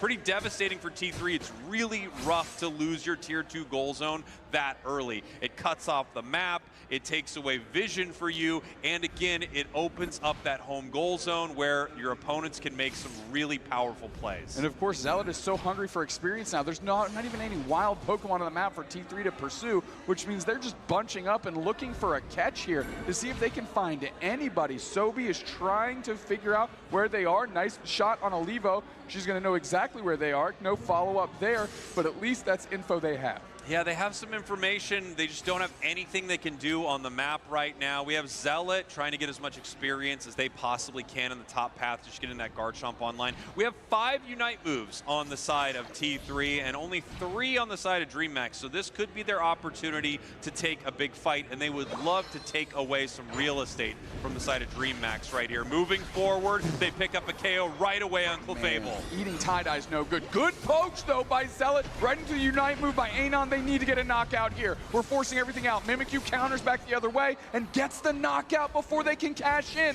We've got Rex going in. Again, heavy slam, power nap, but nobody is worried about that. Miraidon Unite is just raining meteors from the heavens, and Rex is going to be sent straight there with wings back into the skies. DreamHack Esports is running it. Beautiful stuff there from DreamHack. You saw multiple members of T3 getting very close to picking up KOs right there, but they just couldn't close the door on any of it. DreamHack's able to have Armarouge, out of that fight with almost no HP, having to use its fire spin just to generate a shield and walk away. We do have a Regirock on the side of T3, so it's not like they've got nothing here, but boy, they are behind. 236-39, and they seem to be losing all the big fights. They do have, I would be safe using the Clefable Unite here if they put some pressure on in the next 15 seconds. And that'll at least maybe high roll something. However, DreamHack Esports is going to take the initiative. Snipe shot rings back on Kadu, doesn't deal much damage. Good block, trying to pin Ferzera against the wall. Heavy slam as well, separating from the team. And now Tie-Dye is picking up Anon, and everybody is settling in as they were able to at least get the Miraidon, separating to Ferzera. Double block into the wall. Please get a knockout, T3. You need it. They do cash in. Finally, Snorlax picking that up. Mimikyu lands the Shadow Sneak, but they decide not to move in, instead peeling back here. When you're in DreamHack's position right now, they don't really need to take this fight. Right. So I think they made the right call saying, look, we could probably fight, we could trade a little bit here, but it's actually an advantage to our opponents if we trade KOs right now. We're ahead. We don't need to give them any catch-up experience in this moment, and considering we're ahead on the scoreboard as well, I think it's just time for us to play defensively. I think DreamHack's played that well. In fact, I think they've made pretty much every correct decision throughout this match so far. Even the bottom Regis that they have given up felt like they were the right call to give those. Unfortunately for DreamHack here, that next Regi was secured too close to the 4-minute mark, and now we will not see it before Ray. Still up on the scoreboard, 236-39, 18 seconds until Rayquaza hits the map. They're taking a pause. We're looking to posture. T3 is going to have to take the agency here and figure out their shot. That's a good start here. Gizine low on HP. Ray's in 5 seconds. Yeah, Ray's in 5 seconds. We have Snorlax moving with a block. They're trying to push them out, but it looks like Sobi is setting up a snipe shot right here, and we are moving in. Shot. We go. That's going to be a quick KO. We got to get Armarouge down. Force out the Unite move, but it's not enough. Charge beam is there, but nobody home. Sobi looking up and lining up another shot. They need to find this Lapras. Olivo is so low. Now we get the Mimikyu down. This is T3's opportunity. Zealot's going straight towards Rayquaza. They're going to begin the rip. Is the rest of the team going to be able to support? Here comes Olivo after they faced full HP. Eyes, hearts open, ready to go. Sobi, make it the Ray for T3. And now you know what it is. It's Hundo Burger time. Inteleon with the secure, and they're still behind. 236-139, but it's so close right now. A single 100 points will put them ahead by only 3 right now. We have Inteleon and Clefable moving towards the home goal zone as they're trying to stop it at this tier 1, and another 200 points are in. 236-439. T3 is way up. Now, here comes Anon. I believe they still have a shield. I don't know how many points they have. Rex is trying to block. The fact that this goal zone is still open is well done work by the Snorlax player. Looking good in the tank role today is Rex. Rex is an absolute superstar this match. I think setting up so many big moments. And what a fight. What a fight from T3. They needed a huge catch right there. They had to make something happen. Then, as soon as they did, I think they made 100% the right call. Take your advantage. Go for Rayquaza. 35 seconds left, and with 2 members of DreamMax down, it looks like this first match is heading over to T3. I love the no hesitation reaction to the amazing snipe shot by Sobi. Chunked Psyduck for half their HP, and immediately everybody just went, it's in, baby, we're going. Rex engages, gets a good split, they get that knockout, and they're able to nab the, make Olivo have to reset, and they grab Kadu, the Mimikyu, who's level 14 at the time. Amazing team fight out of T3. Great stuff from T3. Way to stay in this match. They were behind, but they stayed in it. They kept their levels. They had their Unite moves. They stuck together as a squad. They took moments where they could, right? They took those bottom Reggies when they had the opportunity. Behind on points, but they stayed in it. And they looked for their moment. They found it, taking down DreamMax in Game 1. You know, think about it. All of that was essentially without a Garchomp for 7 minutes of the game. Yeah. Right? I mean, Zealot was, you know, fighting for their lives there. They were trying to figure out a way to get to the point that they needed to make Garchomp effective, and they only got to that point way deep in the game. And they played around that. They waited for it. They didn't overextend. They didn't go too crazy. They understood they were down big on the scoreboard, but what they needed was to close the gap in the experience. They got there, and then it was just big punch after big punch after big punch, and went for it, got it. We're taking a look at some of the big moments right here. This was that Rayquaza fight. Armarouge is down, and they decide to start moving here. They peel up. Mimikyu's in some trouble, pushing it back. Mimikyu uses its Unite. Once the Mimikyu's down and the Armarouge is down, they take that advantage. 5-on-3, we are going for Rayquaza right now. We have the snipe shot, we have the Absol. Let's see what we can make happen. Boom, threading the needle for the secure. Very, very, very well done, top to bottom. And again, you can't understate. It started with that Sobi snipe shot onto Gizing on that Psyduck. They didn't go down, but it forced them to retreat. And Psyduck is one of the best separators and space creators for that team, and with them out of the equation, it made the engagement so much easier. Tell me about the player of the game. We have Anon on the Absol, obviously finding their opportunities, moving in. We have the X-Attack, you'll notice, X-Attack Energy Amplifier. This is a build that is just set up to wreck something, whether it's an objective or it's someone on the enemy team. You throw your Psycho Cut, you hit as many as you can, you use your X-Attack, and boom, with that amp on top of it, you try to see how much you can get done in a single Unite. We actually saw that come to fruition. 3 minutes, 15 seconds left in the game. You saw both Clefable and Absol throw their Unite moves to get a crucial KO, which helped get that experience gap closed. And look at that, nice win by T3. Here we have DreamMax with our first pick. They're gonna ban out the Suicune over to T3. We're banning out the Blaziken, a Pokemon that we assumed would either get some play this weekend and then start being banned, or just be banned out right away. Blaziken, one of the best all-rounders. It's funny, 2 all-rounders are our top bans right here. Zoroark, a 4% ban, but that's obviously very targeted. They have a good idea of what T3 might be throwing at them. Leafeon for our final ban here. First pick over to DreamMax. Yeah, I'm thinking something that just popped in my head. Rex being on this T3 team means that they can actually play the Blissey in the tank role, because he's played Blissey so much, and that's still on the table. They didn't go that direction before, found a lot of success, so maybe they won't consider that as an option right now, but something in the back of the mind that they can use maybe all weekend long. And we're seeing our pick here for T3, hovering Duraludon, but I don't think that's happening, as we have Snorlax and Clefable for T3. Obviously, Rex on Snorlax I felt like was an absolute playmaker, just setting up so many huge moments. Clefable is one of those Pokemon that, in the hands of a team that runs it a lot, I think they're going to get crazy value out of it. Especially after the Moonlight buff, right? Yes. Especially after the Moonlight buff. And they played incredibly well. We talked about Cursed Incense right into the Charge Beam Miraidon, and they mitigated that well. Yeah. And sometimes it's just about positioning, right? It's like the patented Clefable with the gravity, dropping the gravity. Well, good players don't get trapped in the gravity too often, right? Because you're hoping to get a big like Absol catch or Leafeon catch.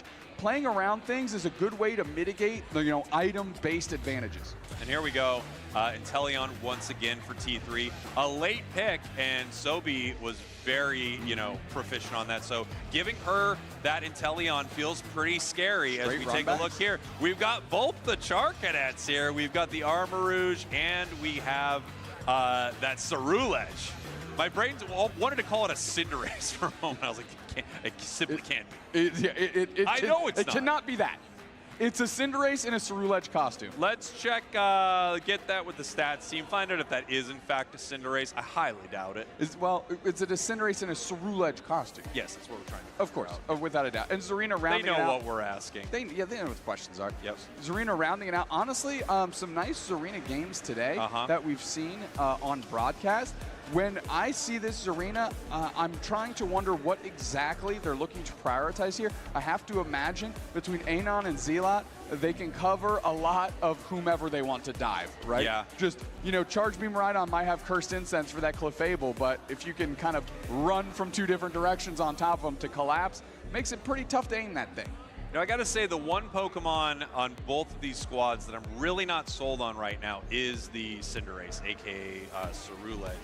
I'm wondering what we're going to see happen with it. It just feels like it's a little outclassed by some of the other all-rounders in the game. And it does feel like a Pokemon where if you miss its Unite move or don't get that much value out of its Unite move, it really plummets. As opposed to some other Pokemon like Zarina, great Unite, but also brawls like crazy, amazing. Garchomp, really good Unite move, but also has some big moments itself. I don't hate Cerulege by any means, but I do feel like it feels like a mid-tier all-rounder pick in a meta with some incredible all-rounders. Yeah, and you saw, Zealot with that gutter pick, Zarina, maybe thinking, hey, we got away with one. It took me so long to get the Garchomp going. Zarina a little bit easier to get going in terms of what it's effectively trying to do within the game. So a decent pivot. Spragle, say the thing. DreamMax Esports, your purple team, T3, your orange team, as we're heading into game number 2 right here. Is that not normally how I say it? Now, this is a best of 3 noobs next, so this match could end right now if T3 is able to win this game. And interestingly enough, this is our last game here on day 1. And I know these matches are intense, but day 2 is going to get insane because we head into single elimination. Both of these teams feel like they want to win, but they don't have to. Tomorrow, you have to. Yeah, single elimination tomorrow with the top 12 teams from today. Now, also keep this in mind, and stats team, we do want to see this on screen. If we finish this game 2-0, well, this has been the first LAN broadcast we've had where we've had 2-0s the entire day. I believe it is. Figure it out, stats team. Come on, we're taking a look at the top path right here. We do have the Absol ready to fight. We also have Kadu on this Cerulege. Nice rotation by Rex. Here comes the Lapras in the tank here. If they can get a knockout crucially started. And this is when Clefable comes alive. You don't have enough tools in the toolkit to limit the Moonlight right now. And with 4 players bunched up, value, value, value. Yeah, really nice stuff there from T3.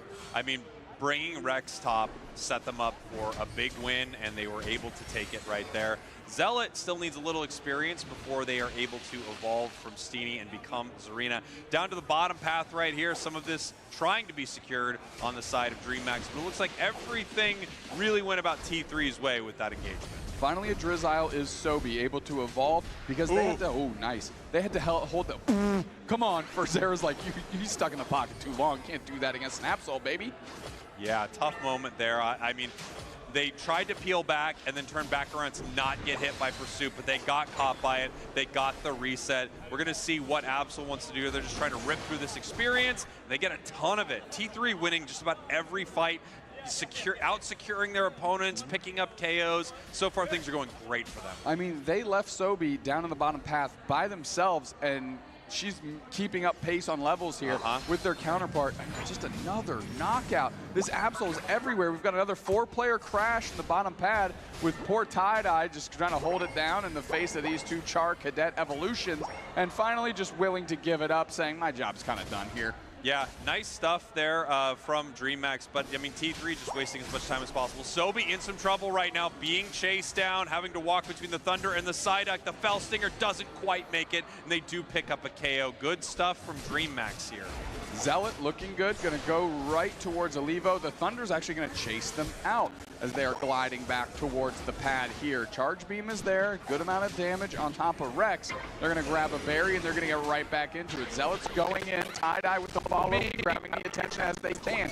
Easing with the backdoor, going straight towards them, low on HP. Surf splitting them up. Here comes Kaduzera looking for a target, and they've seen Anon using their Unite move. Can't quite do enough damage. The Moonlight's there to pick them up. And now the Regice is leashing back the other way, and T3 still got a lot of power in the tank. There goes Zealot, though. Now, Kadu, can they get more? Absol Unite doesn't hit the broadside of a barn. That's not big enough. Why? Because the barn has been burned down, but Anon follows up and still gets the knockout. Beautiful stuff there from T3, just counter-punching so well. I have to give it up to both the Absol and Zarina. They got hit with the Cerulege Unite move. You said not enough damage there, and you're exactly right. They both hit the full heal, so neither of them took any damage from Cerulege's Unite there, and it's what I talked about. I mean, that could have been devastating. They could have gotten a double KO possibly in that moment. 2 full heals, canceled out the Cerulege Unite, and then they move back in, counterpunch, Absol Unite. Great plays there by T3. Well done. And getting quality KOs at that point in the game, that could have been an inflection point. That could have been DreamMax Esports rallying back in with that KO streak of 2. But instead, it just makes matters worse, as now Zealot is getting pretty darn big, and they're about to tick over to level 10. Yeah, we got Absol looking for its possible Unite move here. Still farming up some of that experience and wild Pokemon. We're moving forward here. We have the Charge Beam just pushing them back. Nice Psychic brings the Snorlax back in. They're going to look for a possible KO. But now here comes the... no. I was going to say, here come the heals. Not enough, not quickly enough. We hit the fly, and now we have the Absol Unite. Can they take out Kadu again? There's the Rhydon Unite hitting the Meteors, but actually make it look like it knocked out their own Cerulege. Zealot keeps the pressure on, gliding through KO streak of 2. Now we're peeling back towards our side of the team, just waiting for that Moonlight to top everybody's HP off, and there it is right on time. Here comes Rex with the backdoor. Let's see if they can heavy slam into the back line and create some space. No, they're not worried about it. Regielekki's there, Charge Beam, doesn't matter. Absol takes it, and now are we going to scrap? Big question mark. Yeah, DreamMax actually pushing towards this tier 1 instead of defending their own tier 1. Moving forward, Armarouge ends up continuing to push towards this Absol, but they are all alone here. The team actually having to retreat. Armarouge goes down. T3 picks up another KO. Olivo again on the retreat. Lapras usually up front, just going brawly with the other team, and now I feel like in the last 2 games I've seen nothing but retreat out of the Lapras. Yeah, this has just been a really tough match for DreamMax. I feel like they've taken a couple decent stands against T3, but it does feel like T3 is winning every fight. The Absol already level 12. The nice thing for DreamMax, the Cerulege is keeping pace, also at level 12, but boy, it doesn't feel even close to as effective. The toughest objective in the game, Regirock is here. Dropping boulders, Sobi now below 50% HP, doesn't matter. Oh, nice little stop there, only 15 points go in. Power Nap on top of the pad. Let's see what they're going to do with it. Absol Unite just to get themselves a little bit of shields here as they're going to scamper away, and it looks like it's not any more worth the time of T3. Is that a snipe shot for the... No, they didn't get the buff. I thought they got the buff on top of everything else. And here we go. We see DreamMax trying to defend right here and pick up something. They're going to be able to get a KO on the supporter. Not that valuable, but it is a little consolation prize. 87-123. Scoreboard pretty close. However, in a lot of these fights, it has been T3 every single time as we have a 4-person assault on this bottom goal zone. And Cerulege is running down as well. Rex half HP. There's the Rhydon Unite trying to create the area that they need to work. Straight on top of him is Rex. Big heavy slam, retreating back. Are they going to throw a block up? No, they're knocked out too quickly. Thunder is there. Cerulege Unite is there. It doesn't hit anyone. They're trying to get Sobi, but the protection is there. The rest of the team steps up like a bodyguard. Sobi looking like Whitney Houston, but it's not enough right now. Anon going to go back the other way. Zealot's putting the pressure on, making 2 of them retreat. Wow, beautiful stuff there. I mean, T3 is just winning all of these fights. It's so tough. Yeah, we saw once again the Cerulege Unite find absolutely nothing, right? I mean, it's just a full air ball. not able to hit Inteleon. I think it was a really beautiful eject is what I saw. I think it was Felstinger and an eject to peel away from the Cerulege Unite. Once again, no value for that Unite move. Regieleki walking towards this Tier 1 goal zone. 20 seconds now until our possible last Ray of the day.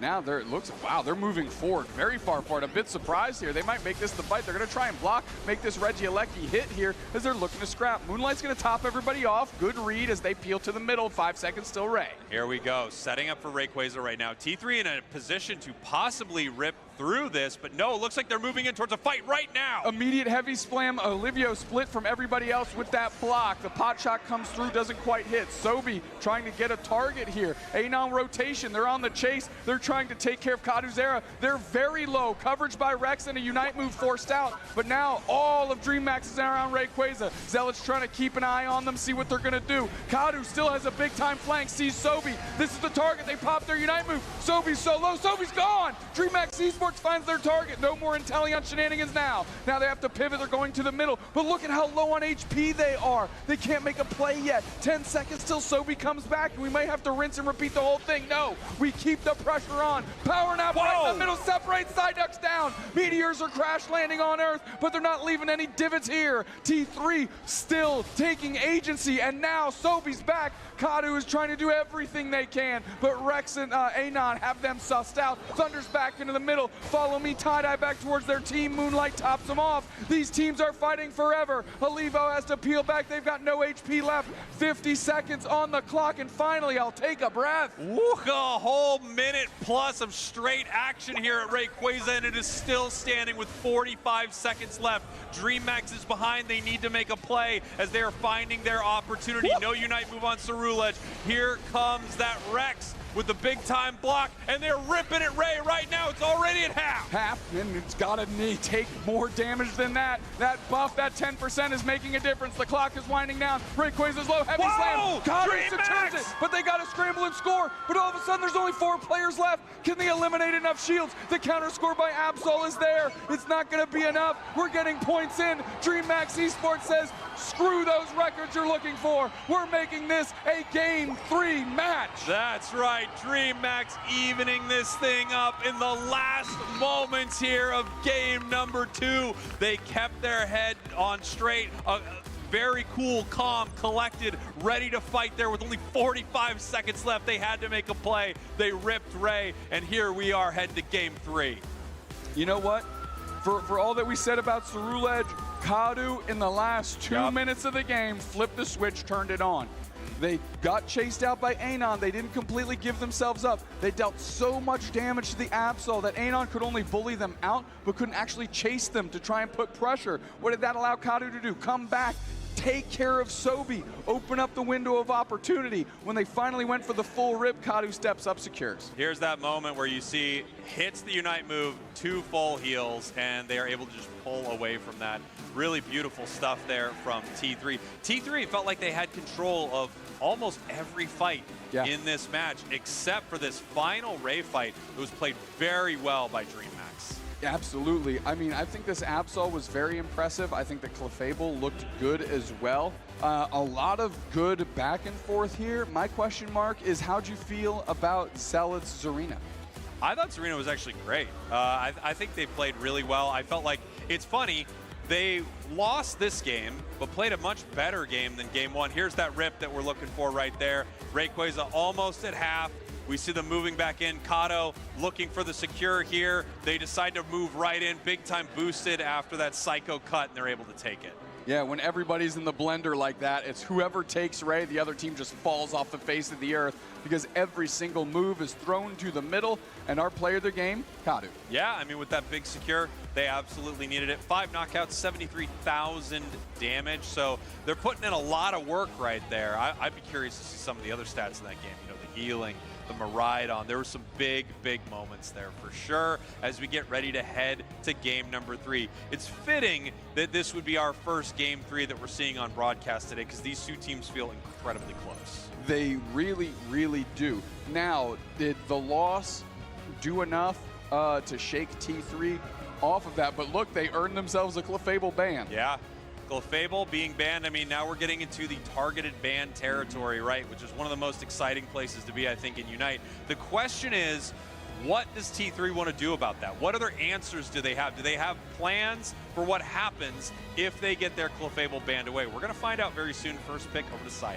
Yeah, Psyduck has been the go-to. 3 games consecutively, DreamMax has selected Psyduck first, and there's the Blissey, all right?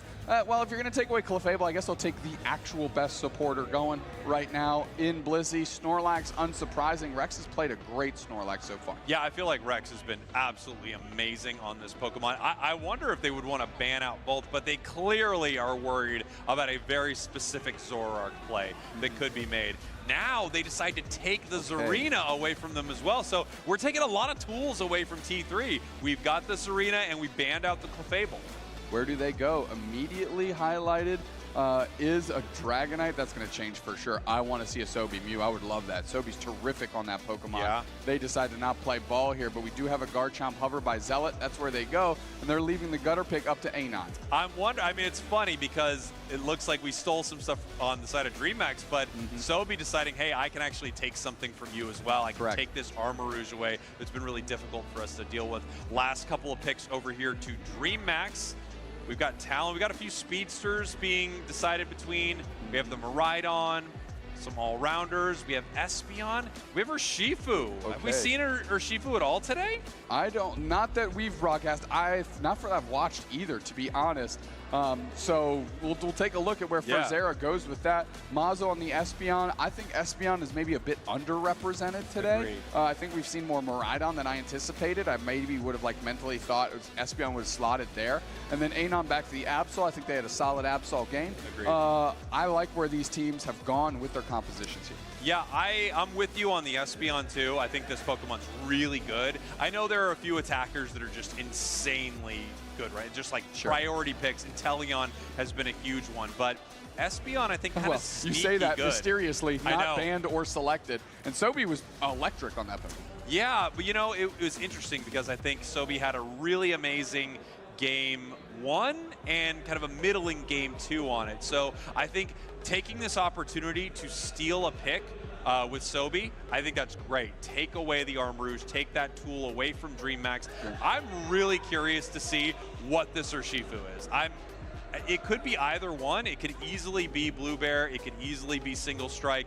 I'm really interested to see this. I mean, it could be Blue Bear because you do have your secure theoretically through Espeon as well. If you'd like to go in that direction, they have a great isolation tool in that Zarina with its Unite move. You know, being able to drag a player up to the air and just like Johnny Cage through them.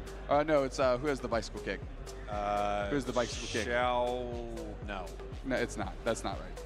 I know the sound you're making is correct. It's the exact right sound. Yeah. But chat, put it in chat. Chat, put it in chat. Stats team, figure that out. And then give us that information. I feel like we're getting no information out of stats. Honestly, our stats team is gone for the day, but we're still here. DreamMax Esports, your purple team. T3, your orange. Was it Liu Kang? T3, your orange team. As we head to Game 3. What's that, production? We're the worst? Understood. Huh. It was weird that only went to you.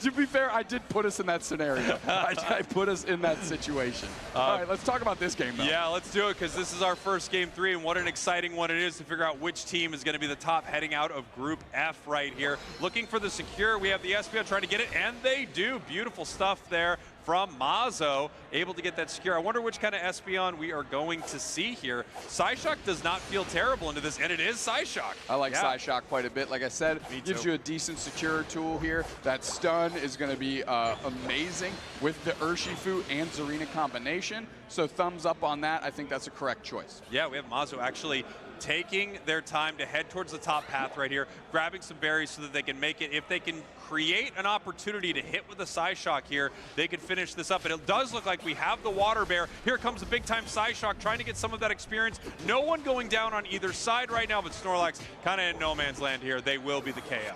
Yeah, Rex actually stepped up to try and break up that Psyshock, as you mentioned. couldn't quite get there in time, but that was like a sacrificial play. They were trying to break it up, so the birds went towards T3. They were unsuccessful, and it is a blue bear, my friend. It is indeed a blue bear, and it looks like they're going to peel away from this central area here, trying to brawl early. The level 5 on this Pokemon is one of the best in the game, right? I mean, you really can head into the enemy central area. You can fight on the enemy goal zone. And they're trying to use that advantage here. It doesn't look like DreamHack's able to get that much value out of it. However, Mazo on fire right now, on their way to level 7. Yeah, securing everything under the sun. Again, that's the strength of Siga. Good. What? I'm the worst. Get out of my air production. We got 10 seconds now until birds spawn on the top and bottom path right here, and they're getting some information. They know the Psyduck is here. We also have the Rapid Striker Shifu in the top path with Serena, so we could be looking at a fight. Mazo rotating up top as well. A lot of pressure in this top path here. Here comes the Psyshock, and they're moving forward. Good poach by Zealot to try and get some of that experience. They were successful. Now it's a 4v2. Nice Espeon Unite. Great use. Going to allow them to put some points in. Tons of pressure on Zealot, and they're knocked out. So T3, while they have uniquely been overloading paths, find themselves split, and DreamHack gets a little taste of their own medicine. Beautiful stuff here from DreamHack, by the way. I mean, look at that over 109-0 right now. Yes, T3 is going to be able to get this Regirock, but it looks like DreamHack is doing exactly what they want. T3 having to find opportunities elsewhere on the map, and they are going to try to defend in this top path. Tons of pressure put on by DreamHack, forcing, after that secure, everybody to retreat back and defend against this Regieleki. However, low investment by DreamHack, only 2 players there just watching what's going to happen. Giesing give the information back to the rest of the DreamHack squad as they all peel back and settle in and just grab all the wild Pokemon they have on the map. Yeah, DreamHack's way ahead right now, right? They were able to take the objective they wanted. They were able to score. They don't give up anything for it. Level 10 on the Espeon right now, 9 on the Urshifu. They are looking pretty here. However, we have 2 Unite moves on the side of T3, so the next time these teams run into each other, it could be very explosive. I hope so. I hope so. We need a good team fight. T3 needs a good team fight here. Good Psyshock stun on Rex with the Bubble Beam. Block's going to give them a shield and allow them to slide out of dodge there. Anon, however, has now exposed themselves, and they cannot get a decent engagement unless they want to get caught. Yeah, here on the top path, we have 2 members of DreamHack still. And if you look at the scoreboard, 114 still to 0. T3 not able to make any ground when it comes to scoring points here. However, they are close on level still. Nice secure there by DreamHack. Mazo almost level 11 on this Espeon. We actually have Rex babysitting Zealot to try and get that Garchomp big. That was a problem they had game 1. They don't want to let it happen here in game 3 with a chance to take their group down on the line. Yeah, now we have both top and bottom objectives spawning within 1 second of each other. We're going to see how these teams want to prioritize this. 4 members of DreamHack in the bottom path. We have 3 members of T3 with a 4th rotating down. So we've got the 2 all-rounders hanging out in the top path. Things could kick off here in just a second, Dupe Snacks. Giesing is there. They're eyeing up. They're giving information. Olivo with a good little split pressure push there. Rex is going to put it right back, though. Sobi looking to see if they can get a target. Press them down. Regice is starting to get worked on. Full rotation. Zealot is there. They can get a decent engagement. Rex into the back line. They're going to cause some static with a power nap. That's the roughest sleep I've ever seen. Regice is there. They need to go for a secure. And it's the Psyshock out of Mazo that gets it. Half HP is gone on everybody on T3. That's a critical hit. We've got the Bliss Assistance in the middle, and now Zealot needs to try and take over. They use their Unite move, and they're going to keep the pressure on, but it's first Zera using their Unite move, just racking up the hits, but it's not enough. 2 players down on each side, and the pressure continues. Dragon Rush is there. Can they get another knockout? No, they're dispatched of. The Shark has been put to the land, dragged out of water, and it's the big stomps coming through for our first Penta of the day. Listen, stomping in mud holes, walking them dry. Beautiful stuff there as we have the Penta KO from DreamHack. Amazing fight. Both of the all-rounders slowly making it down to the bottom path, but once they did, things exploded. The Garchomp Unite into the Bliss Assistance combination. It looked like it was done for DreamHack, but that's Serena dismantling the entire squad. Massive Penta KO. 144 still to 0 on the side of T3. Listen, T3 is down, not out. That was a big experience swing, but they're not so far behind. If you take a look, 3 minutes and 20 seconds is plenty of time to flip the script here and get back into this. However, Mazo's side shocks are ringing true right now. Spraggles doesn't look like the kid can miss. No, Mazo is just perfectly on point. Beautiful play right there. The Psychic pulling the Absol back. We have the Lappers trying to move in and pick up the KO, just barely not getting it. Here comes the Regieleki. The question is, does DreamHack want to fight here or no? It looks like once again, they're going to peel away from this objective, find other spots on the map to actually do some damage. In the bottom path though, Sobi picks up the KO on this arena. That's a huge KO. Yes. And that's what I'm talking about. Plenty of time to get experience back. Look, all of a sudden now, everything's coming back into balance, and it's going to come down to the quality of the team fight in the end. Look at all that AOS energy on the map from all these knockouts, from these skirmishes between these two quality teams. You know, DreamHack's way ahead on the scoreboard right here, but as we head into double time with 2 tier 1s up, this could change very fast without even rate.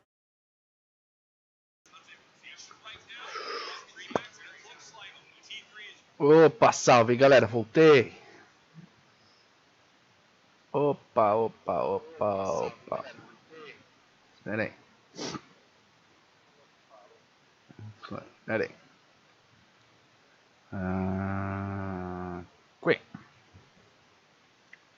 Vamos iniciar o game aqui, galera. Ai, nossa, muitos contratempos. Também que eu não precisei adiar tanto assim a live, né? Vai só umas 2 vezes, uns 10, 15 minutos. Mas tudo bem, faz parte, galera. Tem alguém aí ao vivo? Como é que estamos? Galera no chat, vamos se animando. Oi, acorda. Acorda, menino! Tá frio? Bem frio.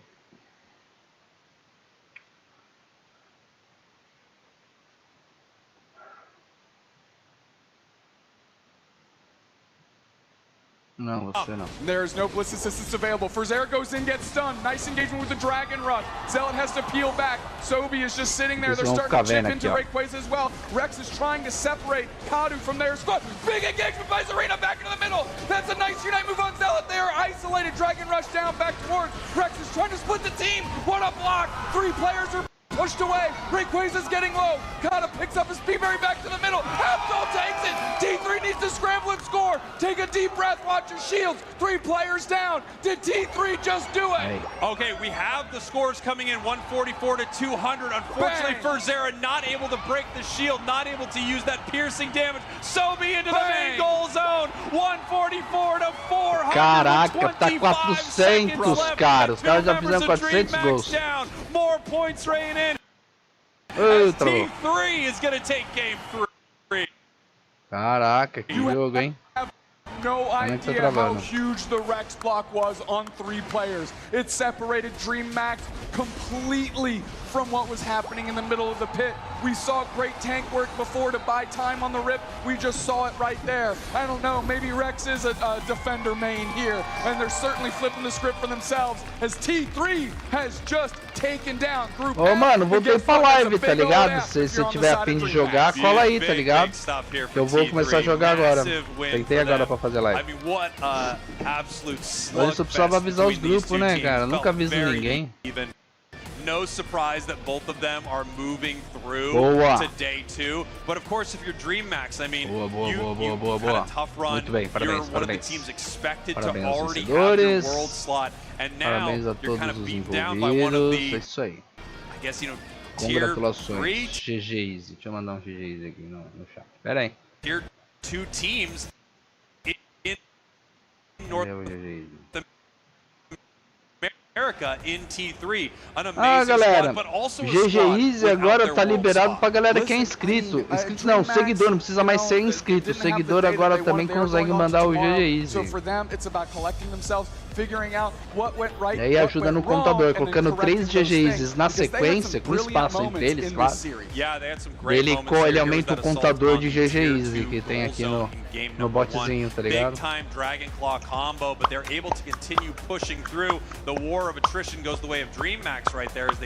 O cara detonou, velho. Toma essa, trouxa. Toma essa, trouxa. Ó. Vai levar. Fugiu, hein? Ah, levou! Tchau! É assim que eu gosto. E viva a festa da Xuxa, é isso aí. Boa, Aninha, voltou na hora certa, acabei de chegar. Acabei de sentar aqui na cadeira. Acabei não, faz uns 4, 5 minutos. Acabei de sentar aqui na cadeira, agora vai começar a jogatina. Ó, vamos junto, hein? Here was the Ceruledge moving towards that Rayquaza, looking for the final secure. They move in with a Psycho Cut, big time boosted attack. Aqui tá passando um campeonato aqui atrás, tá ligado? Na verdade é a repescagem pro campeonato, tá ligado? Tá rolando aqui. E aí o time T3 aqui ganhou. Nossa, os caras mandaram bem, velho. Eles começaram meio que na desvantagem, tá ligado? De repente, do nada, os caras que a galera fala, né, mano? Ah, os caras fizeram o Rayquaza. E aí eles ganharam o jogo. Simplesmente assim, tá ligado? Clears everybody out. You saw the Absol unite. Get Olivo down, and then Rayquaza became easy because Kadu had to run away because they had no HP left. Execution, my friend. Execution. Beautiful. So it looked like block. I literally just broke our lights. Yeah. Block into the X speed right there. Sobi on the Armor Rouge, player of the game, and what a steal! Mas also, tudo bem, faz stealing parte, this away from DreamHack, taking one of the tools away from them, and you saw how powerful it was. 5 knockouts, obviously scored that burger at the end right there. Running the Focus Fan, Curse Incense, Rocky Helmet. Incredibly well done. And don't forget, pegando até a fotinho do cara, né? And Sobi won that 1v1 against Kadu, who had Nossa, o cara fez quase 60 mil de dano, velho. Olha isso, é insano isso, cara. That's plenty of time to square up this experience, and that's where it began. Tô morrendo de dor de cabeça, essa gripe vai me matar. Fazendo uma jantinha boa. Vai ter de já. Hoje tá frio aí também, deve estar, né? No sul deve estar mais frio ainda do que em São Paulo aqui. For an interview with T3. Take it away. All right, thank you so much. Mais um intervalo, tá bom, blá blá blá blá. Of T3 qualified now for day 2. Sobi, your favorite. Tchau. Vamos pra essa janela aqui que tá me consumindo muita memória no computador. Tchau pra você.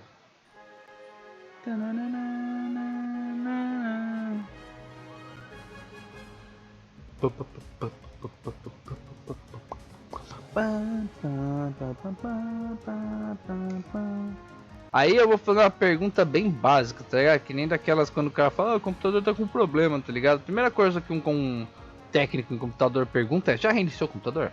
Porque, cara, querendo ou não, a galera não acredita, mas 80% dos problemas do computador se resolvem reiniciando ele, começa por aí. Então se a pessoa fala, não, já fiz isso, beleza, já fez metade, já fez, né? 80%, já percorreu 80% do caminho, agora tem os outros 20% de descobrir qual que é o real problema do computador, tá ligado? E a galera, tipo, acha que a gente tá tirando sarro, não é que a gente tá tirando sarro, é que realmente, às vezes, né, resolve. Aí eu vou perguntar, você chegou a tomar a vacina da gripe? Tá ligado? Agora começa a época, né, cara? Eu já tomei a minha vacina. Eu sei que em algum momento eu vou ficar gripado, eu vou ficar doente. Mas vai ser uma vez só, tá ligado? Tomou? Ah, então tá suave. Provavelmente você pegou uma cepa diferente, ou, né? Se você tomou recentemente, eu duvido que a gente não demora tanto tempo assim pra começar a fazer o efeito da vacina. Na teoria. Mas você deve ter pego uma cepa diferente. Ou algum outro tipo de virose, sei lá.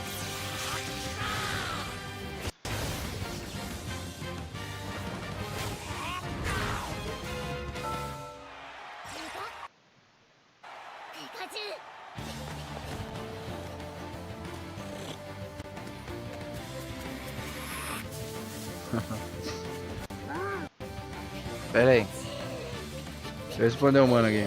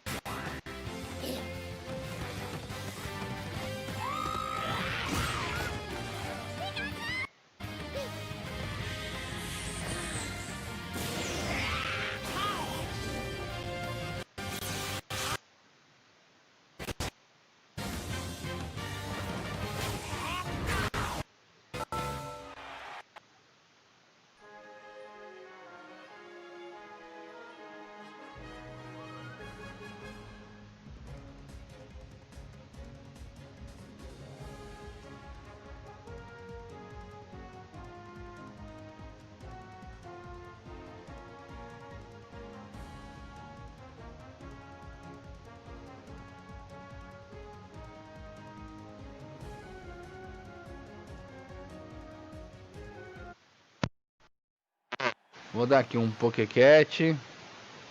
Ah, já fugiu. Meu Pokécheck funciona, pelo menos. Bora começar a jogatina, né, galera?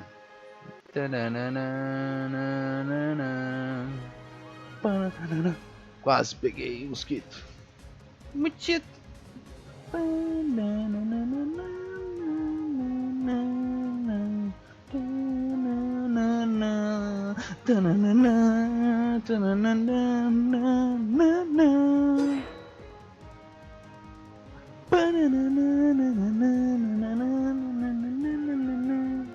Ó, se o chroma aqui tá na posição e aqui cá, então é em posição eu mexer aqui na câmera também. Cá, isso aqui. Ah, deixa eu bater no monitor. E aí, galera, sextou pra muita gente aí ou ainda não? Pra mim tá sextando. Pra mim tá sextando. A patroa já chegou, já dei aquela atenção pra esposa, ela botou a criança pra comer, a criança tá comendo daquele jeito, tá ligado? Aí daqui a pouco a esposa vai chegar, tomar um banho, tá ligado? Daquele jeito. E aí... eu vou desligar a câmera, né? Vou sair da câmera. Vou dar uma privacidade pra mulher, né? Ela merece. Todo mundo merece. E é isso aí, da hora. Eu queria botar uma tela dividida, campeonato e eu jogando, mas eu não consegui botar uma tela legal. Que ficasse legal, tá ligado? Tipo...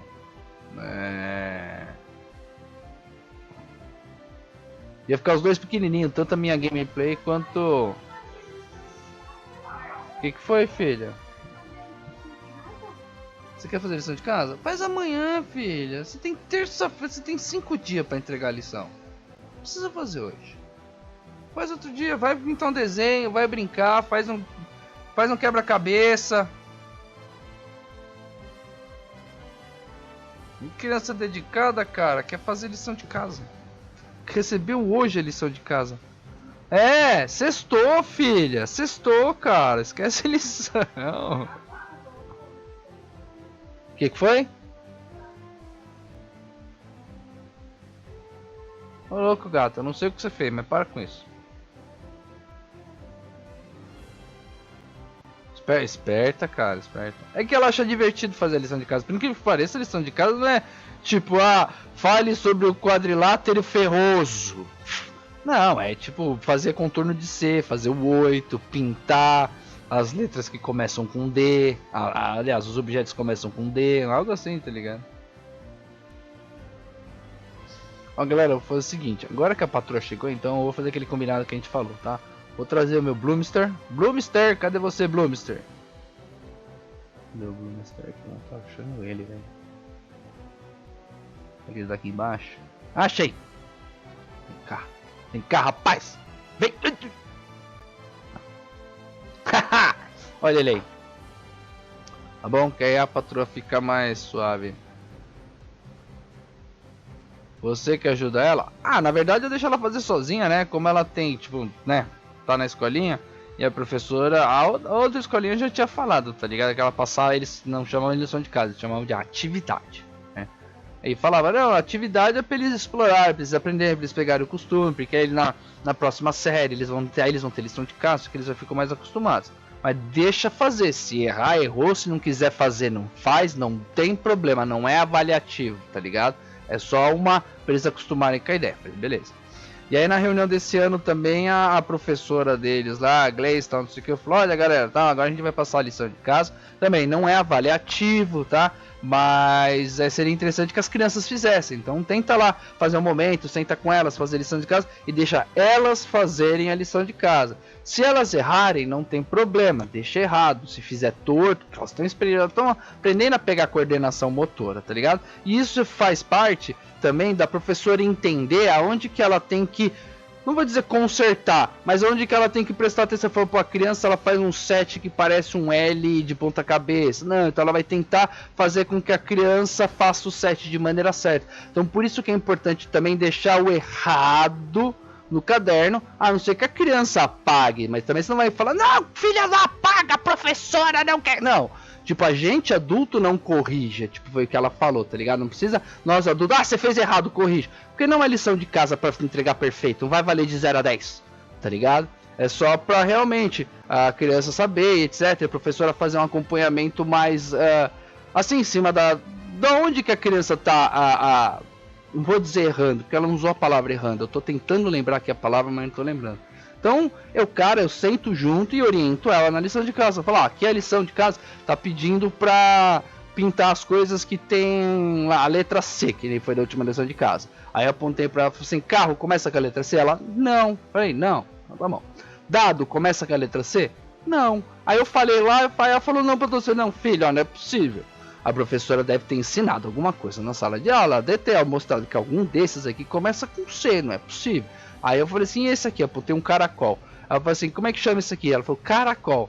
Eu falei, caracol começa com C? Ela, sim. Eu falei, mas começa porque você acha? Entendeu? Então o que acontece? Eu vou, tipo, incentivando ela, então eu não faço pra ela, não faço por ela, e se ela errar também, entendeu? Enfim.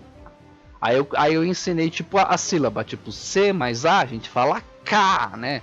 C mais Z, a gente fala C, e C, isso aqui, ensinei ela.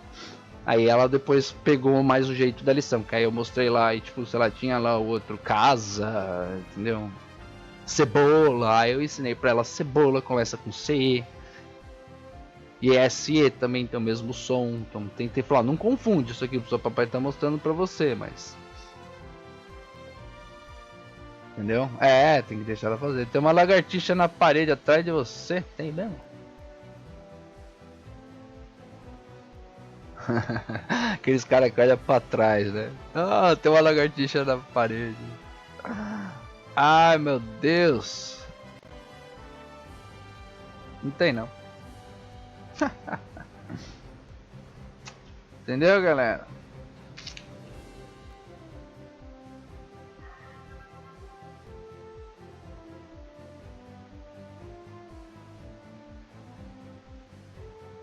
Tô esperando ver se o Diegones vai entrar. Mano, eu joguei com esse Red Samuel, não lembro quem que é ele, mano. Vou mandar mensagem lá no meu grupo também, porque também aí eu entro ao vivo, esqueço de avisar. Eu sou um streamer muito desnaturado, velho. Eu só abro live. Abro live, mano. Pera aí.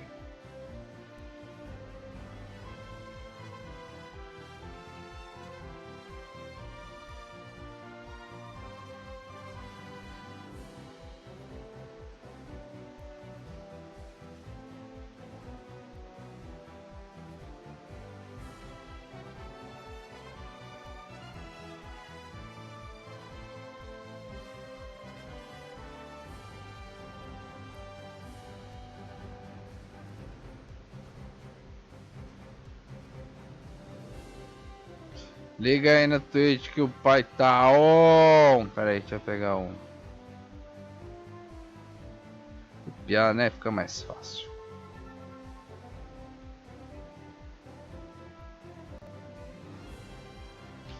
O bagulho, quando você vai botar no WhatsApp o bagulho do Twitch, pra você aparecer aquela thumbzinha, né?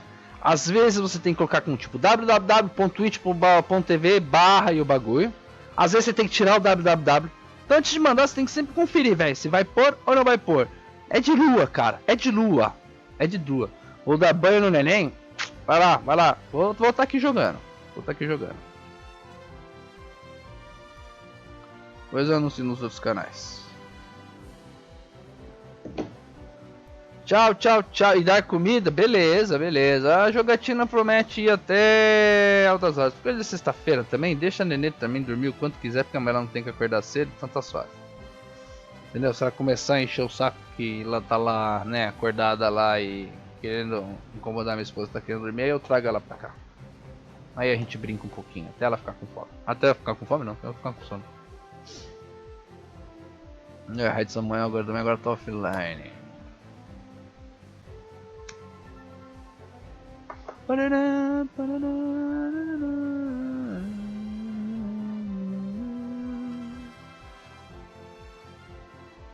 Bom, deixa eu ativar meus lurkers. Hey lurkers, how are you doing? Hey, come on, let's participate in the chat. Yeah, guys. Yeah, okay, yeah, nicely done. And how about you, man? So, manifestate yourself. Say hello to everybody. Just say hiya. Ah, okay, that's okay. Seems good. Seems good. And what about you too? Hey, twins. What are you doing? Oh, that's fine. Just lurking. And you?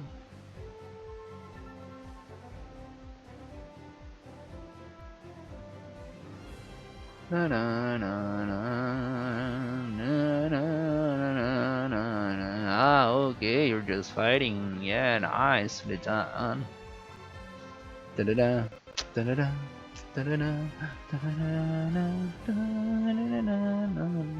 Mano, eu acho muito louca essa musiquinha, cara. Ah, gatinho, uma que não vai rolar você ficar aqui no meu colo hoje. Segundo, tem duas pessoas lá no quarto para quem você pode vir de colo.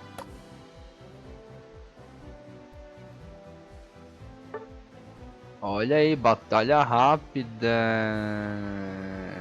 Novato, vença 20 batalhas no modo batalha rápida. É isso aí. Fechar.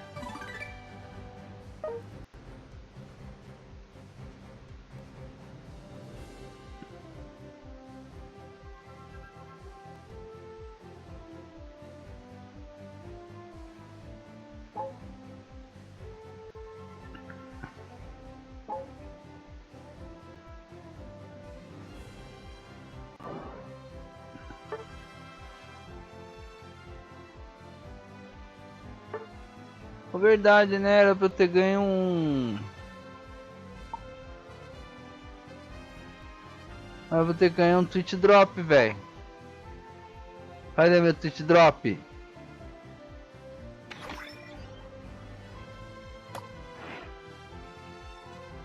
Como é que vai pra resgatar esse Twitch Drop? Eu preciso lá depois ver na live dos caras, né? Ganhei um emblema, mas é esse emblema? Poxa.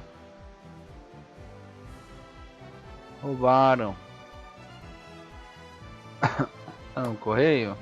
Não.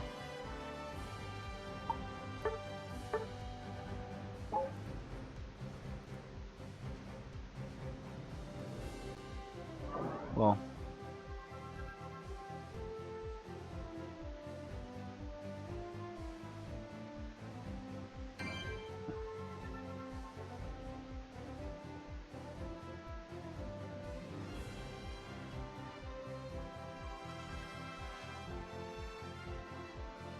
Isso.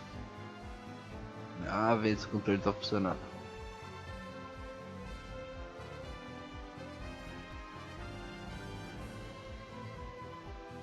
Olha só que partida doida.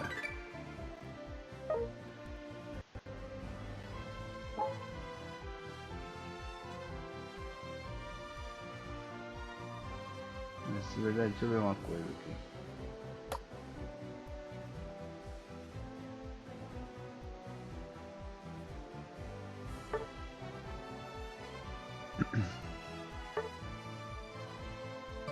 Olha, eu vou ganhar uma peruca! Olha só minha peruca, que da hora minha peruca branca, minha peruca. Não, ainda não. Falta pouco.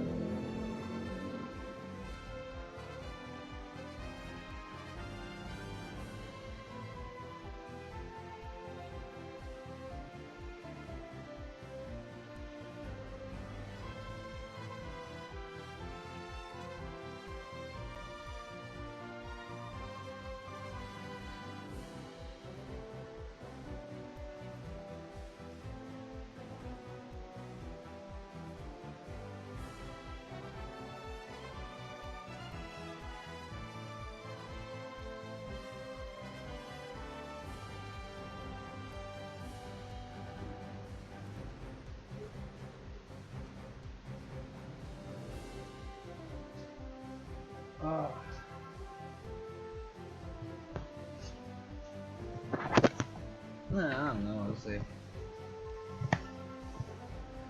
Pronto, galera, voltei. Fui botar meia na minha filha, porque, cara, não fica de meia, mas nem a pau. Cara, falta pouquinho, vocês viram? Falta pouquinho. Falta menos de 250 pra pegar meu ganhar.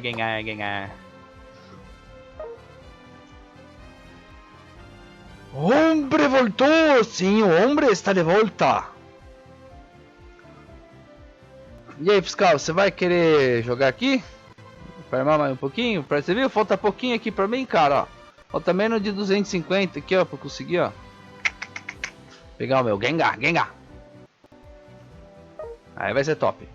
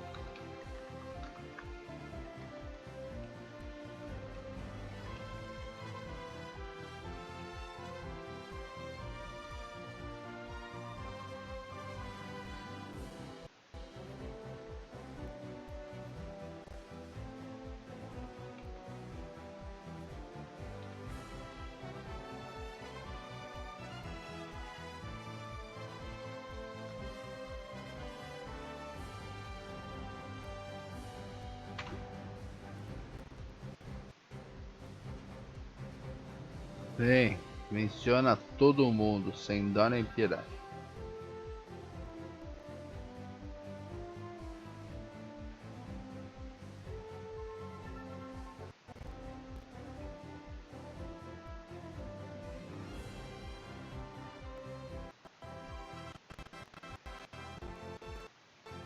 Limpando a casa? Beleza, a hora que der, dá um salve aí pra mim.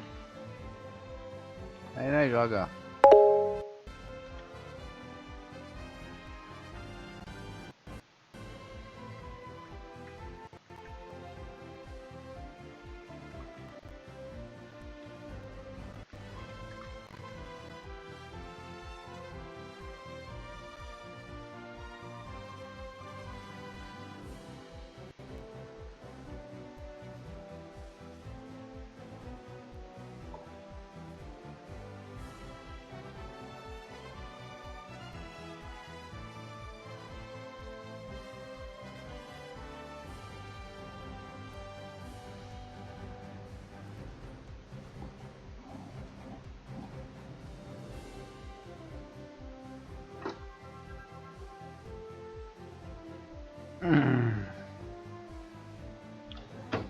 Isso aí, galerinha.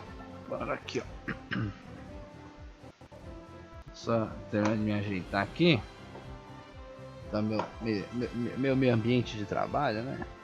Ambiente de trabalho, minhas colegas, olha.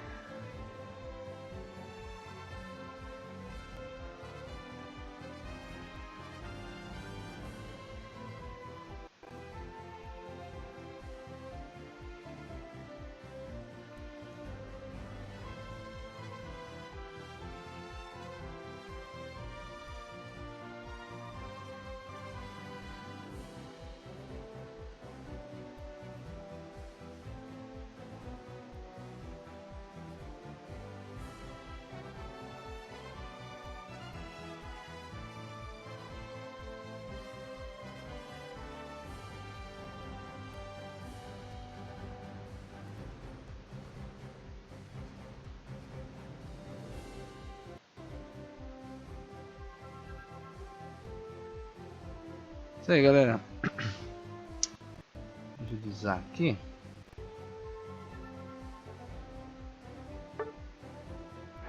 Começar.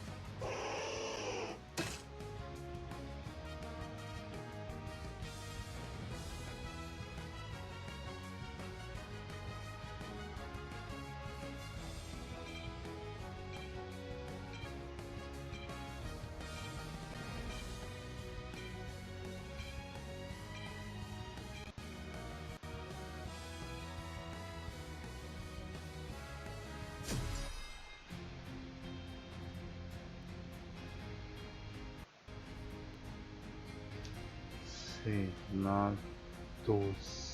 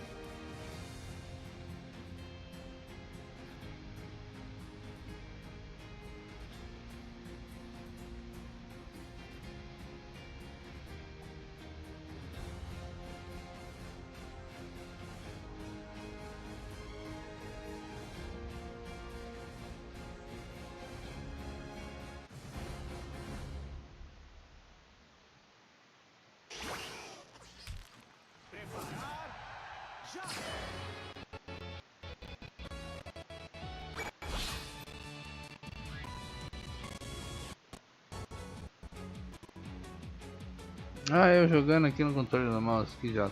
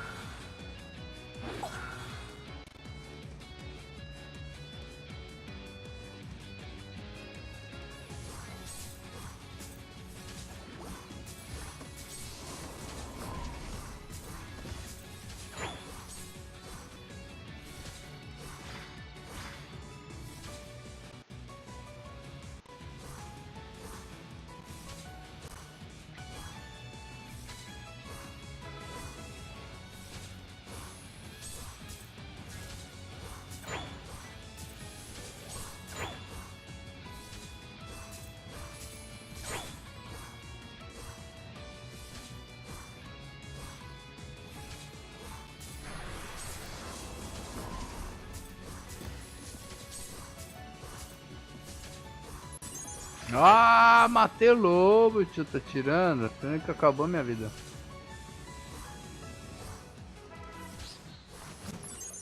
Tá vendo? Pena que acabou minha vida.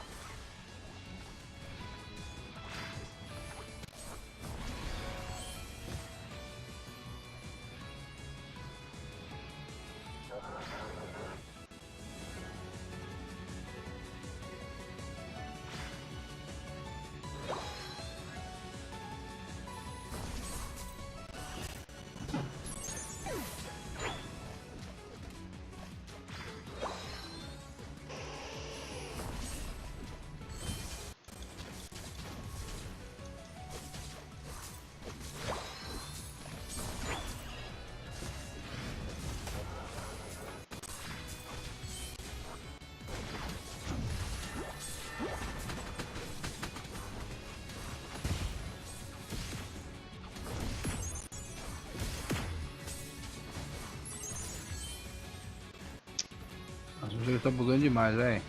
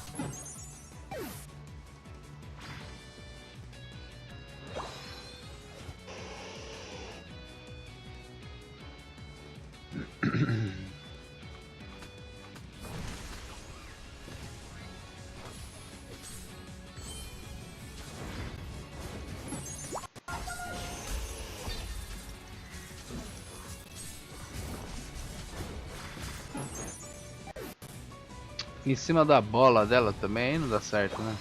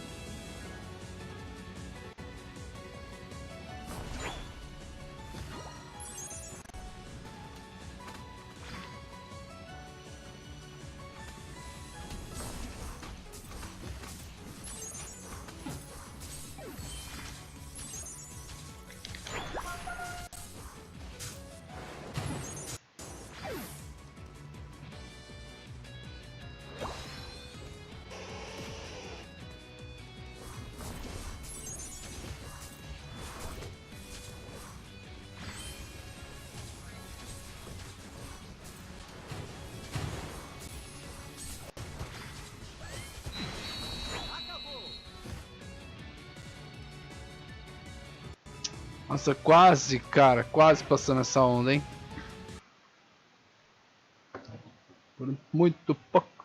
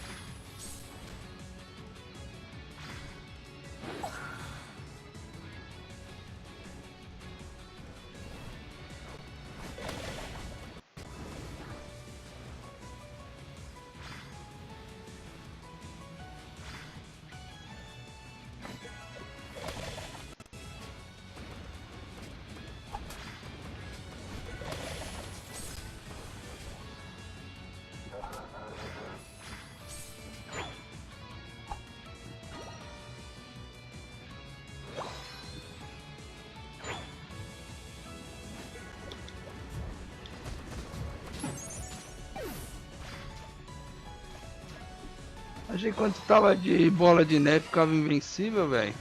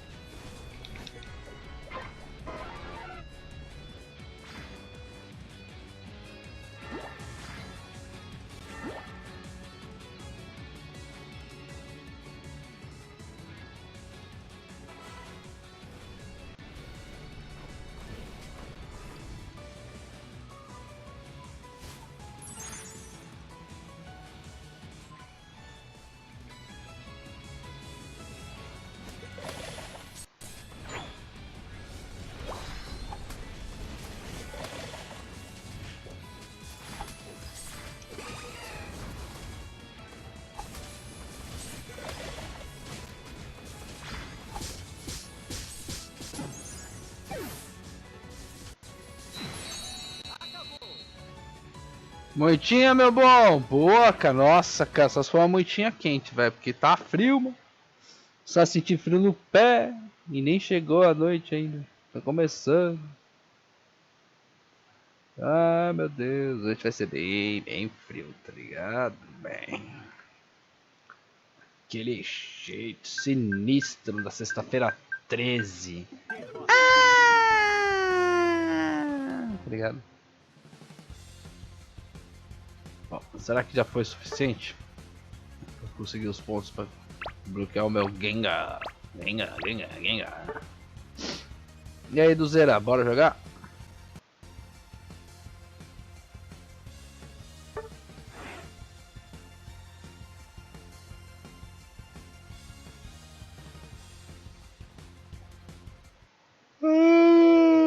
Ai, que sorinho.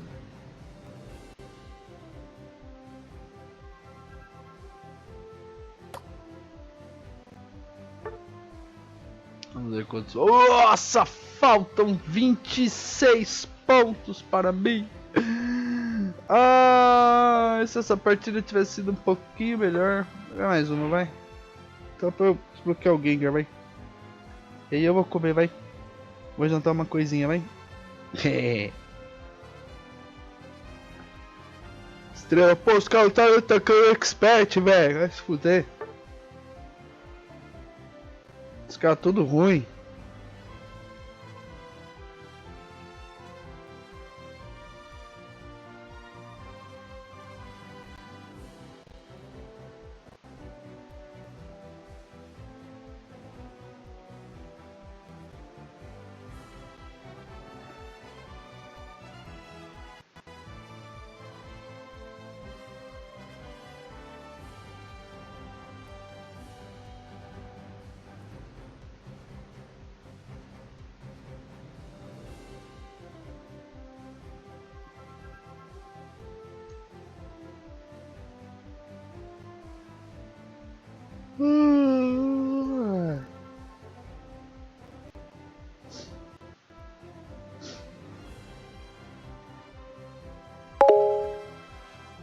Deixa eu aquela hora lá, quis jogar um Ultra Ball. Ah, mano, entendeu?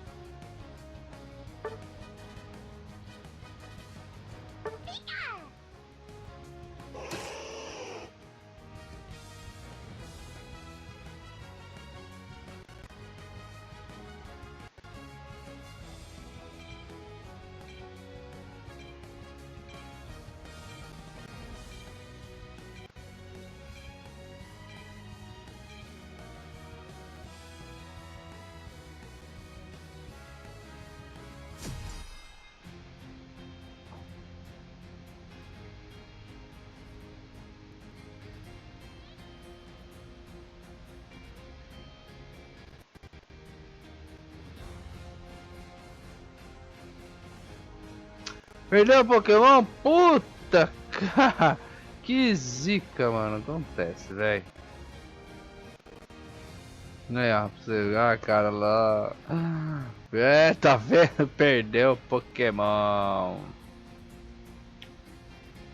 A gente já manda aquele emoji de piada sem graça aí, ó.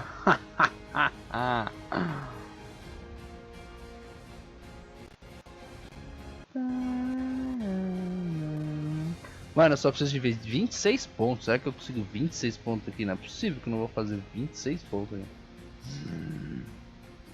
Ai, gatinho precisava depois trocar de posição, tá bom? Depois dessa partida aqui a gente vai sair, tá bom? Tanto eu quanto você. Combinadinho? Tranquilinho? Bora.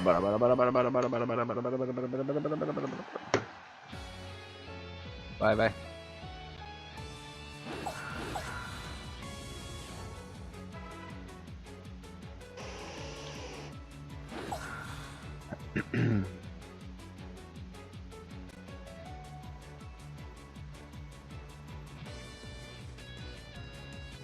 Mano, galera, escolhe uma rota aí vocês, seus caceta.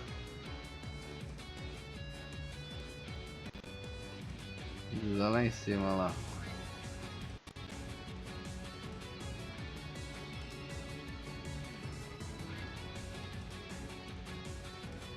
Vai lá, vai lá, vai lá, vai lá.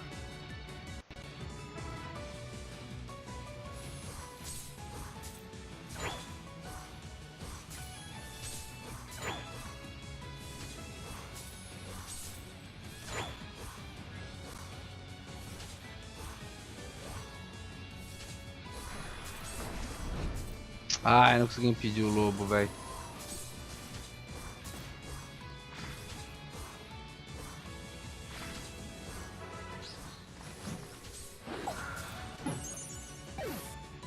Quem não soltou a barreira? Que modo é esse? Marcha maluca!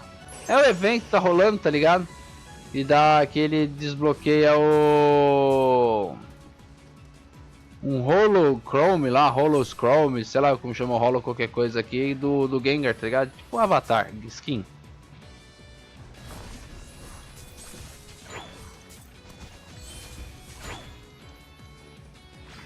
Tá ligado?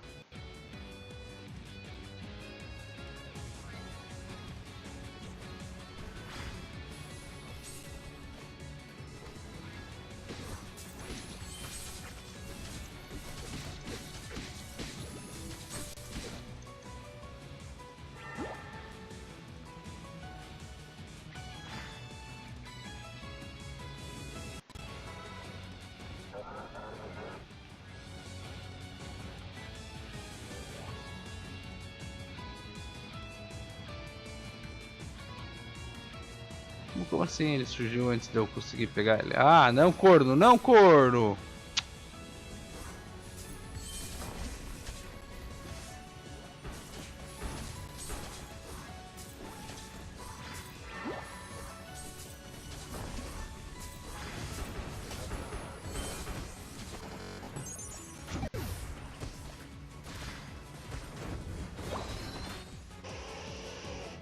E a galera ainda não entendeu a pegada desse treco aqui, tá ligado? Ela tá escolhendo o Pokémon favorito pra jogar, e não é bem assim, tá ligado? A ideia é pegar sempre 3 fadas, que é pra pôr o Pokémon fada, tá ligado? Que é pra poder ajudar a Tinkenton a ter poderes mais fortes, tá ligado?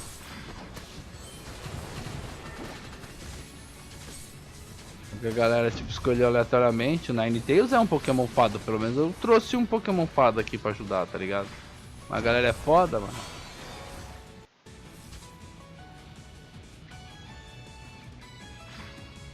A galera parece, tipo, mano, tô jogando expert, a galera parece que jogou, começou a jogar agora. Primeira partida dos caras, tá ligado?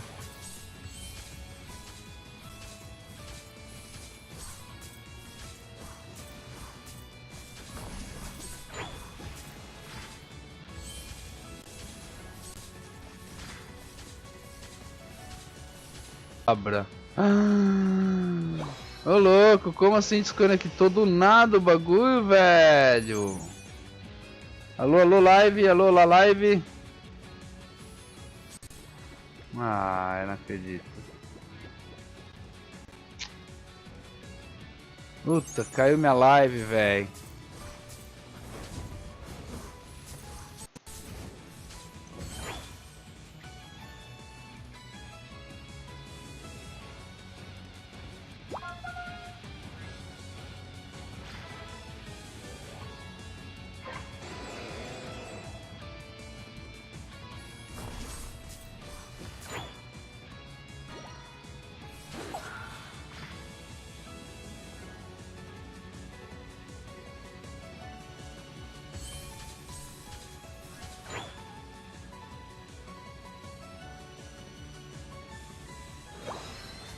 Voltamos, voltamos? Acho que voltamos, hein?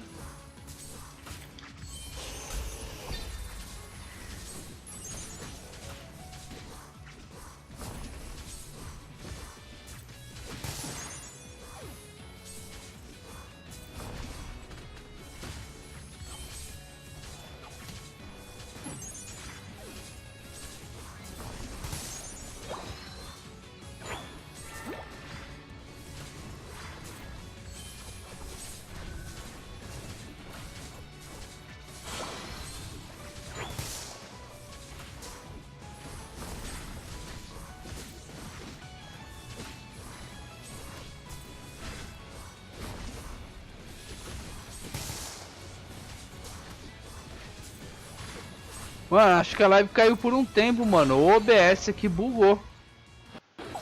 Sei lá, velho. Bagulho doido. Porque no YouTube tá de boa, foi só no...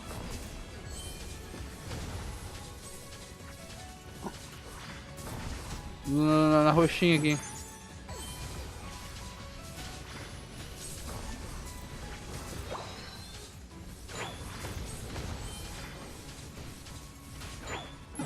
Ah! Morri porque acho que encostei na bolinha.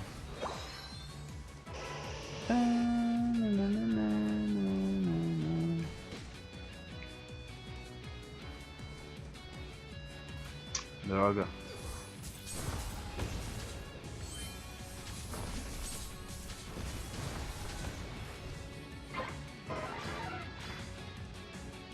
Olha o Talon Flame, faz só.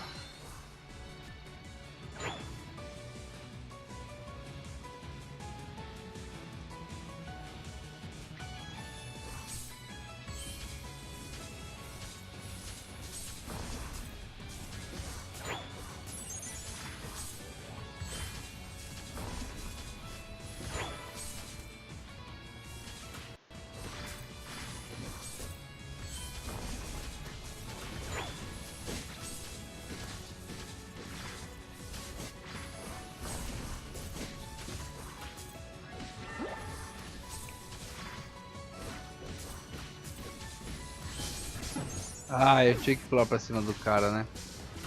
Mata, mata, mata, vai matar Ticanton, vai matar Ticanton, vai matar Ticanton! Já era. Acabou, bom, pelo menos acho que 26 pontos eu consigo, né? É possível.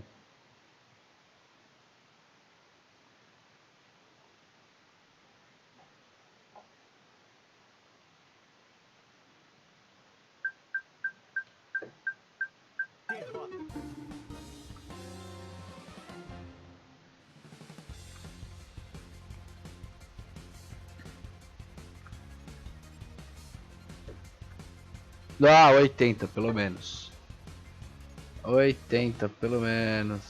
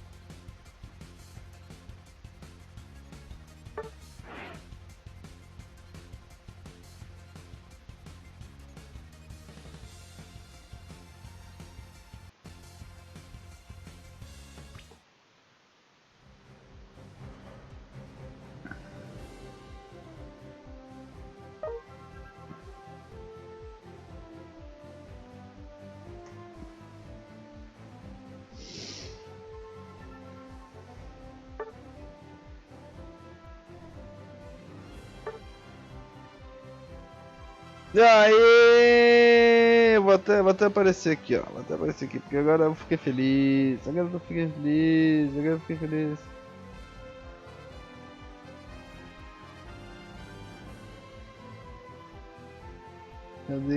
Cadê? Perdi.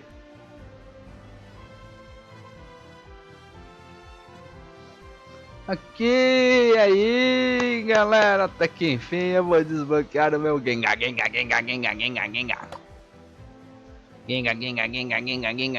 Vamos desbloquear o Gengar. Vamos trocar 5.000 pontos por isto.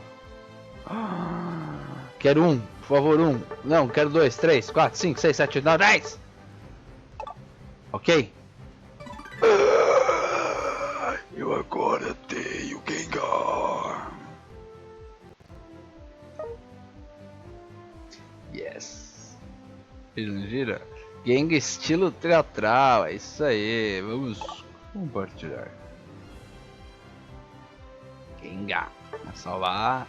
Gengar.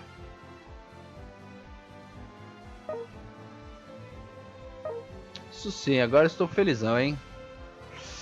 Agora estou felizão. Agora eu posso fazer gastar tudo nessas coisas aqui. Próximo vai ser esse aqui, de 800.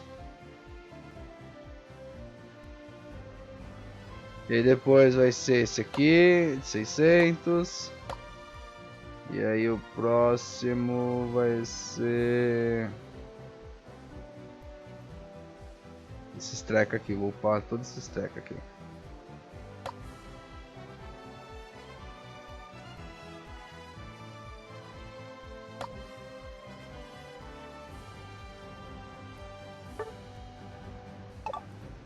Começar comprando isso daqui, ok, sim. Por enquanto. Novo, olha só, eu tenho um novo. Pode jogar 1, 2, 3, 4. Tá bom.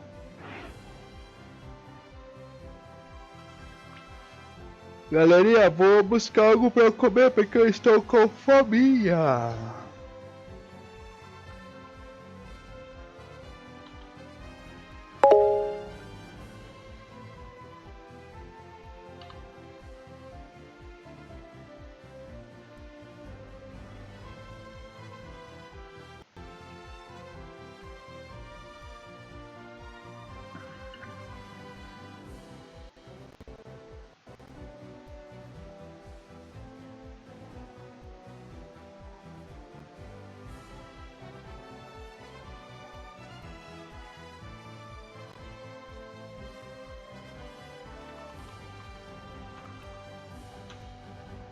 Albertinha, o que você tá fazendo?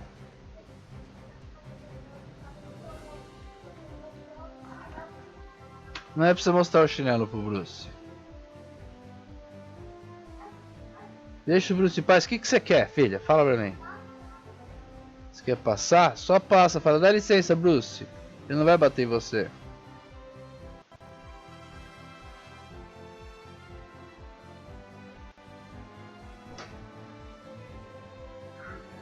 Tá vendo?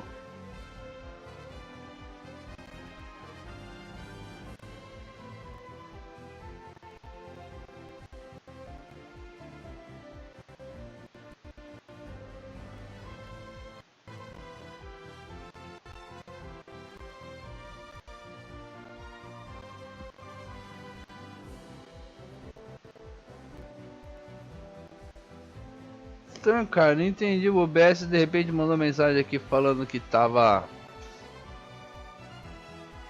Melhorou? Não melhorou quase nada. Que tinha caído a conexão, etc e tal. E pá, e pá, e pá. Sei lá, vai entender.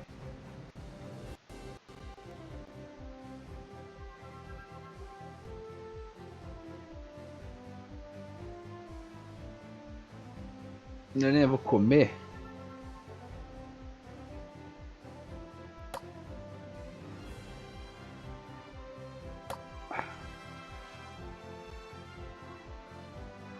Eu vou colocar a telinha aqui de... Já volto.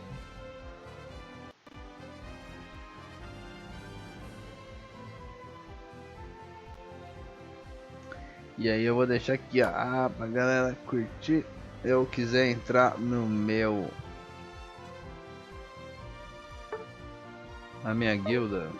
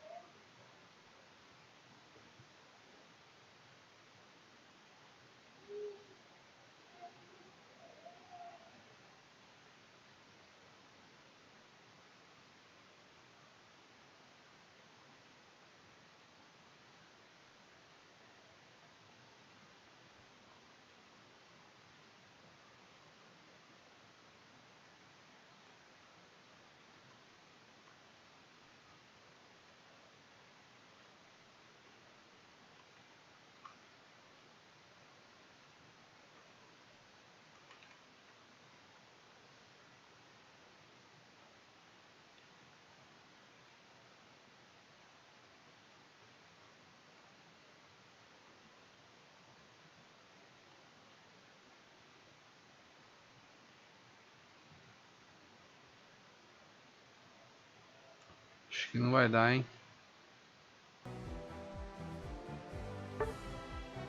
Ai, que maravilha, deu certo.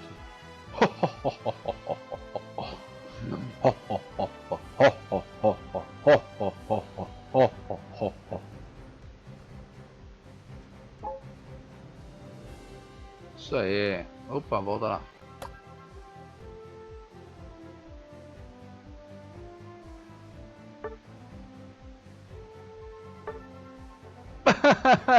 Ninguém pediu ainda pra entrar na minha guilda. Vou aceitar todo mundo.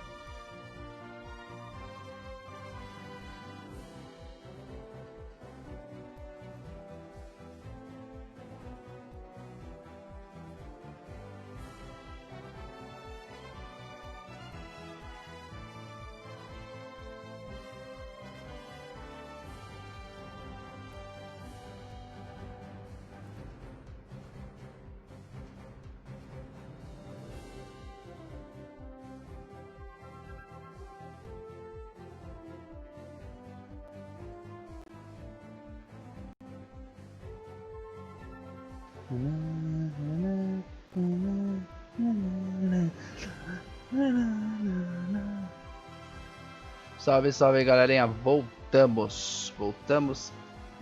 Vamos ver se entrou algum membro aqui, nesse meio tempo aqui. Ah, ninguém.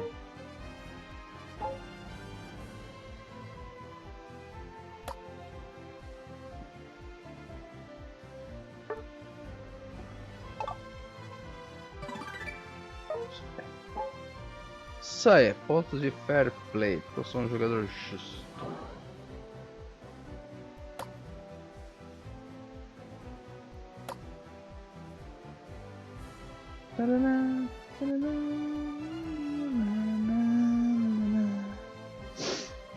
Enquanto isso, deixa eu avisar alguns grupos aqui que eu cheguei. Aproveitar, deixa, né? Já. Eita, peraí. Peraí, filho. Você não é.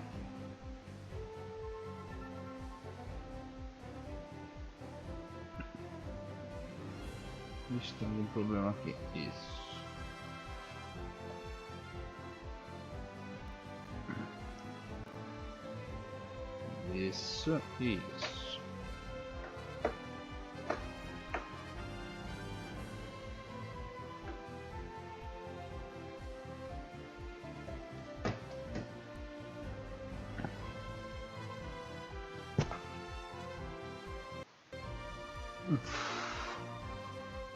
Tá difícil aqui, hein? Ô louco, hein? Tá difícil aqui, hein? Tá bem restrito, hein?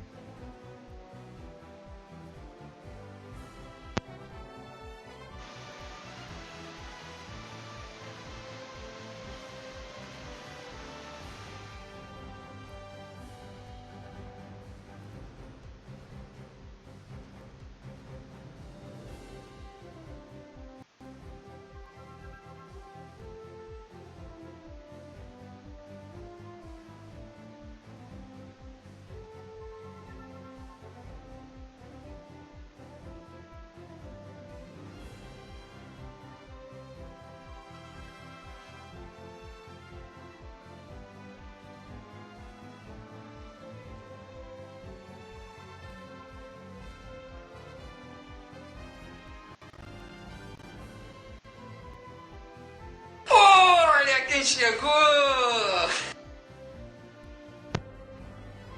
Desculpa aí, Pedrão. Cara, mandou mal, hein, mano. Você nem perguntou, já vai chegando spamando os bagulho que eu nem sei o que é, cara. Foi mal, hein, tio? Agora que eu vi.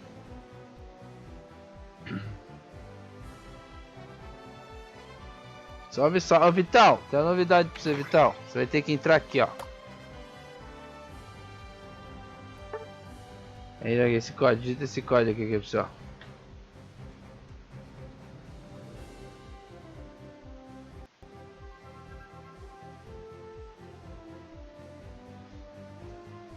Isso é bem chato, hein, gatinho? Eu mal sentei aqui, hein, gato? Capetada.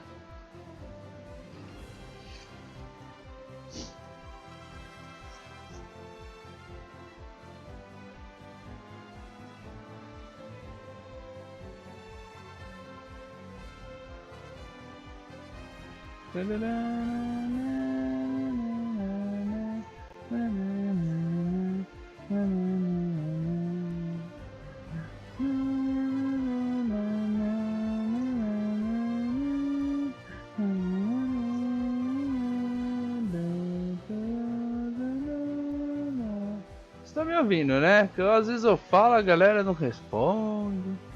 Aí não fala nada. Eu me pergunto, tá me ouvindo? Será?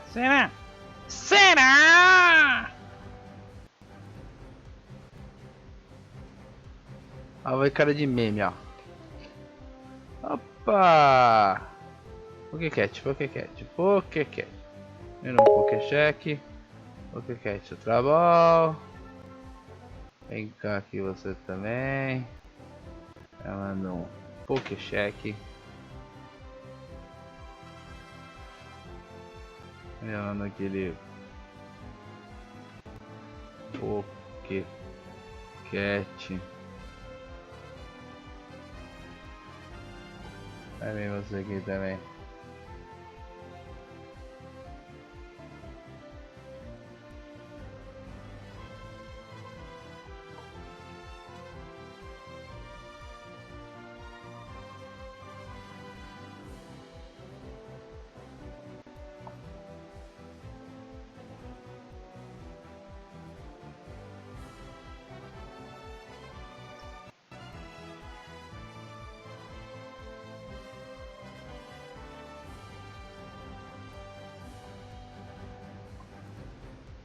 Entrou na guilda aí, Vitão? Tem que entrar, mano. Não precisa nem pedir autorização, é só chegar chegando.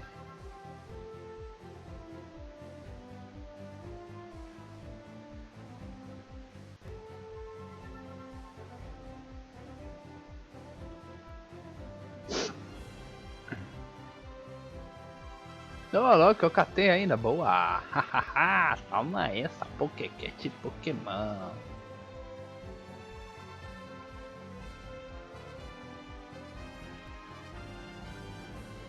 Quem é este Pokémon? E aí, Vitão? Ah, boa. E aí? Sextou, não sextou? Estou, não estou? Acho que nem estou, né, Vitão? Vou mandar aqui um oi pros grupos aqui. Vamos agitar esse chat aqui, cara. Vamos ficar mais 2 horas aqui sentado, trocando ideia com o chat. Exato, eu jogar uma ranqueada. Faz tempo que eu não jogo ranqueada, tô até com saudade.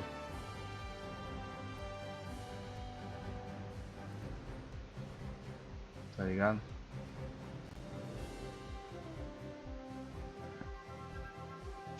Ah, mano, sabe o que eu vou fazer?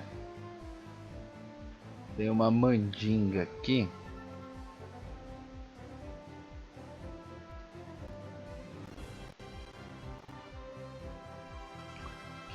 Que dizem que se o streamer some da live, aí aparece as pessoas, quer ver? Vai aparecer um cara daqui a 2 minutos. Vai falar, e aí, Maverick, cadê a câmera? Vai ver, vai ver. É sempre assim. Aconteceu umas 10 vezes.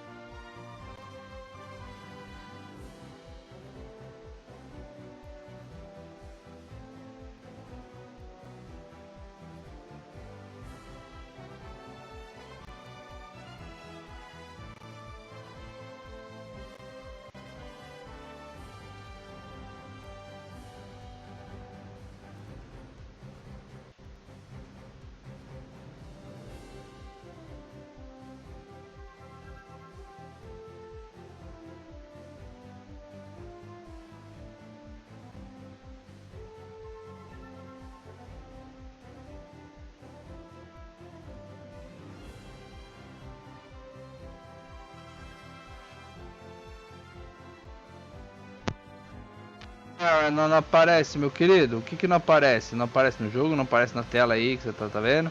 Tenta colocar com o hashtag, mano. Tipo, hashtag, H, todo esse número aí.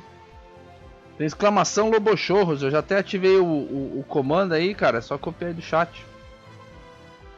Ou procura, põe lá na pesquisa Lobochorros. Ou porque a guilda é nova, sei lá, mano. Não tá deixando entrar, não faz sentido.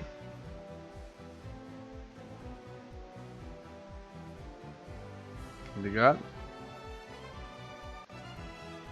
Oi, Cafofo. Acabei de voltar. Tô falando, mano? Tô falando. É só a gente sair da câmera que aparece viewer. Cara, eu falo, ninguém acredita, mano. Tá vendo? Demorou 5 minutos. Falei que ia aparecer em 2, apareceu em 5, cara. Olha só. Espera aí que agora eu tô terminando aqui. Isso aqui.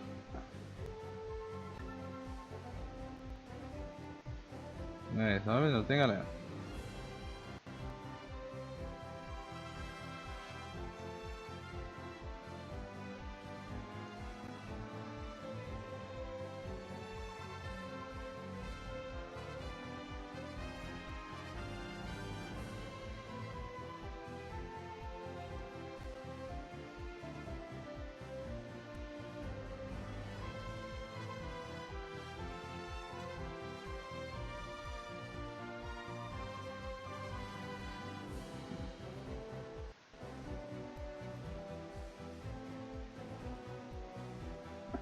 Olha aí, galerinha.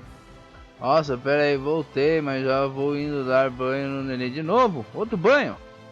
Me ver se tava on, deixando no lurkzinho. Aquela hora eu esqueci. Ah, de boa, tranquilo, Roninha. Suavaço, suavaço.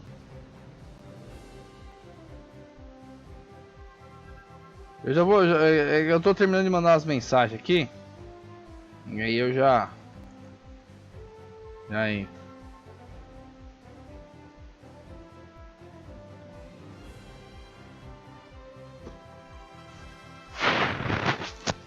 Ah, já achei, já estou aí, boa. Bate papo do esquadrão, vamos ver, onde tá aqui, ó, onde tá aqui. Ué.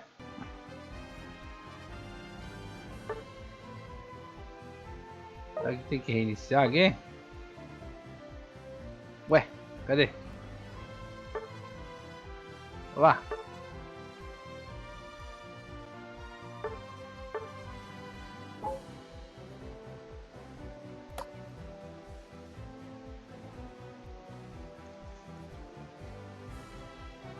Ah, não dei banho ainda, pode crer, fui fazer janta. Ah, beleza, é que você falou que ia dar banho? É, só por isso eu não tô cobrando, pelo amor de Deus, cara, quem sou eu? Tá ligado? E cara, tinha situação que lógico, às vezes tinha que dar 2 banhos na criança, aí a criança se caga toda. Tá ligado? Principalmente se tá desfraudando, não sei, o Yuno tá desfraudando? Bom, beleza, vai lá. Vou ficar segurando você aqui no chat não, vai lá e depois a gente troca ideia. Eu pretendo ficar a madrugada afora jogando, porque amanhã tem que acordar cedo, entendeu? Então amanhã, hoje dá pra brincar bastante, até a hora que eu dormir, é isso aí, olha no mineral.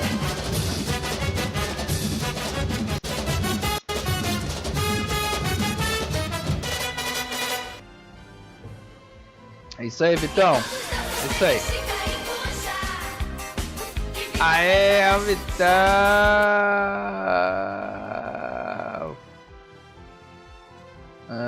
Vou remover do esquadrão. Claro que não. Isso aí. Vamos ver aqui. Notificação dos amigos. Olha aí, Cafofo das Fadas. Nossa, valeu pela habitada. Agora vai ter que aparecer. Até para de fazer o que eu tô fazendo aqui. Peraí. Cadê o best? Ups. Pera aí. É que eu tava fazendo a mandinga, Vitão. Streamer, quando quer que viewer apareça, ele tem que sumir da câmera. Porque aí tem que vir as pessoas e falar, cadê a câmera, entendeu? Tipo agora eu volto. Ah, entendeu? É mandinga, cara. Mandinga não, como é que faço? É simpatia. A simpatia que geralmente o streamer faz para os viewers voltarem, tá ligado? Eles saem da câmera e você tem sempre perguntando, cadê a câmera? Mas, ó, Aninha, ó, obrigado de coração pela bitada. Beijinho no seu coração e do filhotão também, hein? Do filhotão também, galera. Boa, boa, boa. É isso aí. Mentira. Se você enviar donate bits, ele volta. Também. Exatamente, entendeu? E aí a gente, pô, tem que agradecer pessoalmente, né, velho? Eu não sou um VTuber, eu só coloco o meu Bloomster ali pra ficar no meu lugar enquanto eu quero fazer coisinhas que eu não quero fazer na frente da live, né? Mas aí eu volto. Ah, mas é isso aí. É lógico, é lógico. Tipo pita, é tipo isso mesmo. Tipo pitar, dar uns tragos, tá ligado? É. Se fosse só na Twitch, beleza, mas como eu tô gravando lá no vermelhinho também, lá no canal aqui do lado. Então é melhor, né? Evitar as coisas, porque ali fica muito fica muito exposto, né, cara? Twitch ainda, Twitch beleza, ninguém se liga, ninguém liga muito pra voz, né?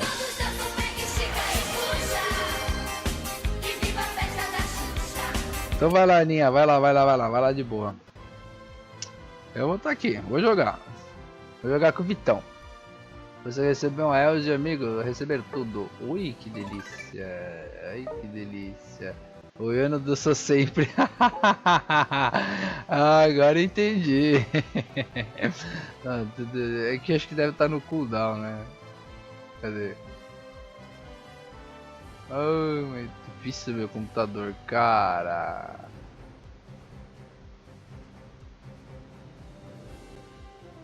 É, falta 20 segundos. Mas ia mandar outro. Assim que der, eu gravo pra você ver que for. Ah, beleza. Beleza. Foi lá no grupo do Maverick lá. Acho que a galera também vai gostar. Maverick, você acredita que eu estava vendo um vídeo e achei um jogo que ainda está antecipado? Você já ouviu falar de anime Dragon Ball? Dragon Ball? Cara, Dragon Ball? É novo Dragon Ball? Acho que eu nunca ouvi Dragon Ball. Dragon Ball? Não. Porra, velho! Quem nunca ouviu falar de Dragon Ball, mano? Desculpa, Vitão, cara. Mano, eu perco amigo, mas eu perco a piada, velho. Foi mal. Porra, claro. Claro que eu conheço Dragon Ball. Desculpa, Vitão, cara, eu não pude perder essa piada, velho. Ah. Foi mal, mano, foi mal. Não pode perguntar pra um cara que tem mais de 40 anos de idade se ele conhece Dragon Ball. A não ser que ele tenha vivido, cara, num bunker nos últimos 39 anos. Se ele viveu debaixo da terra, num bunker, isolado lá, porque, sei lá, o pai e a mãe dele, na Segunda Guerra Mundial, foram lá e, ai meu Deus, vamos aqui, ó, viver dentro desse bunker aqui. Inclusive tem um filme com Brandon Fraser, acho que é o Brandon Fraser, tá?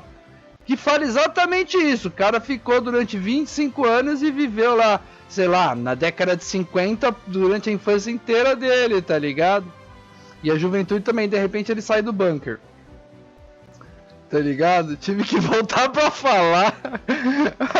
Até o Elite 23. Ô, Vitor, desculpa, cara. Eu não tô tirando sarro de você, mano. De coração, mano. Tô brincando, cara. Tô brincando. Leva na esportiva, tá ligado? Mas fica a dica, cara. Um cara que tem mais de 40, com certeza já ouviu falar de Dragon Ball e sabe até o que é. Pode nunca ter assistido que nem eu. Assisti 2, 3 episódios. Mas eu sei falar do Goku, do Vegeta, do... Puta, como é que é aquele cara gordão lá que... Ai... Majin Buu. Nunca assisti, velho. Mas eu sei esses nomes, cara. Tá ligado? Quem faz parte da cultura, tá ligado? Então quem vive a cultura nerd conhece. Quem não vive a cultura nerd ouviu falar. Mas e aí, fala aí.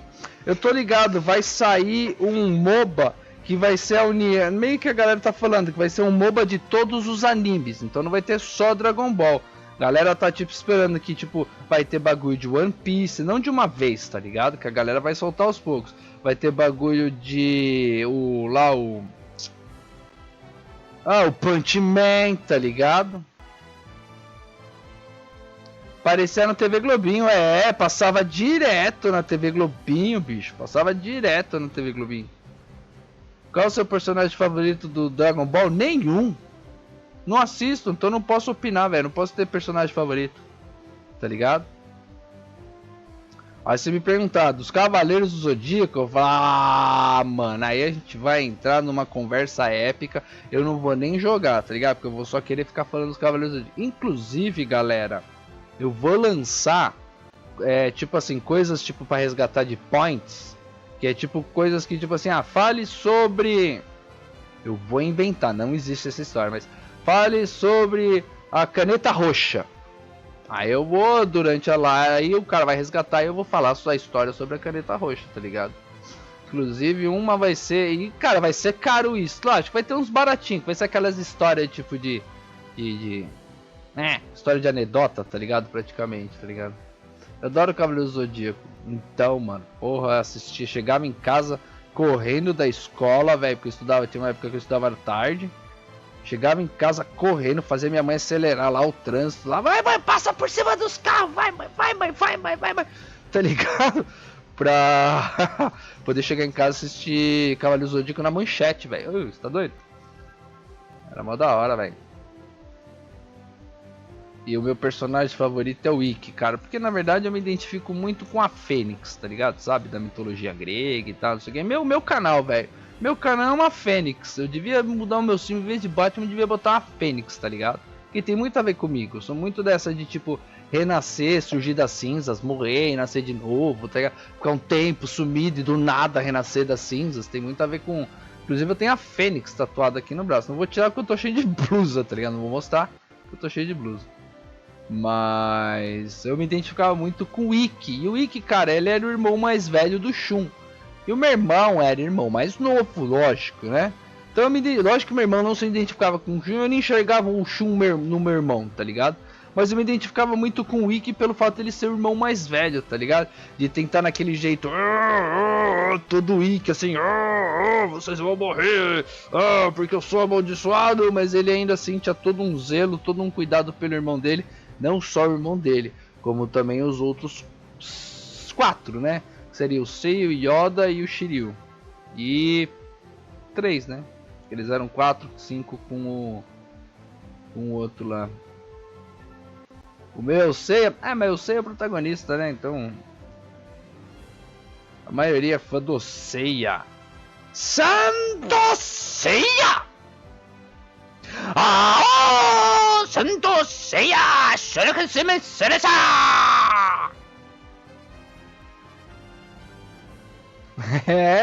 Sabe, você falar japonês, tio. Tá vendo? Mas ó, eu posso falar pra você. Gosto bastante também do Shiryu. Puta que pariu, como eu admiro a coragem do Shiryu, velho. Puta que pariu, mano. Ó, o cara ele é destemido. Com ele não tem erro. Pra detonar a medusa eu vou ter que furar os olhos. Meteu o dedão no zóio, velho. Ó. Puta cara destemido, mano. Fala, você faria isso? Eu não, eu confesso, eu não faria, velho, mas nem fudendo. Falava, galera, falou, tô saindo fora, tô indo de dormes. Aí eu abri, beleza, falou pra vocês aí, amanhã eu vejo o que eu faço, vocês virando pedra aí, velho. Você tá ligado? Vê lá que eu ia furar meus olhos pra enfrentar a medusa, bicho. Sei que o golpe do Gu é o Meteoro de Pegasus. Também tem o Cometa de Pegasus, tá ligado? Que é um chutão gigantesco, tá ligado? Que ele dá no cara. Cara, posso falar? Eu tenho aqui, ó, no PlayStation 4 tem um jogo de luta do Cavaleiro do Zodíaco. Cara, eu curto pra... Cara, é o único jogo de luta que eu me permito jogar, tá ligado? Acho bem louco. Quando os investimentos na live começarem, né? Essas bitadas estão ajudando pra caralho, vocês não tem noção do quanto isso ajuda. Eu A hora que eu conseguir juntar o dinheiro aqui e tal, não sei o que é caro, os bits eu tenho que esperar receber da Twitch. Aí, cara, vai levar uma era. Mas eu tô aí, ó, na teoria com 36 reais, tá escrito lá em cima, lá no painel de doação ali, 36 reais, tal, não sei o que, então vou esperar juntar mais 100 reais pra comprar aquela placa que ele recomendou, que ele falou que é muito boa. Andei olhando lá os preços, é em torno de 130, 150 reais, nem é caro. Mas então, vou ter que esperar aí a galera, né, dar aquela doada firmeza ali naquele live pix maroto pra falar aquela mensagem de voz pelo Galvão Bueno, tá ligado? Bem, amigos da Rede Globo, estamos aqui no canal do Maverick curtindo agora uma gameplay de Pokémon Unite. Quem será que vai ganhar? Ia ser bem legal, né? 5 conto, cara. Infelizmente não sou eu que controlo o valor, tá ligado?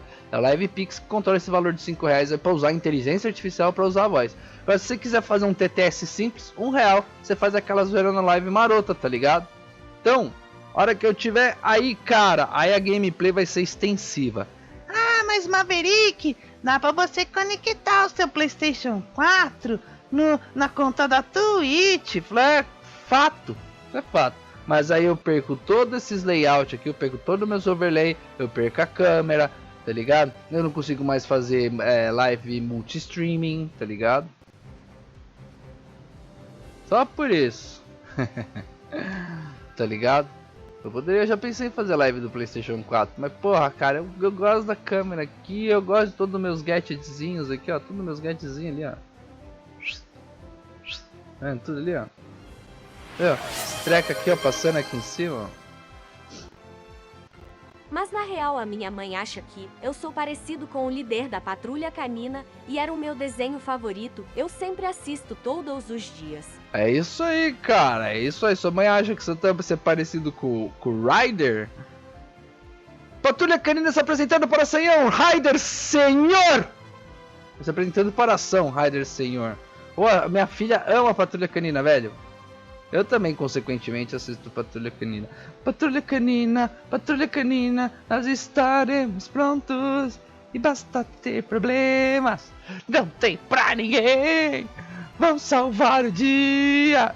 Ryder sabe que Marshall, Rubble, Rock, Zuma, Chase, Sky. E a patrulha também.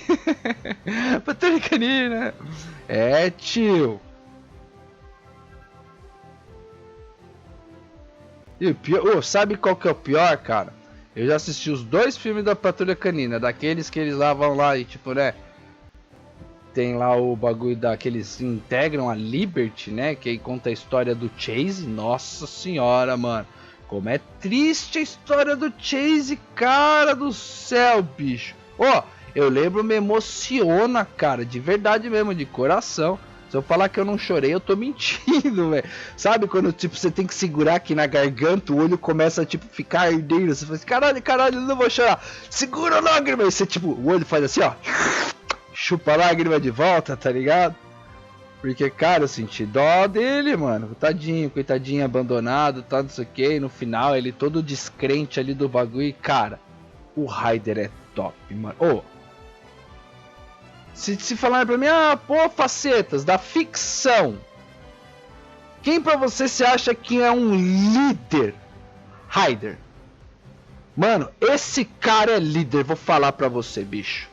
Puta que pariu, mano, ele sabe liderar uma equipe de cachorro. E todos eles ali, ó, fazem tudo. E eles nem pensam. Falar, poxa, Ryder, cara, a pessoa, ele fala, Rebel, vamos precisar da sua retroescavadeira. E o Rebel fala, não, cara, ai, que merda cocô, Ryder, se liga, velho, não vai dar certo isso aí não, mano, não, ó, manda lá Sky por cima. Não, a galera fala, sim, Ryder, senhor, oh, sir, yes, sir, tá ligado? Pô, velho, o bagulho é cabuloso, tio. Eu perdi o chat do YouTube aqui. Maluco, velho, brabo, jogando Pokémon. É isso aí, mano. Tamo junto, cara. Ô, Ricardo, eu vi aqui, ó, que você é novo no canal, mano. Seja muito bem-vindo, cara. Ou pelo menos a primeira vez que você tá falando aqui agora no chat, né? É, o cara é bravo, tem que jogar Pokémon, né, mano? Pokémon é da hora. Pokémon é vida. E nós estamos falando de anime, porque colega aqui me perguntou se eu conheço Dragon Ball. E eu tô falando, mano, quem não conhece Dragon Ball, tá ligado? E aí eu caí ele aí, a gente tava falando de desenho, ele falou que o desenho dele, quando era criança favorita, era o Patrulha Canina. E cara, eu vou falar pra você, mano. Esse Rider, ele é top, mano. O melhor líder que tem na ficção, tá ligado? O cara tá junto, tá ligado? Com ele não tem esquema. Ele sempre sai em missão com os cachorros. Sempre. Acho que deve ter um ou outro que ele mandou o cachorro, mas ele acabou indo tendo e que dar assistência. Falou, não, beleza, calma, ó. Pum, pum. Tô indo a resolver. Ele abre a asinha dele e vai embora, velho. Ele monta na motoquinha dele e manda a brasa, velho. Tá ligado? Ô, Vitão, nem sei se tá online, velho. Vamos jogar? Você entrou só pra entrar aqui, né? Beleza, você é top, bora. Ó, fiscal.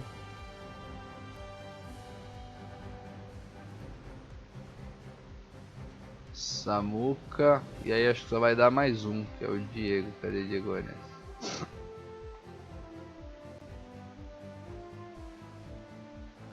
É, mano. Galera, agora nós temos guilda, mano.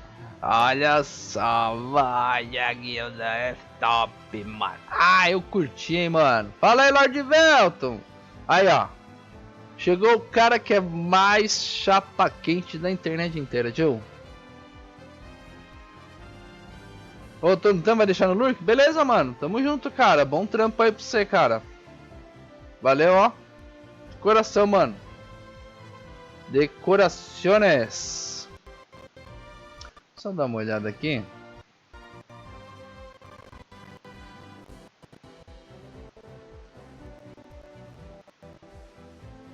Nossa, tô perdendo vários Pokémon. Ó, vou até fazer o seguinte. Fazer um comando aqui rapidinho. Galera, eu vou sair da câmera aqui, ó, mas eu não vou sair da câmera. Vou trazer meu Bloomster aqui, tá? Rapidinho que eu vou fazer umas gambiarra aqui.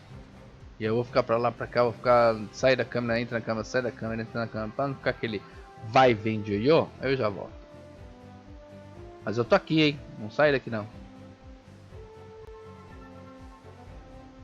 Vou capturar esse... Geodude!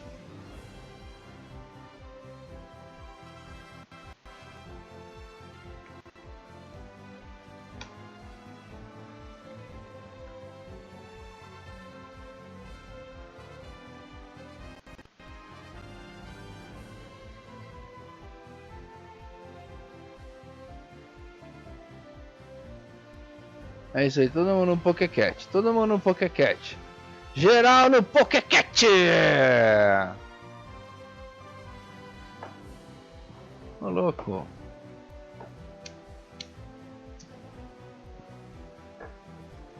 Geral no Pokécat.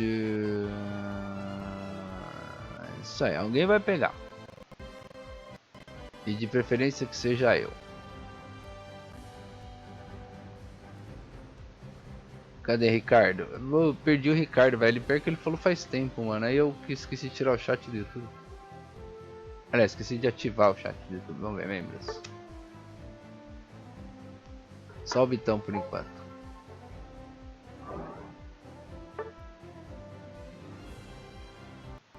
Não, mano, é isso que eu quero.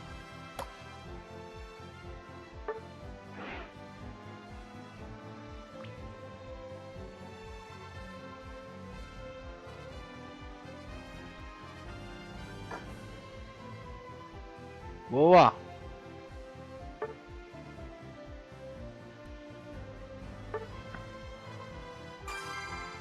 Aí sim. Olha só. Oh, de nada adiantou minha ultra bola.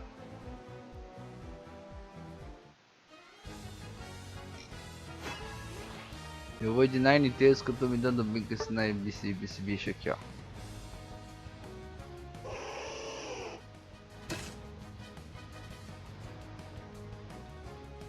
Olha que eu continuo me dando bem com esse bicho aqui, ó. Ó, a galera tem que escolher pelo menos uma fada aí, seria legal, né?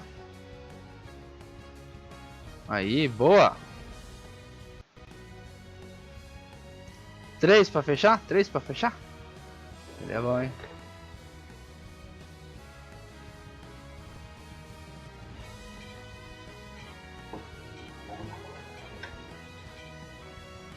E acho que é o suficiente pra hoje, galera.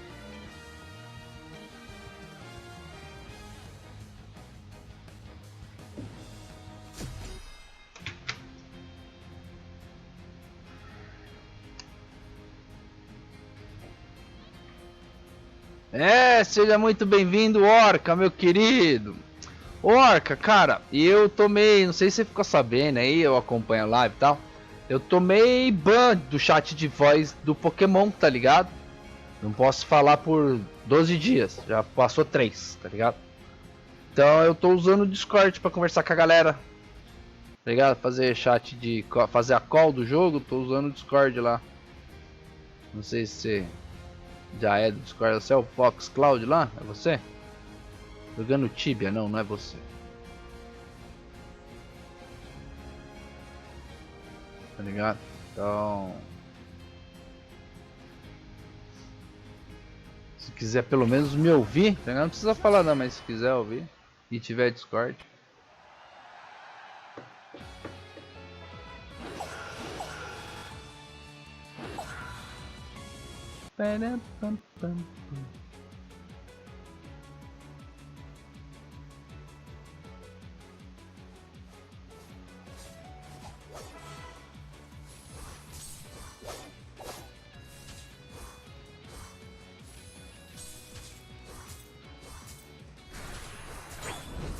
Ah, maldito touro.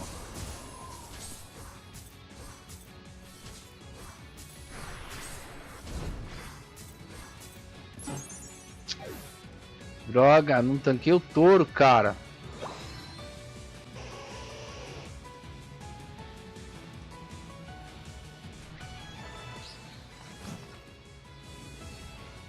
Ah, vem a abelha rainha.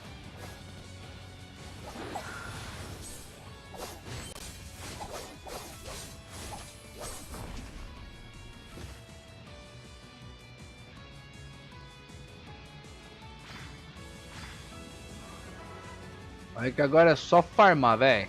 Eu já peguei o outfit é no Fortnite. Aqui é Hollowware, Ah, a roupinha.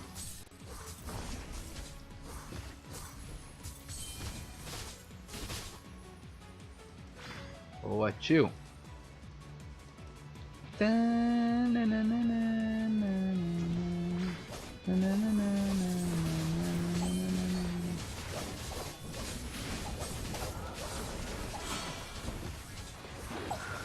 Ah, foi rapidinho. Boa, galera. Aí sim, hein? Aí sim, tio. Vou mandar o Snorlax lá. Tô com sede, cara.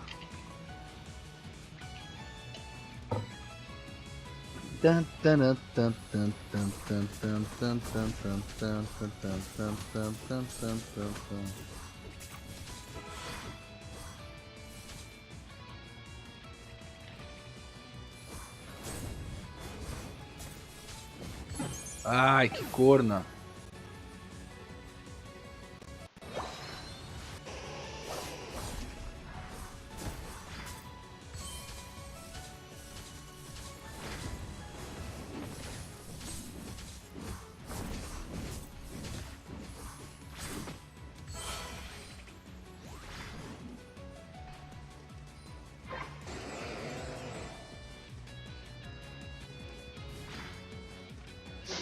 Fica aqui na retaguarda, aqui, ó, esperando ver algum bicho aqui. Já que vocês estão tudo fodido aí, batendo forte.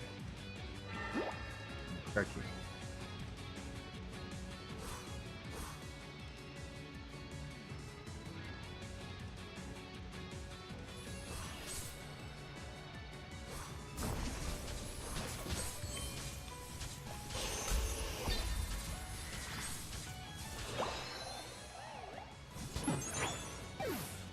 Claro, velho. Segurei o melee quanto o máximo que deu, viu?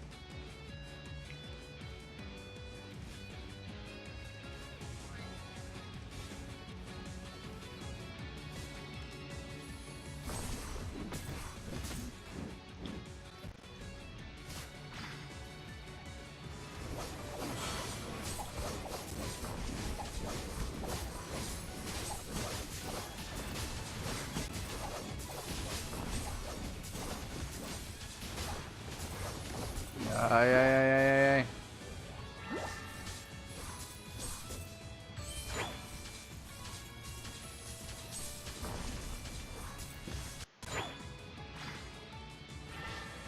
A gente ia morrer, mano.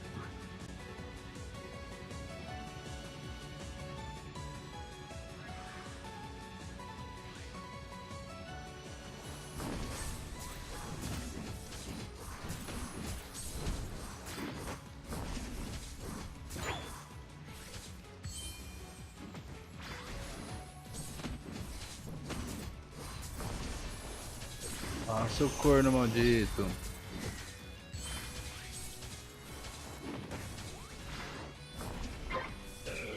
Morreu. Boa.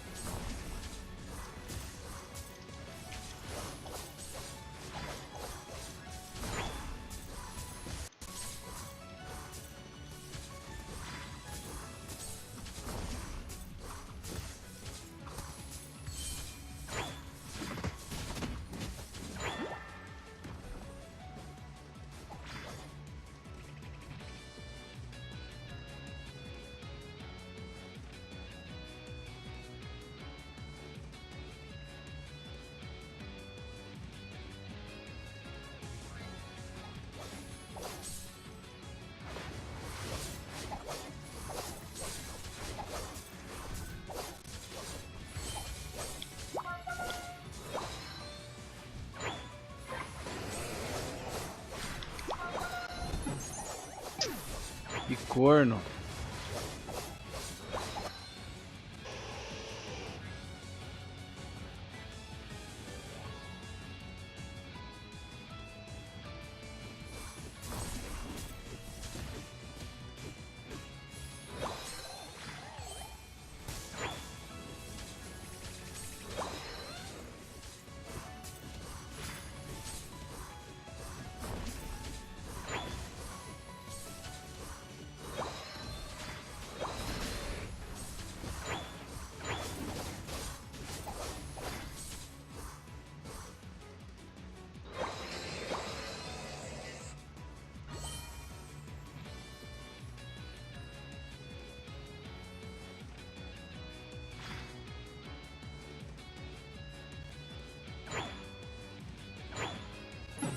Ô, louco! Morri.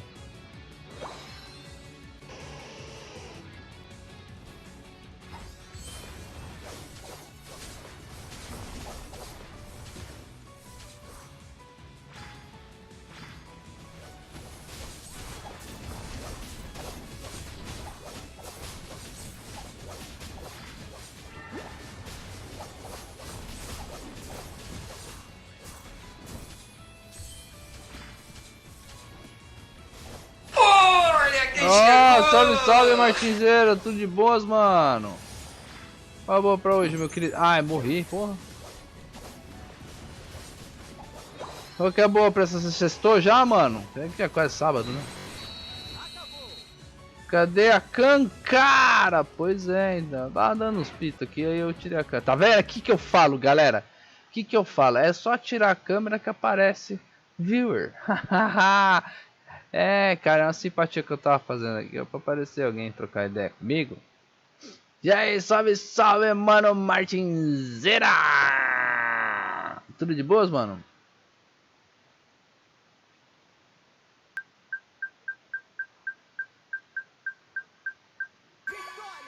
Vitória! Só 400? Eu lembro que uma vez, sei lá, acho que foi a primeira vez que eu ganhei 1000 pontos.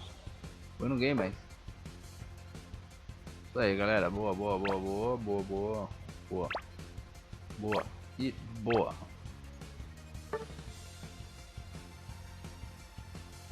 Tem que aumentar esse buff aí, viu? Qual buff? Qual deles, velho? Que agora que eu tava só juntando pra pegar o Gengar, tá ligado? Até agora eu só tava juntando pra pegar o Gengar. Aí agora que eu vou começar a gastar nos buffs. Tá ligado?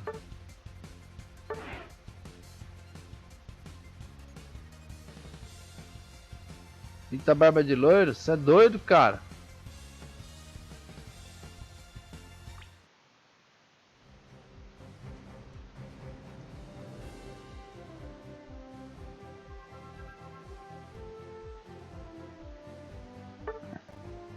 Primeiro passo, liberar todos os Pokémons. É isso aí.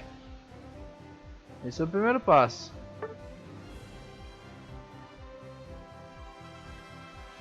Aí agora o que eu vou fazer? Vou aumentar dia, tem 400. Vou aumentar 2 aqui.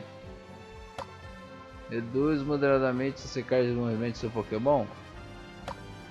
Aumenta moderadamente o ataque do Pokémon. Isso com certeza. Eu vou comprar um só. É isso aí, 4. Acho que tentou só mais um, né? Ou 4 é o último? Não, tem 5 também. É. Ah, esse jogo crashou? Beleza, seguro, seguro. Seguro sim. E aí, vida? Eu não tô morrendo. Aumenta moderadamente o PS Pokémon.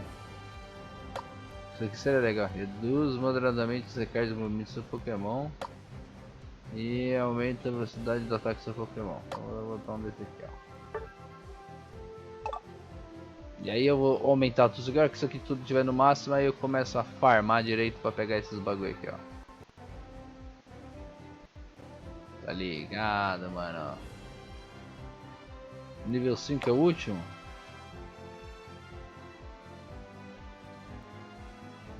Aparentemente é, né? 2, 3, 4, 5, 2, 3, 4, 5, 2, 3, 4, 5, é 5 é o último. Já possui! Nossa, nem viu o Pokémon aí, mano. Pokécat, Pokécat.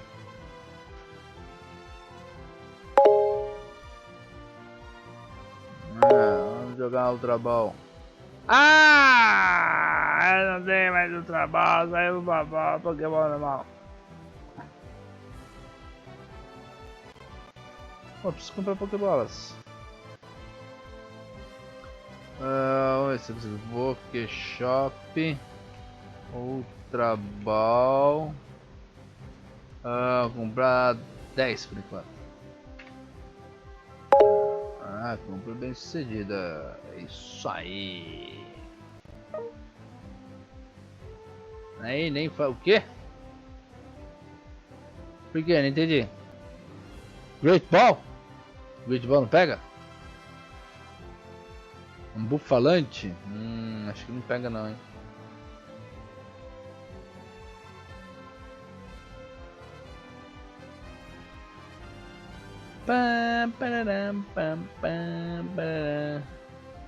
Gosto desse jogo, hein.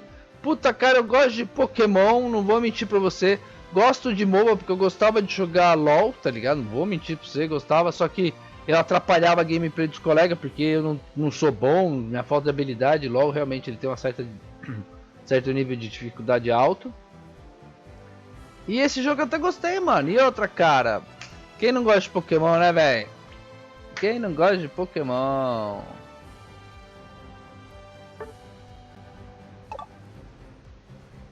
Tá ligado, mano?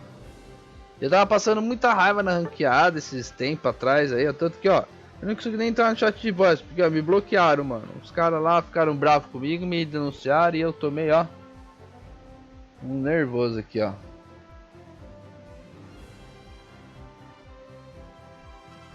Tá ligado, mano? E aí, você vamos... Oh, desculpa aí, o Orca. Tava moscando aqui.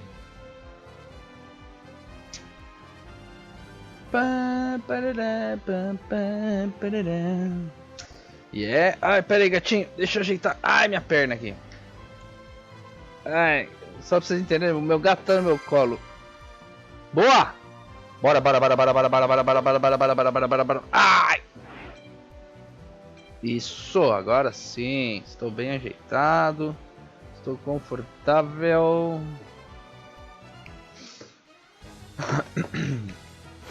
Ó, eu esqueci de comunicar.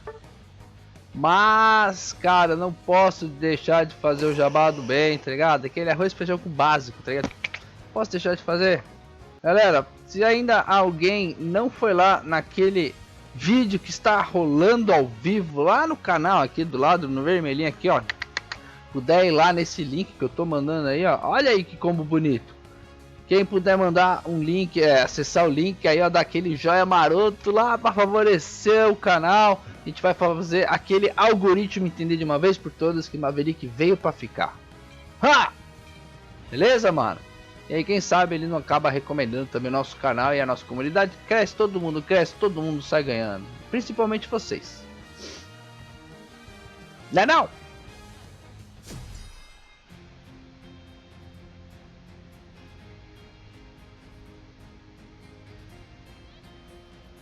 Bora lá, bora lá, bora lá. Vamos ver os camaradas aqui. Ah, o meu mais simplesinho. Galera, tudo top, hein? Eu ainda tô com o avatar de iniciante, tá ligado?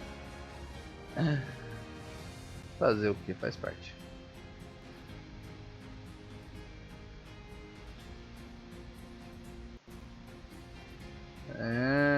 Faz parte.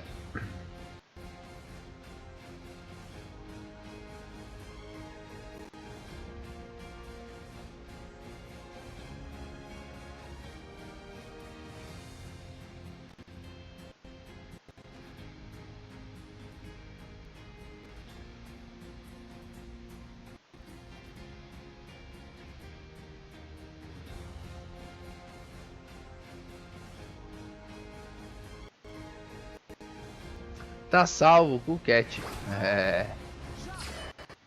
Bora lá, bora lá, bora lá. Bora lá, bora lá, bora lá.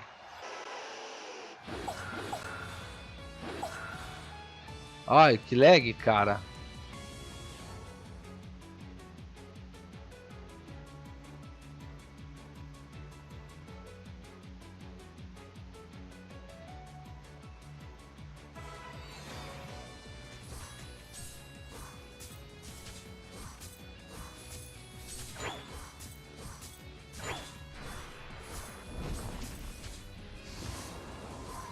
Derretido.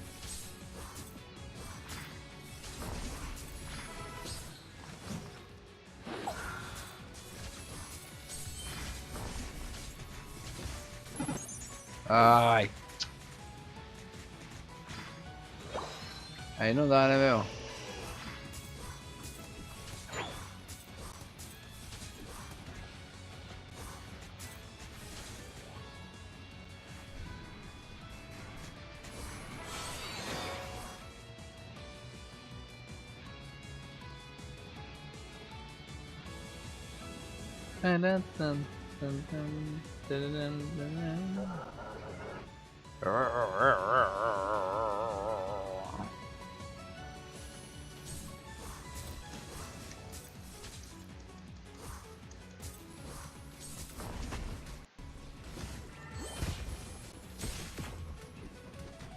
Ai, tio, tira aí, porque desistiu de tirar.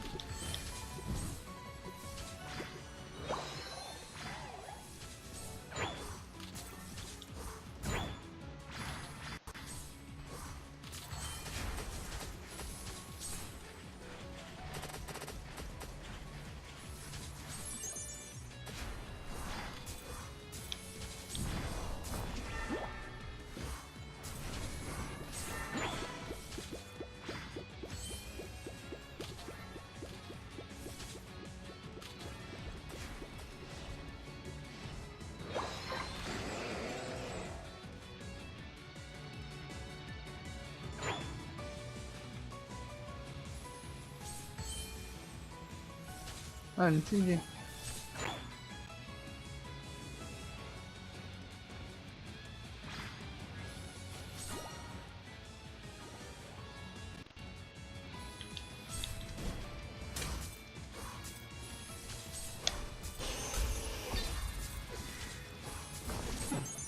Ah, não adiantou de nada, cara. Tem campeonato? Tem. Ou tá... tá rolando campeonato mundial, velho. Na teoria, esse final de semana vai ter a repescagem. Pra galera ter uma chance de se classificar pras finais, tá ligado? Tava rolando hoje aí. Tava assistindo com a galera de mais cedo, tá ligado? Da hora, mano. É um jogo da própria Nintendo, tá ligado? Com a Pokémon Company e tal, é oficial, tá ligado? Os caras fazem campeonato pesado. Premiação de 150 mil dólares, velho. Eu só não entendi se é a premiação total ou se é a premiação pro primeiro colocado. Eu acredito que seja pro primeiro colocado.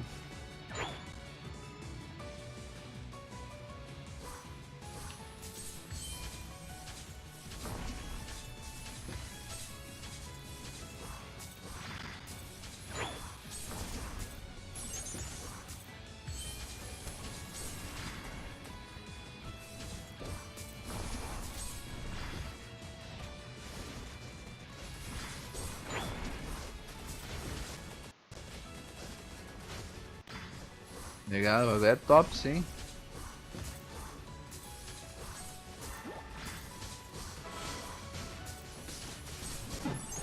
Nossa, tomei.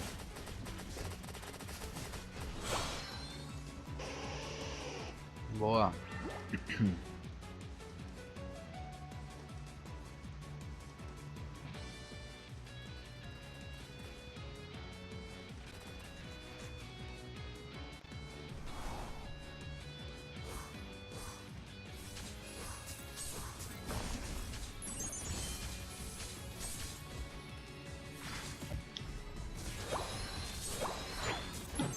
Ai, não dá nem pra usar a ult, velho. O controle tá com problema, mano. Aí é zica.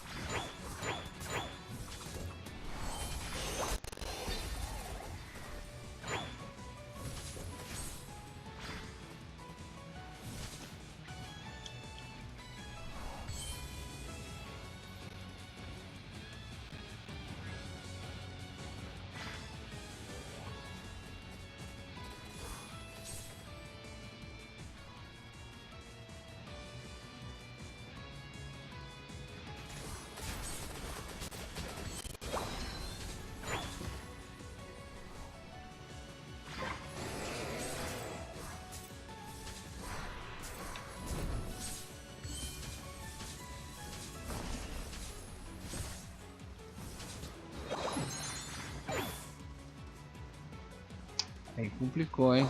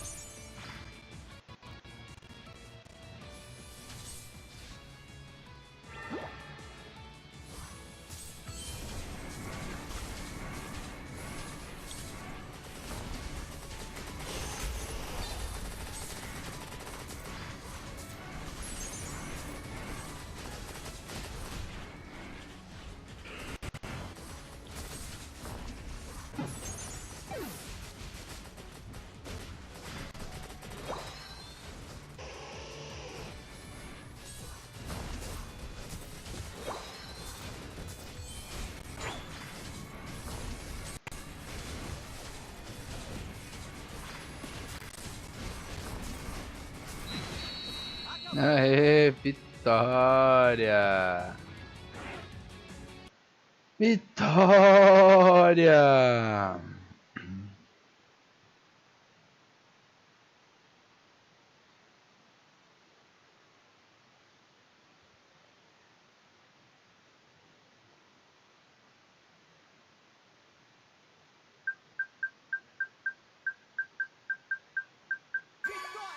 Vitória! Claro que foi vitória, cara.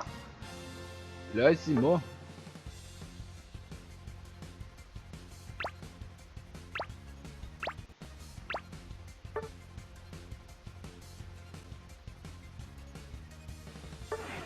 Próximo. É isso aí, galera. É isso aí, isso aí.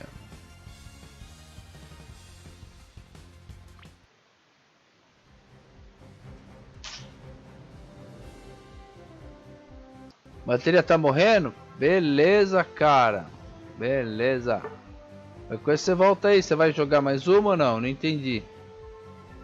O tipo, bateria tá morrendo, dá pra jogar mais umas 3. Tá ligado?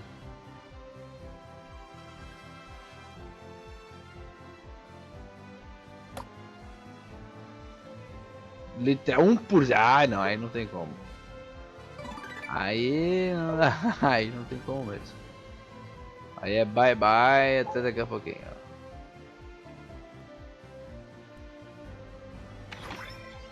Ô, mano, pode crer, cara, ó. Você tem que entrar pra guilda, mano. Você tem que entrar pro meu esquadrão. Sei que você já não tá aqui, deixa eu ver. Não. Mano, entra aqui, ó. Entra pro esquadrão, velho. Eita aí, exclamação, Lobochorros. É, a galera que quiser entrar, mano, exclamação Lobochorros. É isso aí. Código ID para o esquadrão Lobochorros. É isso aí, cara. Ah, agora sim, agora nós vamos assumir uma equipe unida.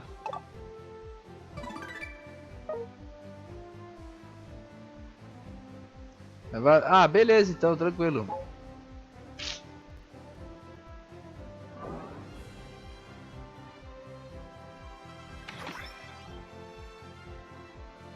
Ah, conquistei a mesma coisa. Pegue frutas, só tire do fruto dislike para receber seus efeitos. Oh, legal. E ganhei um adesivo. Legal.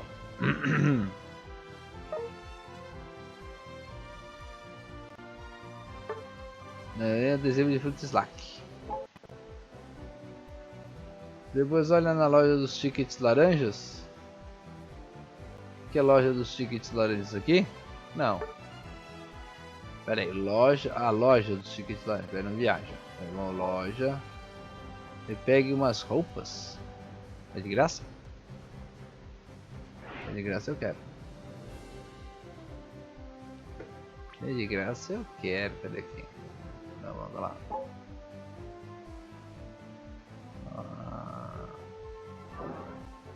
Loja dos tickets laranjas. Isso aqui? Isso aqui? Seria isso aqui?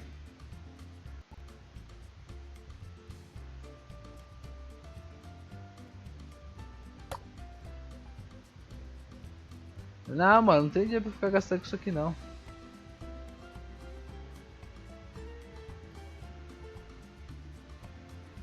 É que tem uns que custa cupom, né?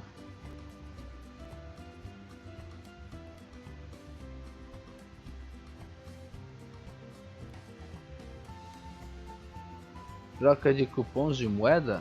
Onde que troca?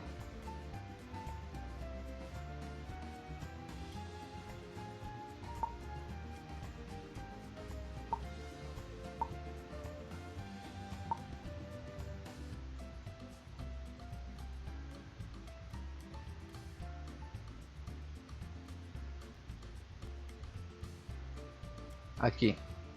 Entendi o que você disse. Terceiro botão esquerdo. Eu achei depois.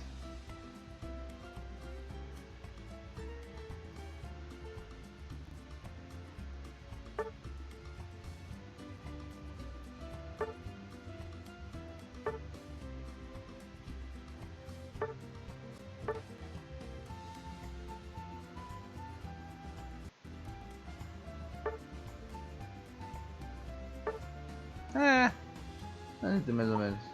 Ei, queria ter trocado.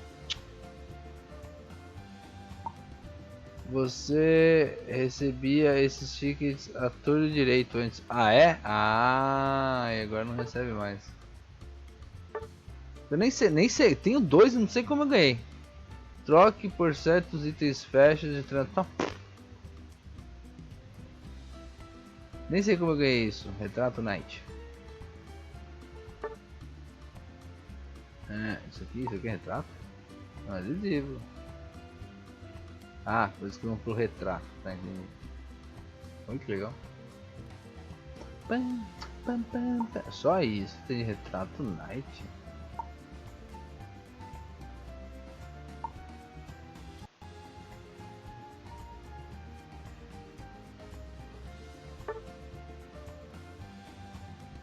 Olha que legal. Oh, esse aqui dá pra comprar com monedinhas. 3, 2, 1. Aniversário, né?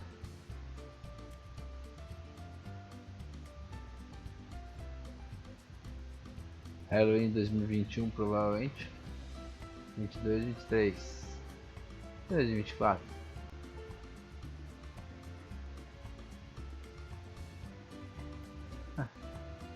Nada a ver. Eu tenho tipo 400 desse, lembre-se. Pokémon primeiro, sim, claro. Não vou gastar nada que seja cosmético. Eu geralmente não gosto de cosmético, cara. Não ligo muito. Pagar, a não ser que seja de graça, com missão, essas coisas. Aí beleza, mas não gasto muito cosmético não. Se você usar esse item, ele será consumido redução.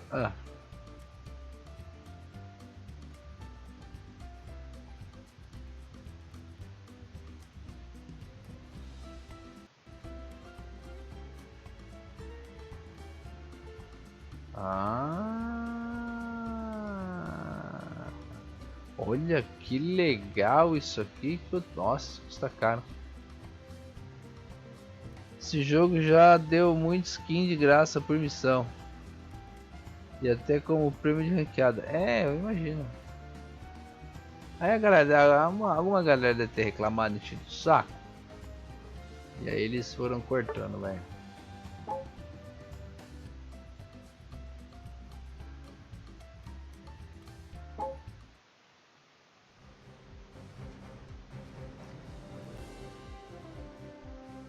Ai, coçando.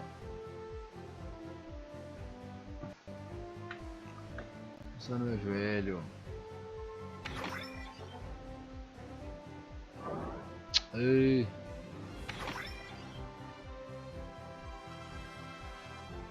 Ué. É aqui.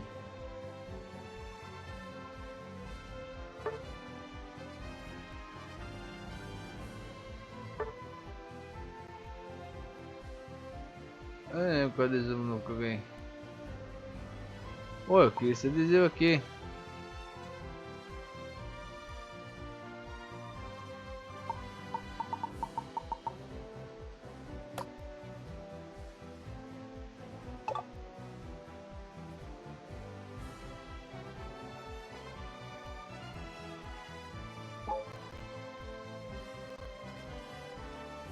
Veja aí como tá a ranked.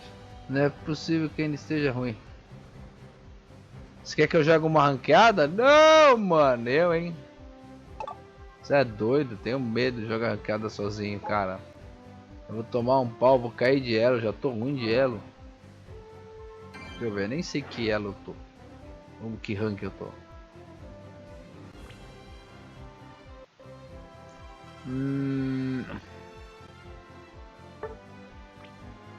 Olha aí, não. Se eu perder, cara, eu vou cair pro classe 5. Eu não tô afim de cair pro classe 5.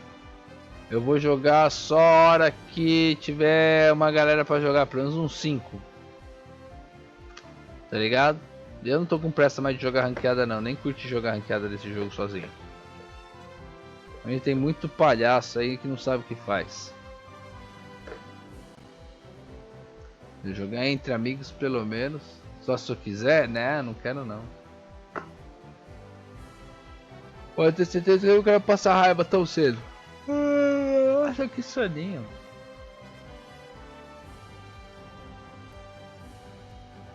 Ai, tá coçando meu joelho, velho.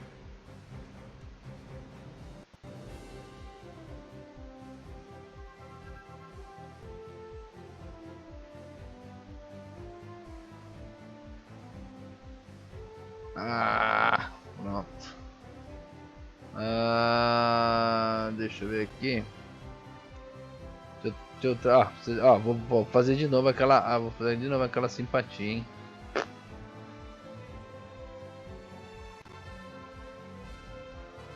Eu vou jogar pra não ficar perdendo tempo. Não perdendo tempo, eu não tô perdendo tempo, né? Trocando ideia.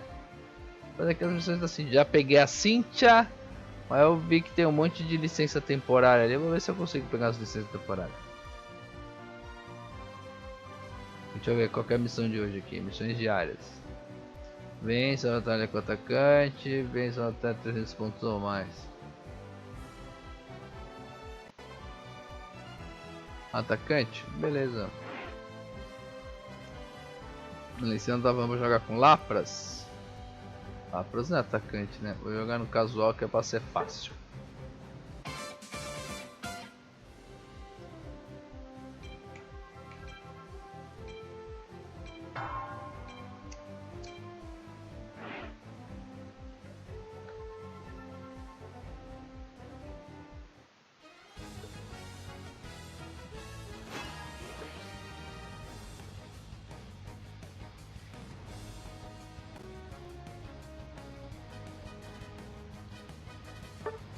Ó, quem que é atacante aqui? Quem que eu escolho? Ah, o Greninja, peguei ele hoje. Nem tô afim de descobrir como joga com o Greninja agora. Jogar com o Cinderei, que eu sei jogar com ele. Eu já tenho os bagulho preparados pra ele. Nossa, tem uma mensagem aqui, preciso esperar que eu vou responder a mensagem aqui.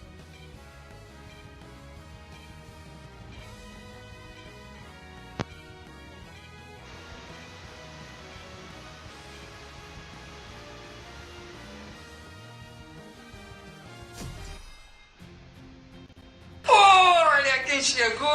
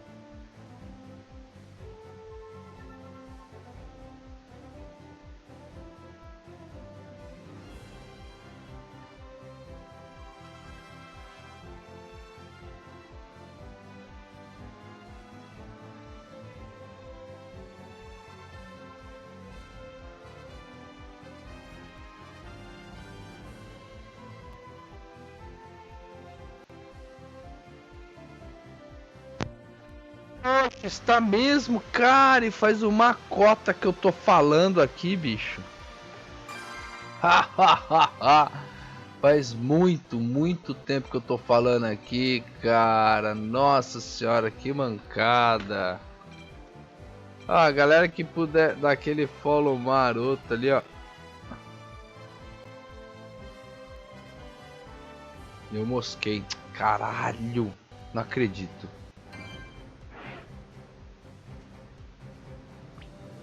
A distraidão, pô, me distrai aqui, hein, Vitão.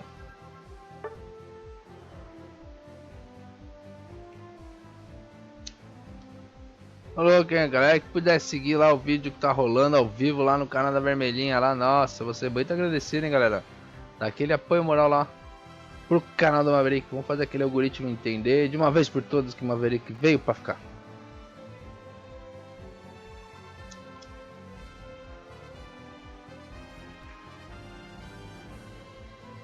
Então beleza, meu querido, eu falei uma boa noite, bom descanso e até amanhã, mano. A gente vai se falando aí, beleza?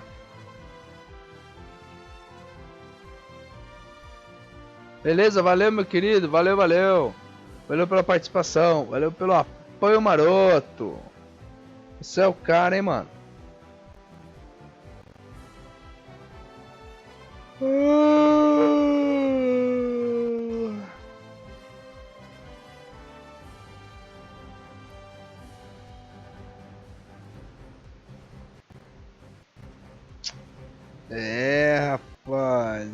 Rapaz.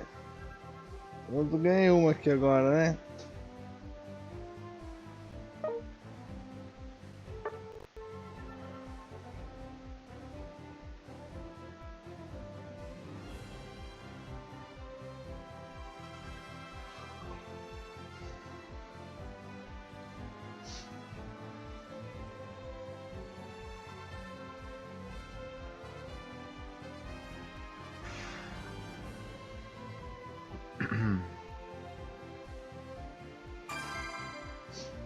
Mas você não mosca agora, né?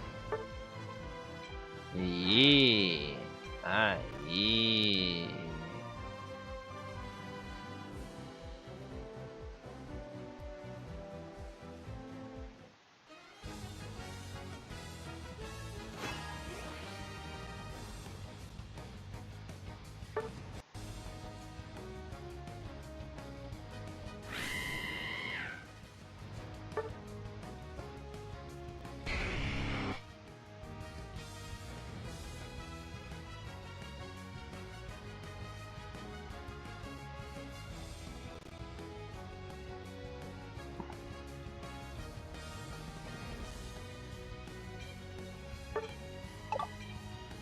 Essa a gente vai perder, vai vendo.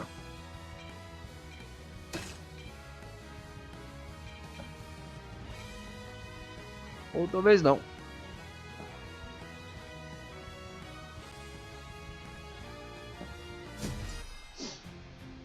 Ou talvez não.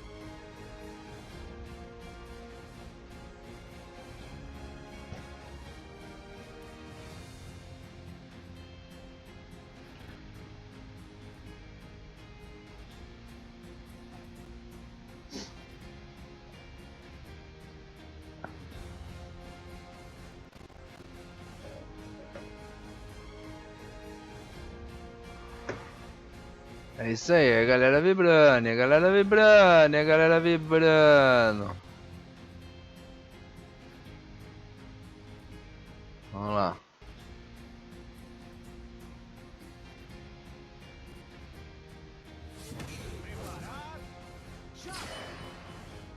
Vai, vai, vai, vai. Vai, Charizard, meu querido. Mosca não, mosca não. Ah!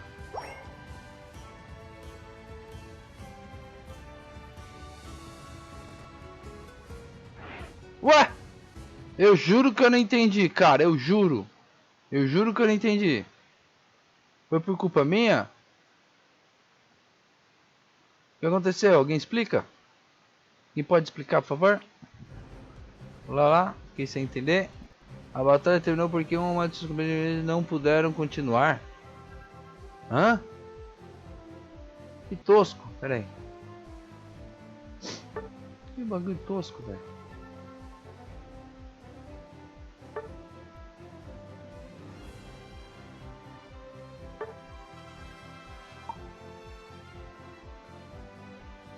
Ah, tá, porque aquela hora eu mosquei lá, é isso.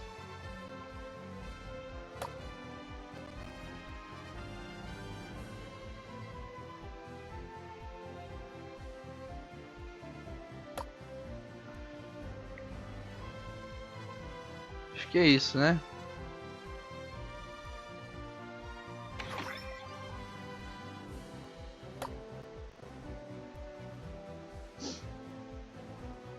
Ai, meus pontos de fair play.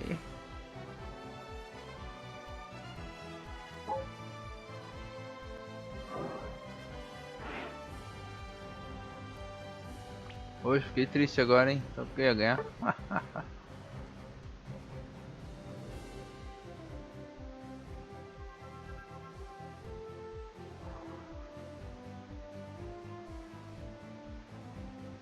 É, galera, é, galera.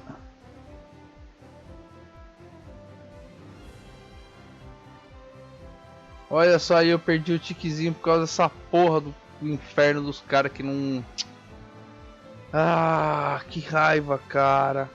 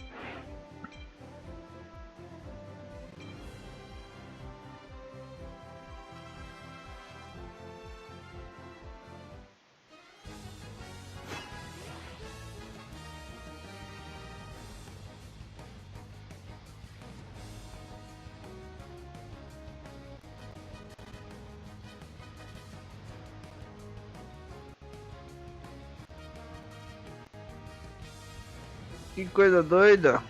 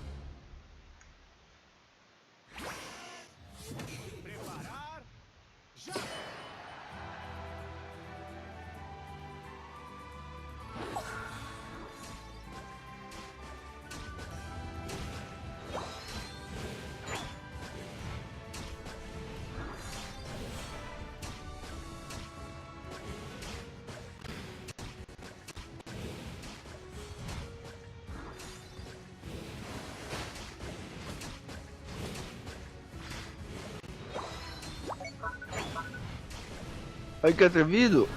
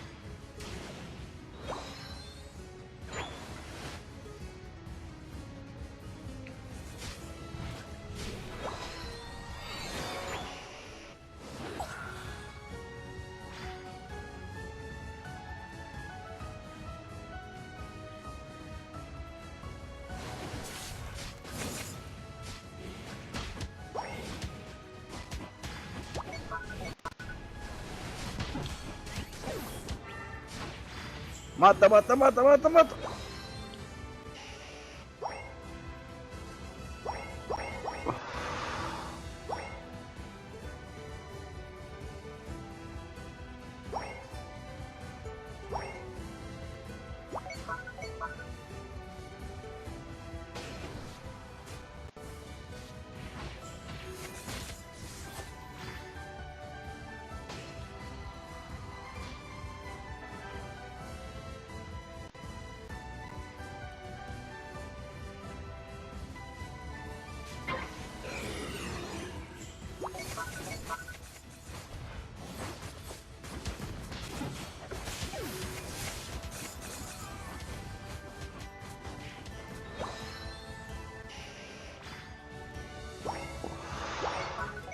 O problema desse Charizard vai farmar, cara. Tem muito o que fazer. Você não farma, tá pequeno, você não consegue fazer nada, o pessoal morrendo, mano. Que maluquice.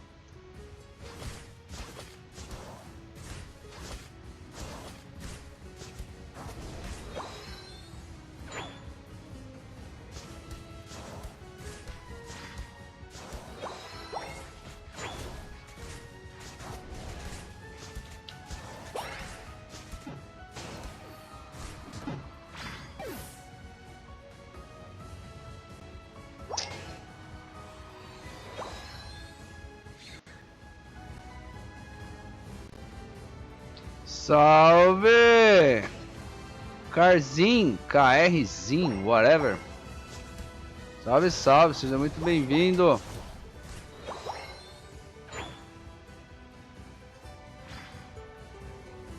Os caras me abandonaram aqui no bot, velho, que legal.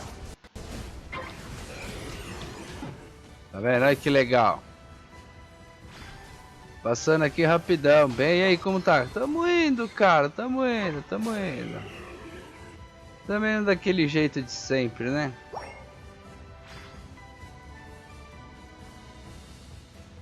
Perdendo 3, ganhando 1, perdendo mais 4, perdendo mais 5. E assim vai a ranqueada.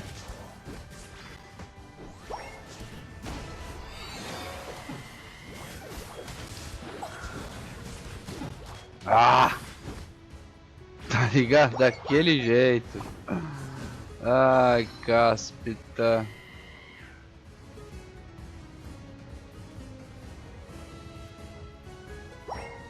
Aí é foda, cara. Aí é foda. E você, cara? Qual é a boa pra hoje? Ah, me ferrei. Eu tava prestando atenção no chat. Nem vi que eu tava sozinho aqui embaixo. Caralho.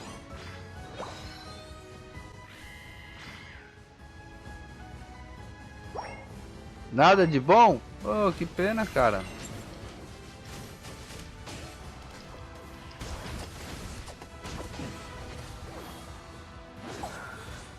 Pena.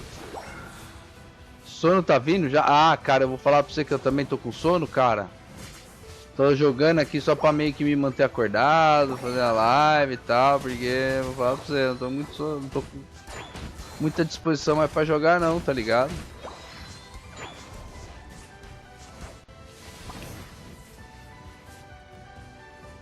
Ó, pega a dengue, pega a dengue. Pega a dengue.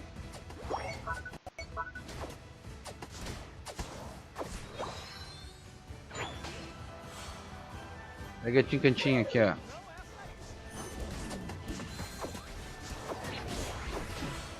Isso aí, galera. Vamos pegar a tincantinha aqui, ó.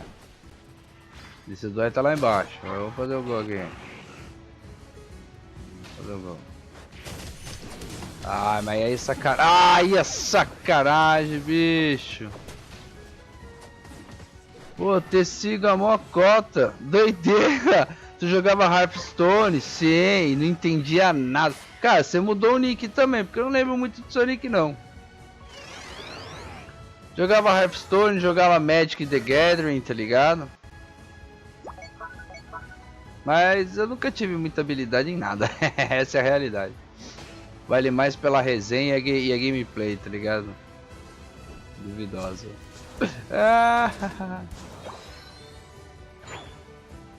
E aí, galera, vamos lá no dengue? Vamos pegar uma dengue. Já foi. Já nem tem.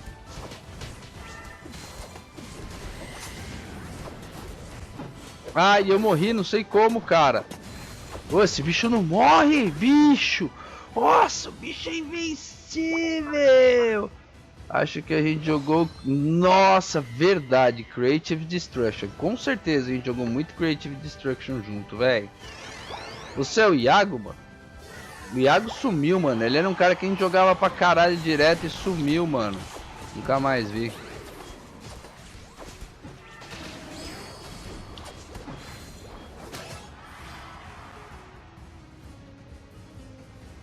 Era o canhoto? Ah, não lembro. Pera aí, mano. Pera aí que eu não vou conseguir acompanhar o chat agora que tá tenso aqui. Pera aí. Acho que a gente joga... Não, é isso, já li. Eu não lembro que esse canhoto você tá falando.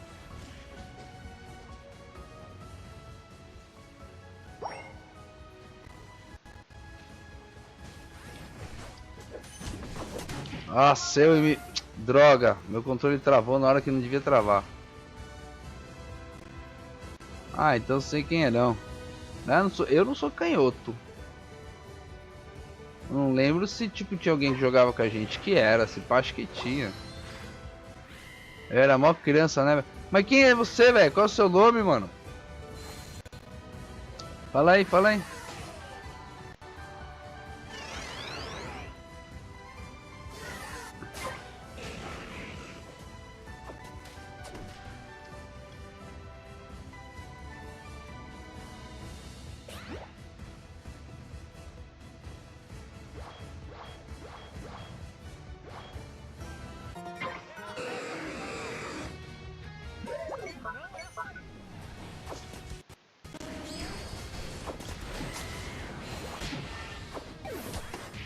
Eu levei o passarinho. Meu nome é Cauã. Mas sempre o KR de nick. Cara, eu acho que eu lembro sim. Cauã? Lembro sim, mano. Esse nome não me é estranho. Com W? Nossa, acho que eu lembro, hein? É, cara, voltei pras lives. Isso é tipo meados de 2018, né? Você tá falando, né? Essa fita aí.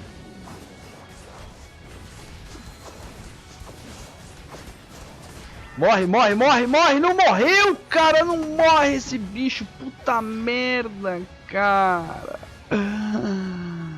É, então, foi quando eu comecei a fazer live. Foi minha primeira temporada de lives, na teoria. Caraca, o time não aguenta uma TF, velho. Talvez meu nick fosse... É, pode dar uns bagulho assim, pode crer. Ah, vamos perder com honra, galera. Que história é essa? Desistir não é a saída.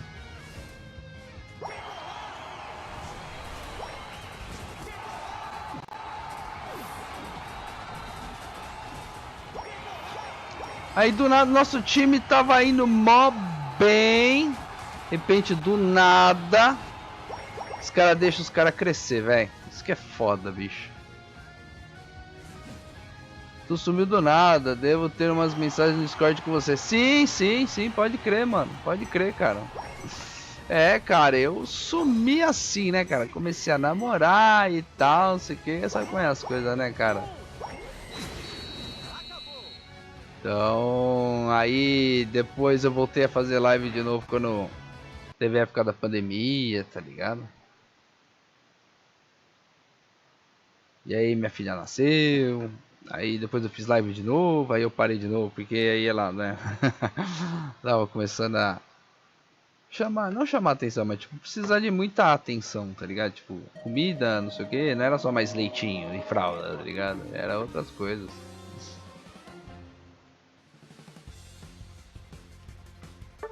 Ah, nossa, mano, olha só.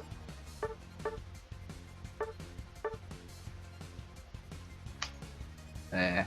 Bom, dá moral lá pra mim, mano. Tô tentando levantar o canal no YouTube também, mano. Se puder dar aquela moralzinha lá, vou mandar um link aí pra você. Se puder entrar nesse link e dar aquele joia maroto lá. Ah, vai ser da hora, hein?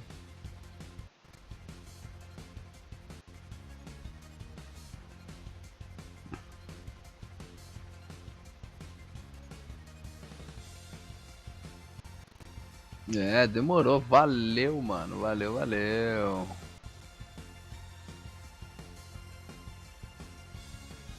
Mas também é o time dos caras. Tudo cara que não morre, ó. Tudo imorrível. É, tudo imorrível.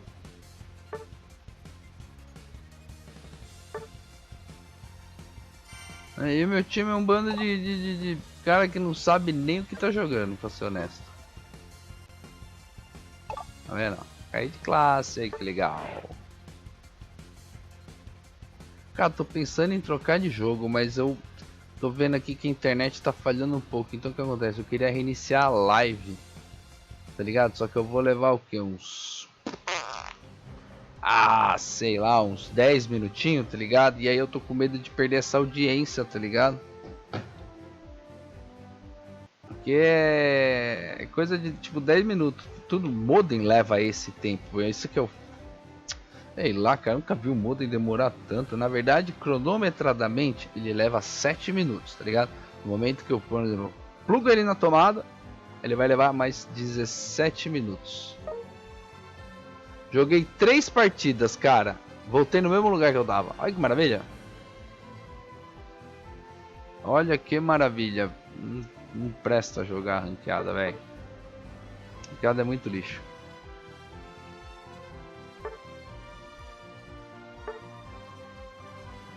Você por acaso joga Pokémon Unite ou... Calma.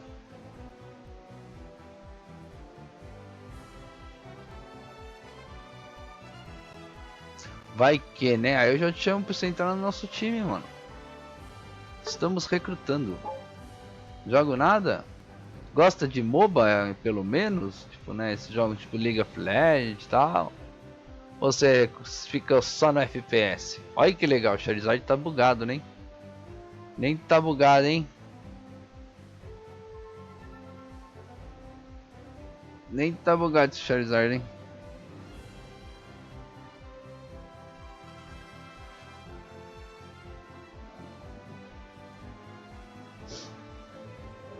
É, então você é mais do FPS, pode crer.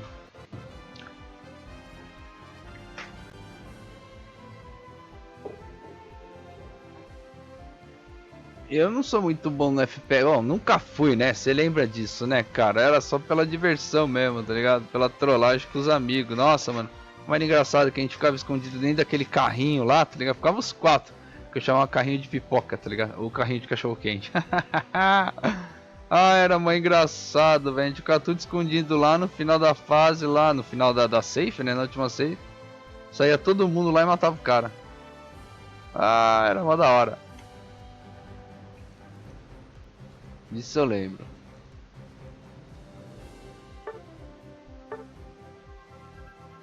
Ó, recebi moeda de amigos. Obrigado, meu amigo. E o que você anda jogando ultimamente? Tô nem jogando tanto, mas tipo, quando você joga assim? E o FPS que eu jogo ultimamente é só... Como é que chama? Em Fortnite, velho. Acabei de quitar do Paladins. O que eu mais jogo é Paladins. Por que esse aqui todo Paladins, mano? Paladins ele é estilo Overwatch, não é? Stress. É um jogo que tá falido? Ah, é, então. O Paladins, antes ele tinha um canal, tá ligado? Que toda hora eles estavam streamando, não sei o que. Cara, já faz um tempo, agora que você falou, verdade. Faz um tempo que eu não vejo mais eles streamando, tal, não sei o que, tá ligado? Vamos fechar o server em qualquer momento. Ah, pode crer. Então a galera no meio que tá migrando, né, velho? Pode crer. Pô, tinha um outro aí que a galera jogava também. Aí tô aproveitando o jogo bastante. Sim, né? Tem que aproveitar. Se você curte, né, mano? Tá certo, tem que aproveitar mesmo. Mas demora pra achar. É, eu imagino, velho. Porque já não tem mais tanta gente jogando, né? E eu não sei, os caras não devem ter. Tipo, dependendo do nível, se é ranqueada tal, não deve ter tanto bot, né, velho? Pra dar aquele auxílio, né?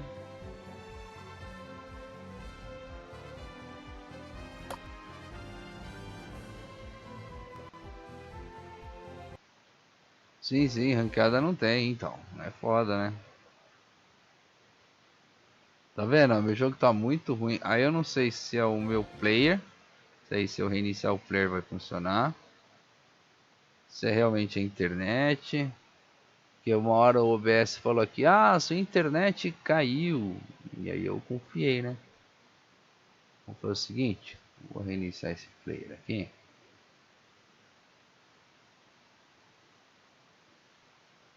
Só um minutinho, galera. Vai ficar a tela preta aí pra vocês. Que eu vou reiniciar o player, tá? Porque aparentemente ele bugou.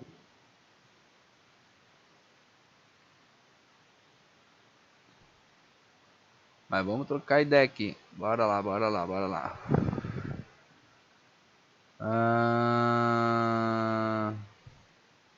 É, isso daí. Acho que eu joguei Paladins umas 2 vezes, que eu até brincava com a galera. Vamos jogar peladinhos? Vamos jogar peladinhos? Seria engraçado falar peladinhos.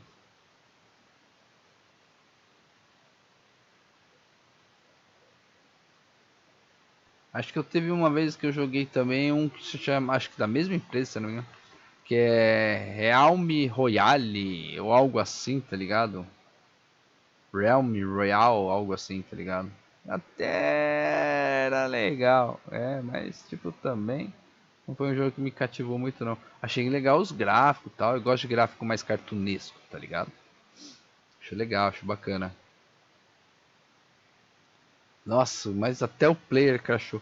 Ô, meu querido, você me entende um post que você não sei se você manja. Player, emulador pra Android, essas coisas. Porque esse LD Player aqui também já tá falido, velho. Falando pra instalar um tal de Mumu. Na época meu notebook nem rodava. É, pode crer. Pra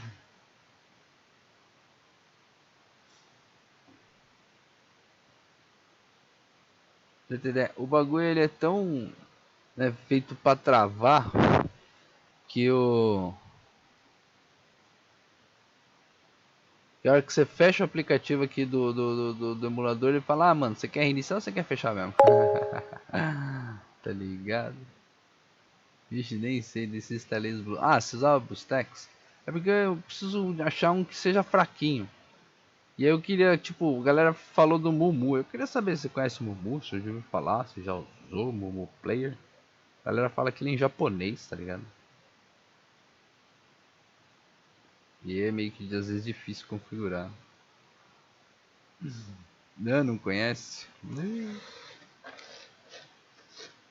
Eu vou instalar o Mumu Player aqui.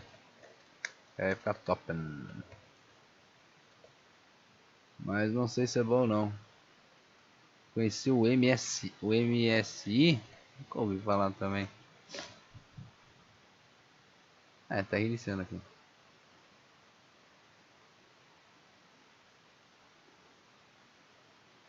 Vai se resolver o problema do jogo.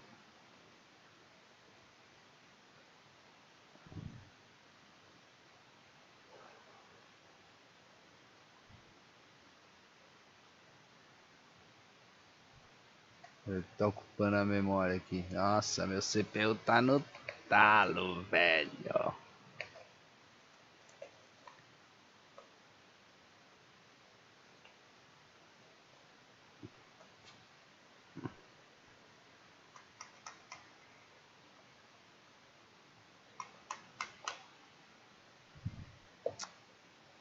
É, isso aí. Vai dar bom? Vai ter que dar, né? Homens Rebels foi capturado por mim.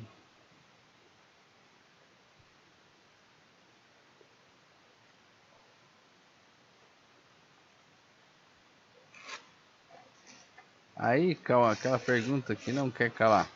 Pokémon ou Digimon? Tô brincando, mano. Não importa, cara. O importante é que os dois são legais, são divertidos e são muito bons animes. Pra assistir Digimon era da hora, velho. Eu assisti até Beyblade, achava mó da hora aquela. Eu tinha duas Beyblade aqui em casa. Já que eu já era grandinho, hein? Tipo, já tinha uns 18, 19 anos. Brincando de Beyblade. Ai que legal. Pokémon é vida, né, mano? Nossa, mas tá uma carroça isso aqui, mano. Precisava, na verdade, reiniciar meu computador. Será? O que tem aberto aqui? O que tá carregando tanto? Discord tá aqui. Pô, mano, não tem nada aberto aqui.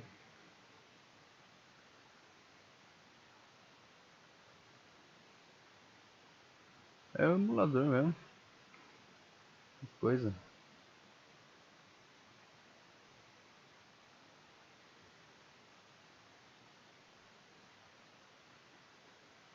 Agora vai, né?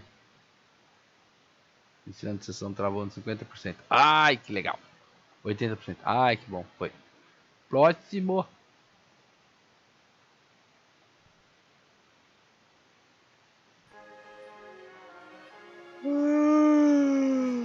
Nossa, já tá batendo, bicho. Daquele jeito.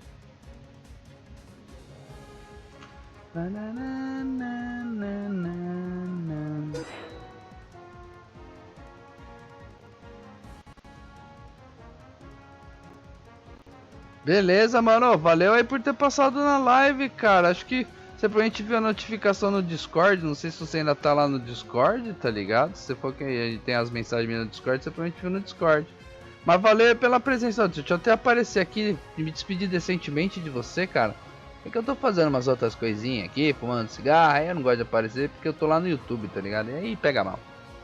Mas nossa, cara, valeu, Cauã. Cara, brigadão aí pela presença, mano. De coração, mano, ó. Coraçãozinho pra você, cara. Valeu mesmo. Peço que você apareça mais vezes, tá ligado? Vamos dar risada, vamos curtir, tá ligado? Porque é aquilo que eu falei, mano. Vamos fazer o algoritmo entender que Maverick veio pra ficar, velho. E dessa vez eu vou ficar, mano. Vou fazer esses canais darem certo. Você vai ver só. Demorou, mano. Tamo junto, meu querido. Espero ver você mais vezes, tá ligado? Contar com a sua presença numa próxima oportunidade.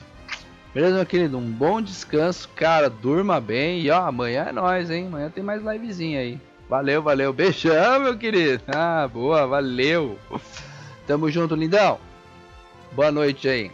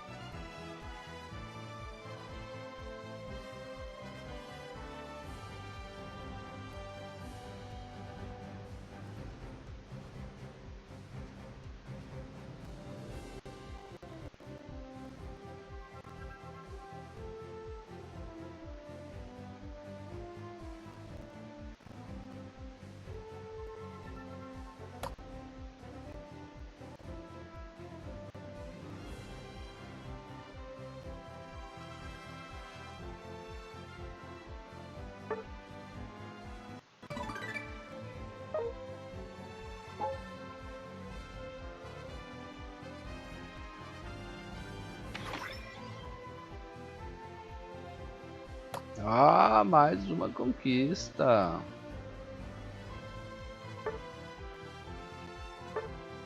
Olha só. Causa dano extras Pokémon oponente com incêndio. 20 ou mais vezes em uma única batalha. Ai, que maravilha. Aí sim, na ranqueada ainda. Ai, que chique. Ai, que chique.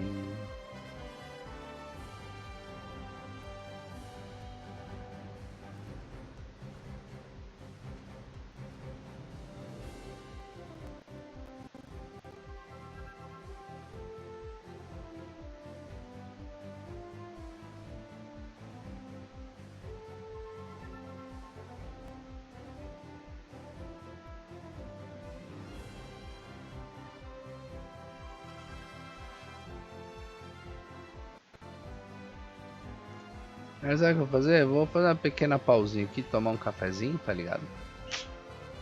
E aí eu já volto. O que vocês acham? Uma boa, né?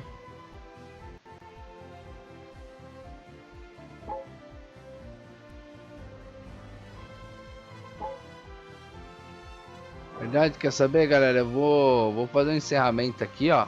Só pra live do YouTube aqui, ó. Porque o vídeo já tá gigantão lá, tá ligado? Queria deixar um vídeo gigantesco assim, não lá, tá ligado?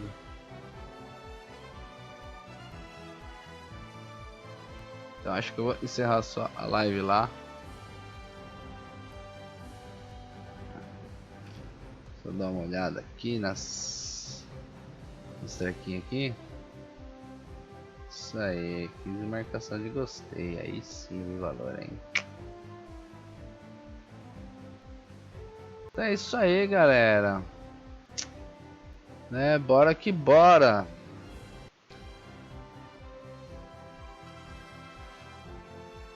Vamos mudar aqui. Já vamos fazer aquele encerramento maroto aqui da live, né?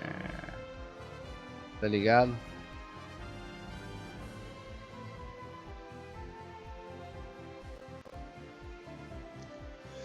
Beleza, galera? Então é isso aí, galera. Muito obrigado aí por todos que participaram, tá ligado? Todo mundo que passou aí pela live.